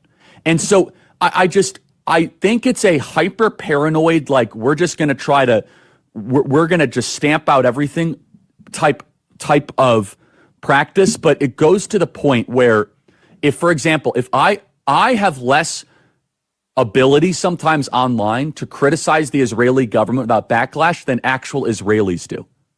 Mm-hmm. And that's really, really weird, isn't it, Megyn? That's the end of it. So despite all of the we love Israel, we're fighting for Israel, all that, everything else, regardless of that counterbalance, is very problematic for them. Like, listen to what he just said right there. A person that I moderate this part. And so I think it's a hyper paranoid, like we're just going to try to, we're going to just stamp out everything. Right. Okay. So these are both people that pretend to be free speech warriors, right? And so you're somehow aware of and okay with this, overreactive censorship because they're going, what, for whatever reason. What are you talking about? That maybe they're just stamping out. What do you mean stamping out? What are you saying right there? That they're controlling, they're removing content? I mean, what? There's an awareness around something here that that they pretend isn't there. They're talking, I mean, every which way about this, or even the last part. Type of ability sometimes online to criticize the Israeli government without backlash than actual Israelis do. Yeah, so you're aware of that. So you're aware of the reality that in this country, you are less able to speak about a foreign country than people outside this country. I mean, that is so obvious. So they know that, right? And so you can piece all that, you can consider how that all comes together in the bigger picture. And the next one. Oh, this is just Glenn saying, this is why Netanyahu has continuously posted and appeared on American TV and podcasts talking about Kirk, even as he continues to destroy all of Gaza, which we'll get into more tomorrow or the next day. He wants to exploit Kirk's death to fortify U.S. support for Israel by depicting Kirk as a stalwart defender of U.S. financing. Yep. But that's supposed to be insulting or whatever. It's obviously what's going on, at least in one part. Syke points this out. Oh no, Charlie Kirk did not mention that Israel and Mossad were behind Jeffrey Epstein to his millions of followers. That Epstein, with his little friend Ghislaine and Ghislaine's father, Robert Maxwell, who was obviously a spy of the Israeli intelligence agencies, that there was something else going on here. Epstein was not some sort of whiz kid hedge fund manager. Epstein was playing a part. Epstein was a LARPer. Epstein was cast for a specific role, and he played it really well. The sweatpants and the Harvard jacket, the kind of disheveled hair, looking as if he was so smart and above the clouds that he was doing advanced mathematic equations on the back of napkins. But if you actually go into some of the videos of people that met with Epstein at the time, they said he was awfully unimpressive when it came to finance and markets and economics. And it's nothing new that if you're in the intel agencies, you want to try and get as much blackmail on powerful people as possible. Easy. Not hard. And this is no longer just speculation. First of all, the evidence that shows that Epstein was a creation of either Mossad, Israeli intelligence, American intelligence, Saudi intelligence, or maybe he was just a hired gun. Maybe he. Can you not recognize already by now that are we pretty clearly past the point of some edited clip about him saying somebody else's words? I just realized how stupid it is they tried to sell you on that.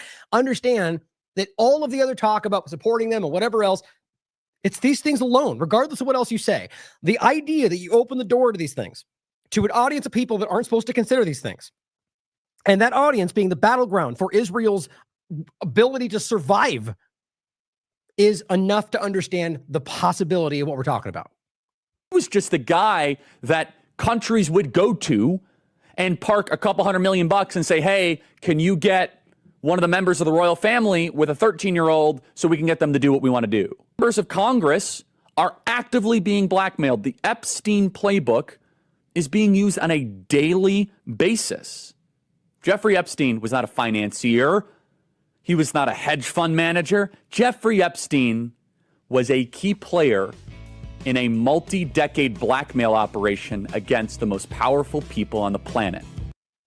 Oh, and by the way, that's, bombshell breaking news about 10, 15 years too old. Make sure you point that out, right? The reality that was like the surface level reality that we've been screaming about for a very long time. But understand that this is Netanyahu comes on to try to dispel this idea, which I think is, I can't even, with plenty of other examples, they never come out like Netanyahu and like address head on something like this unless it is like the last possible effort, at least in my experience. So Netanyahu coming out on corporate media, both in any context, whether left or other UK, United States, anywhere, and coming at this and saying Israel was not involved in this, it just shows you, one, how much we're breaking through with these conversations, that the independent media, right or wrong, is dictating the conversation, guys. They're not able to ignore us. That's a powerful thing. You have to really recognize how much that's changing the conversation and be proud of that. From our perspective, since we're doing this objectively, nonpartisan, with the intention of the truth, and that's it. Plenty of others not doing that. Either way, my point is that the fact that I'd rather see 1,000 misleading independent media along with all of us than a corporate controlled, structure that's ignoring all of us. Well, either way, my point here, Shadow of Ezra, Benjamin Netanyahu insists Israel had nothing to do with Charlie Kirk's assassination. He adds that anyone who believes otherwise is out of their mind. Netanyahu compares the rumor to the old accusations against Jews, like poisoning wells and drinking the blood of Christian children. Before I let you go, I want you to address one thing, it's just the absurdity of it, some of the internet rumors that somehow Israel is behind the Charlie Kirk murder. And, I don't believe it for 1 second, but I want you to, make a statement. It's so absurd. You got to love that journalism, right? It's not true and it's fake and I don't believe it, but go ahead. What do you have to say? Great job. Great job. Newsmax, of course. How stupid is that? That's not journalism. That's narrative management, like as clumsy as it gets. And I don't even know I don't even know if they realize that. they recognize that you're not allowed to call this out. It's like inherent in their DNA for these fake journalists. And it's just the absurdity of it, some of the internet rumors that somehow Israel is behind the Charlie Kirk murder. And, I don't believe it for 1 second, but I want you to, make a statement. It's so absurd. That's insane. That's insane. Israel also changes the orbit of the moon. Israel pushes the sun. I mean, the whole thing is, it's not. You mean aside from the multiple assassinations you've recently carried out, like right up until recently in Qatar, right?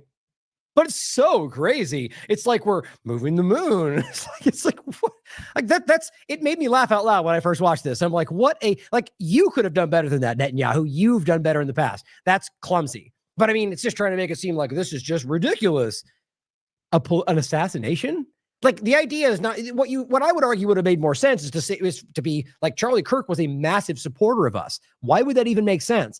But you see, it's just like that's, I guess, too.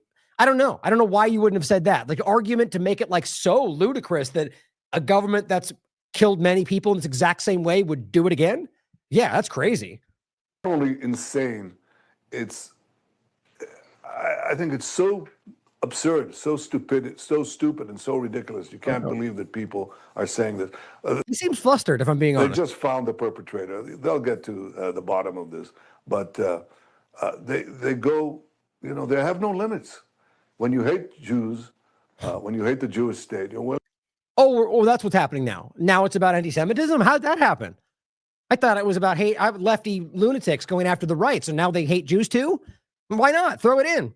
Hat trick. Willing to say anything and promote all these absurd rumors. And by the way, they're willing to kill us all the time. I mean, that's what they're doing. And over the centuries when... Who's they now? The left? So everyone on the left hates Jews? Is that what's happening now? I mean, I can't even believe how cartoonish this has got. Like, this person has always been this ridiculous, but it was never this. Like, this has become so incredibly mainstream, but it's not even remotely what the majority of people believe. So, I mean, how do you not see that as an indication that these power structures are completely controlled when they don't care that you all see them and they're committing a genocide and they still just go, we're not doing that. We don't care. You're wrong. It's just it's conspicuous. There's so many, it's one of those moments where you just go like, am I sleeping? Is this really happening? When Jews, especially in the Middle Ages, the horrific Middle Ages, the worst things were said about Jews you couldn't possibly believe. We were poisoning the wells. We were drinking the blood of Christian children. You name it. I mean, these things, that continued actually up to the Holocaust. The Nazis said the same thing. You mean, the Holocaust, which they were working with Nazi Germany during the final solution. Don't forget that provable fact that's been very clearly covered by Haaretz and Dan Cohen. And that's why that doesn't make sense. But their narratives are all you get today. We're carrying vermin. We're spreading disease. And people believed it. And every time they believed it, this was a prelude to a greater and greater massacre, culminating with the worst massacre of them all, the Holocaust. Well, since then, we've learned, when people spread these lies about us, prepare yourself for the assault. And, they're trying to delegitimize the state of Israel. Charlie Kirk said to me that, he wrote me this detailed letter, you have to fight the slander. These untruths, these vilifications have consequences. And he was right. But I'll tell you one thing, we're fighting on the battlefield against the terrorists and winning. And he was fighting on the battlefield of ideas. And I think he was winning. He was going to win. That's why they shot him. I hope they don't silence him. I don't think people will give in to these ridiculous lies. Right. Lies like Jews poisoning the well, right? Because that's completely a lie. Like this Haaretz article is totally not telling you about how place the material in the wells. Military documents from Israel point to Israeli Army's 1948 biological warfare. Yeah, it's not a joke. Very real. Written in 2022 by Haaretz. April 1st, 1948. I've gone over this many times. It's very provable. Now, was there people that lied about it? Sure, I'm sure that happened too. But to claim that that's one of those blood libels, this happened. And it also happened recently. It happens all the time where they dump dead animals in the wells in Palestine, in Palestinian farms. They were just covering that. International media, it's all over the place. My point is to simply highlight how these things you can prove are still supposedly fake. And it demonstrates why people lie about us. It just kills me. You guys can look this stuff up for yourself. Or this, as Dan Cohen has covered, and this is what's funny, by the way. If you try to look at any of these, including this one, which is why I have it on the way back machine, watch what happens. Oops. Weird. Jerusalem, we have a problem, even though it came up very quickly. Did you see it? It says Zionist media's effort to work with Nazis. That's what it is. It's a Haaretz article. Now, I have it somewhere. I wasn't planning on talking about this. I'll try to include it in the show notes. Here's the link to it. I'm sure you can find it. Just get that link. We've put it on the way back machine. But the point, even according to Haaretz, oops, gosh darn it. The interrogation occurred 2 weeks after the conference in Berlin, in which Nazi officials discussed the implementation of the final solution. And that's I'm trying to rush. Transcripts of the interrogation, which were released to the public last month in the Israel State Archives, include information on the dark chapter of Lehi's history. Lehi is one of the foundational elements of Zionism. Ergun, Stern, the Stern Gang, Lehi, which was the ties with Nazi Germany. This is very well documented, but they call it blood libel. The point is the Lehi continued to ally with Nazi Germany after the final solution began.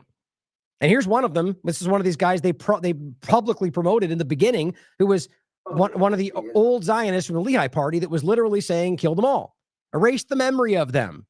They were proudly sharing this. Amalek, right? The point is he lied about all of this. He lied about what they were going through. He lied about the putting stuff in the wells. So what else is he lying about, right? What else is he manufacturing? That it's so crazy that we would do that, even though we've done it many, many times. He says Charlie Kirk was murdered for speaking the truth and defending freedom. A lion-hearted friend of Israel. He fought the lies and stood tall for Judeo-Christian civilization. I spoke to him only 2 weeks ago and invited him to Israel. Sadly, the visit did not take place. Well, according to his friends, there was offers that weren't accepted and a lot of anger, a lot of threats. We lost an incredible human being. His boundless pride in America and his valiant belief in free speech will leave a lasting impact. I mean, it's just disgusting. We talk, he doesn't believe any of those things. He censors people all the time. He's calling for censorship in the country right now. Max Blumenthal says, we don't know yet who killed Charlie Kirk, and this was on the 10th. But aren't you the guy who has done more than anyone on the planet to renormalize political assassinations? Exactly. Now, Robert put an excellent article out today. Israel carried out assassinations across 4 continents. The Doha attack in Qatar is no exception. Now, for time especially, I'm going to let you read this, and I'll probably go over it more in depth in the next show. It's simply making the point. First of all, Israel's long and very documented history of assassinations, any country, everywhere. And the point being that in regard to Qatar and the rest, they're calling it unprecedented and crazy. Well, at the same time, they carried out the same kind of acts across multiple countries and multiple continents. Even just recently, we saw the Qatar attack. We saw the killing of the entire political structure of Yemen. I mean, this is just straight up terrorism across the world. So we're going to act outraged that they might be able to do something, or claim it's not possible that you might be able to carry out something else. Well, this is why I find this clip to be so relevant yet again. Now, this rabbi speaking with Fox News, very Zionist, so that's clear. That not all rabbis are Zionists. Plenty of rabbis out there, the Orthodox rabbis, are very, very anti-Zionism, which they don't want you to see. His statement is about going after you anywhere in the world. Okay, we'll recognize that when they say you were involved with October 7th, well, you realize how many times they've spread that out. People who cheered, we're going after you. Right? People who allowed this people who support Palestine, you're a part of it. You're allowing it to continue. So all I'm simply highlighting is that they're making the case that if they feel you're responsible in some way, they can go after you anywhere in the world. He says, even England. I think that's quite relevant today. You're a terrorist and you're part of October 7th. We're coming after you. And we don't care if you're in Qatar. We don't care if you're in Lebanon. And it could be even if you're in England. We'll get you. Yeah, who cares about the law, right? We'll do whatever we want, which is why I felt it was important to reiterate this to end the show. Mondeweiss and plenty of others covered this. I'll give you the documents so you can prove it for yourself. Justifying land grab, specifically around the West Bank, Israel says it is allowed to ignore international law, anywhere it wants. I mean, this is directly from their own documentation. Many times, as I've said over the years, they presented it in front of the Knesset, like their Congress. In the state of Israel, in the recent response. So basically, to sum this up, it was in regard to them being challenged about the West Bank. The world, and including people within their own Knesset, saying, well, it's against the law. That's annexation of people. That's illegal. And their argument was, well, look, we can do anything anywhere in the world. Why is it different in the West Bank? That's actually what they argued, guys. And it shows you their mindset and what they believe. And in many cases, what the reality is. In their response, in Hebrew, the letter to the court says, the Knesset, this is a quote, has no limitation which prevents it from legislating extraterritorially anywhere in the world, including the West Bank. Think of that hubris. Think of that. The reality of the mind is that thinking that they can do what they want anywhere in the world, that they are not bound by international law, which is another quote that's in the article. It's directly from their own statement. I know it's in Hebrew, but it's the proof. It's the evidence. It is the reality, and you can prove it for yourself. You'll find, if you dig into the story, you'll find the evidence of them literally standing in the Knesset saying this. So think about that. The idea that they believe they can do these things, kill people, attack people, break the law, steal land, anywhere in the world. That is the mindset of Zionism. I'll end with some wise words from Derek Brose. While I truly do suspect that Charlie Kirk's assassination is part of a larger operation designed to foment chaos and division within the United States, Operation Gladio style, I am also praying and hoping cooler heads will prevail.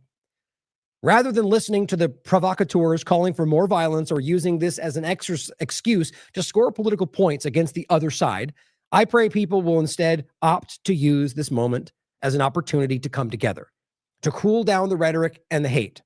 To be clear, I am not attempting to diminish the reality that both sides of the American corporate parties have authoritarian tendencies. This is a reality we cannot ignore. The Democrats wanted to round up and force vaccinate people during COVID-19 84. They also have a problem with free speech. The Republicans have their own nationalist authoritarian streak, as well as we are seeing with Trump, and also have other situations in regard to the vaccination, or the same side of that in even similar conversations. But the real point is what you can see with immigration, you can see with the national police state, with biometrics, with surveillance. I mean, it's just all there. When they come together is when you get the full picture. And it says, and they are willing to silence speech when it suits them too. Both sides also play into the trap of labeling their political enemies as extremists or domestic terrorists. I've been warning for years, he has, that this dangerous rhetoric only adds fuel to the fire and gives the state the push it needs to use such labels against the broader population. It needs to end before it's too late. So while I do fear what's coming up next, I am also doing my part to hold space for rational, clear-headed, yet honest discussions. I pray you do the same. Well said. So I'll leave you with the same clip to end today. Now, this is a long conversation today. It's 4 hours. We tend to do it often, but there's a lot in this that connects to it. But I intentionally made sure that the bulk of that part was at the end of the show today, because I wanted this. Everything we discussed today builds, this is what's so frustrating with the way that most of the mainstream alternative media and plenty of the independent media operate when it comes to, you focus on a story and you kind of carve it out in a way that it presents your case, but does it so there's plenty of supplementary information that builds the fuller picture that may even sort of undermine certain parts that people just go, let's go leave that off, right? I just won't include that. It makes my case better. The reality is that there's a whole lot, and that's what I try to do with this show, is build out not just the point, but all of the supplemental and surrounding information. So you can come to your conclusion about it. So you can look at it and go, well, Ryan, I see what you're getting at, and I see why you see that, but I look at it this way, because you can make your own opinion about how the full picture comes into view. You have to realize how rare that is in the conversation. This is why with the people in the IMA, we all share the same mentality. It's obvious that we have similar idea when it comes to principles, integrity, honor in this conversation. So think about when this conversation, when the next thing pops off, whatever's going on, keep this in mind. Be better than what we've seen up until now. Be objective to a fault. There's never been a more important time to, fault on that side. So continue to call these things out, continue to push back against these narratives. because everything that's happening right now, every single thing we're seeing, as usual, is being used to drive in this larger agenda. That's not my opinion, guys. I mean, that's whether this happened because of something else or organic. It's pretty obvious that they're all going, we're all using this and his memory and his call to push in it's over here, it's they hate Jews. Over here, it's about the left. Oh, they hate the Muslims, everyone. And all of these people seem to be, even if that ends up being one of those situations, they don't know that right now. So what they show you is we're more interested in using him to push our agenda of hate or whatever the agenda is. We care about that more than we care about finding his actual killer. And these are people that are professing to care about this person, right? So as somebody might try to frame like what we did today as the one that, how disrespectful, as I'm the one that hates him. The reality is, with what I did today, I have far more respect for Charlie Kirk than all the rest of them trying to lie about what's going on, or rather just push their narrative for their purposes. But I'm sure it won't be seen like that. Thank you for tuning in today. This platform continues to be under attack. So if you want to support us, if you want to keep this going, make sure you find your ways to reach out, even just words of encouragement. It goes a long way for me. But on that note, so it's not always the negative. I feel like we're on the incline right now. I feel like we had a great couple months. We're continuing up, but every day, more of the same comes through. So we're going to keep doing this regardless. I'm sure we've shown that by now. So if you want to keep this growing and more information and more articles and more research, then let us know. Show us what you think of our work, because we do this for free. We put it out for you. So thank you for being here. Thank you for fighting. I love you all. As always, question everything. Come to your own conclusions. Stay vigilant. How did you convince Hezbollah to buy this? Well, obviously, they didn't know that they were buying it from Israel.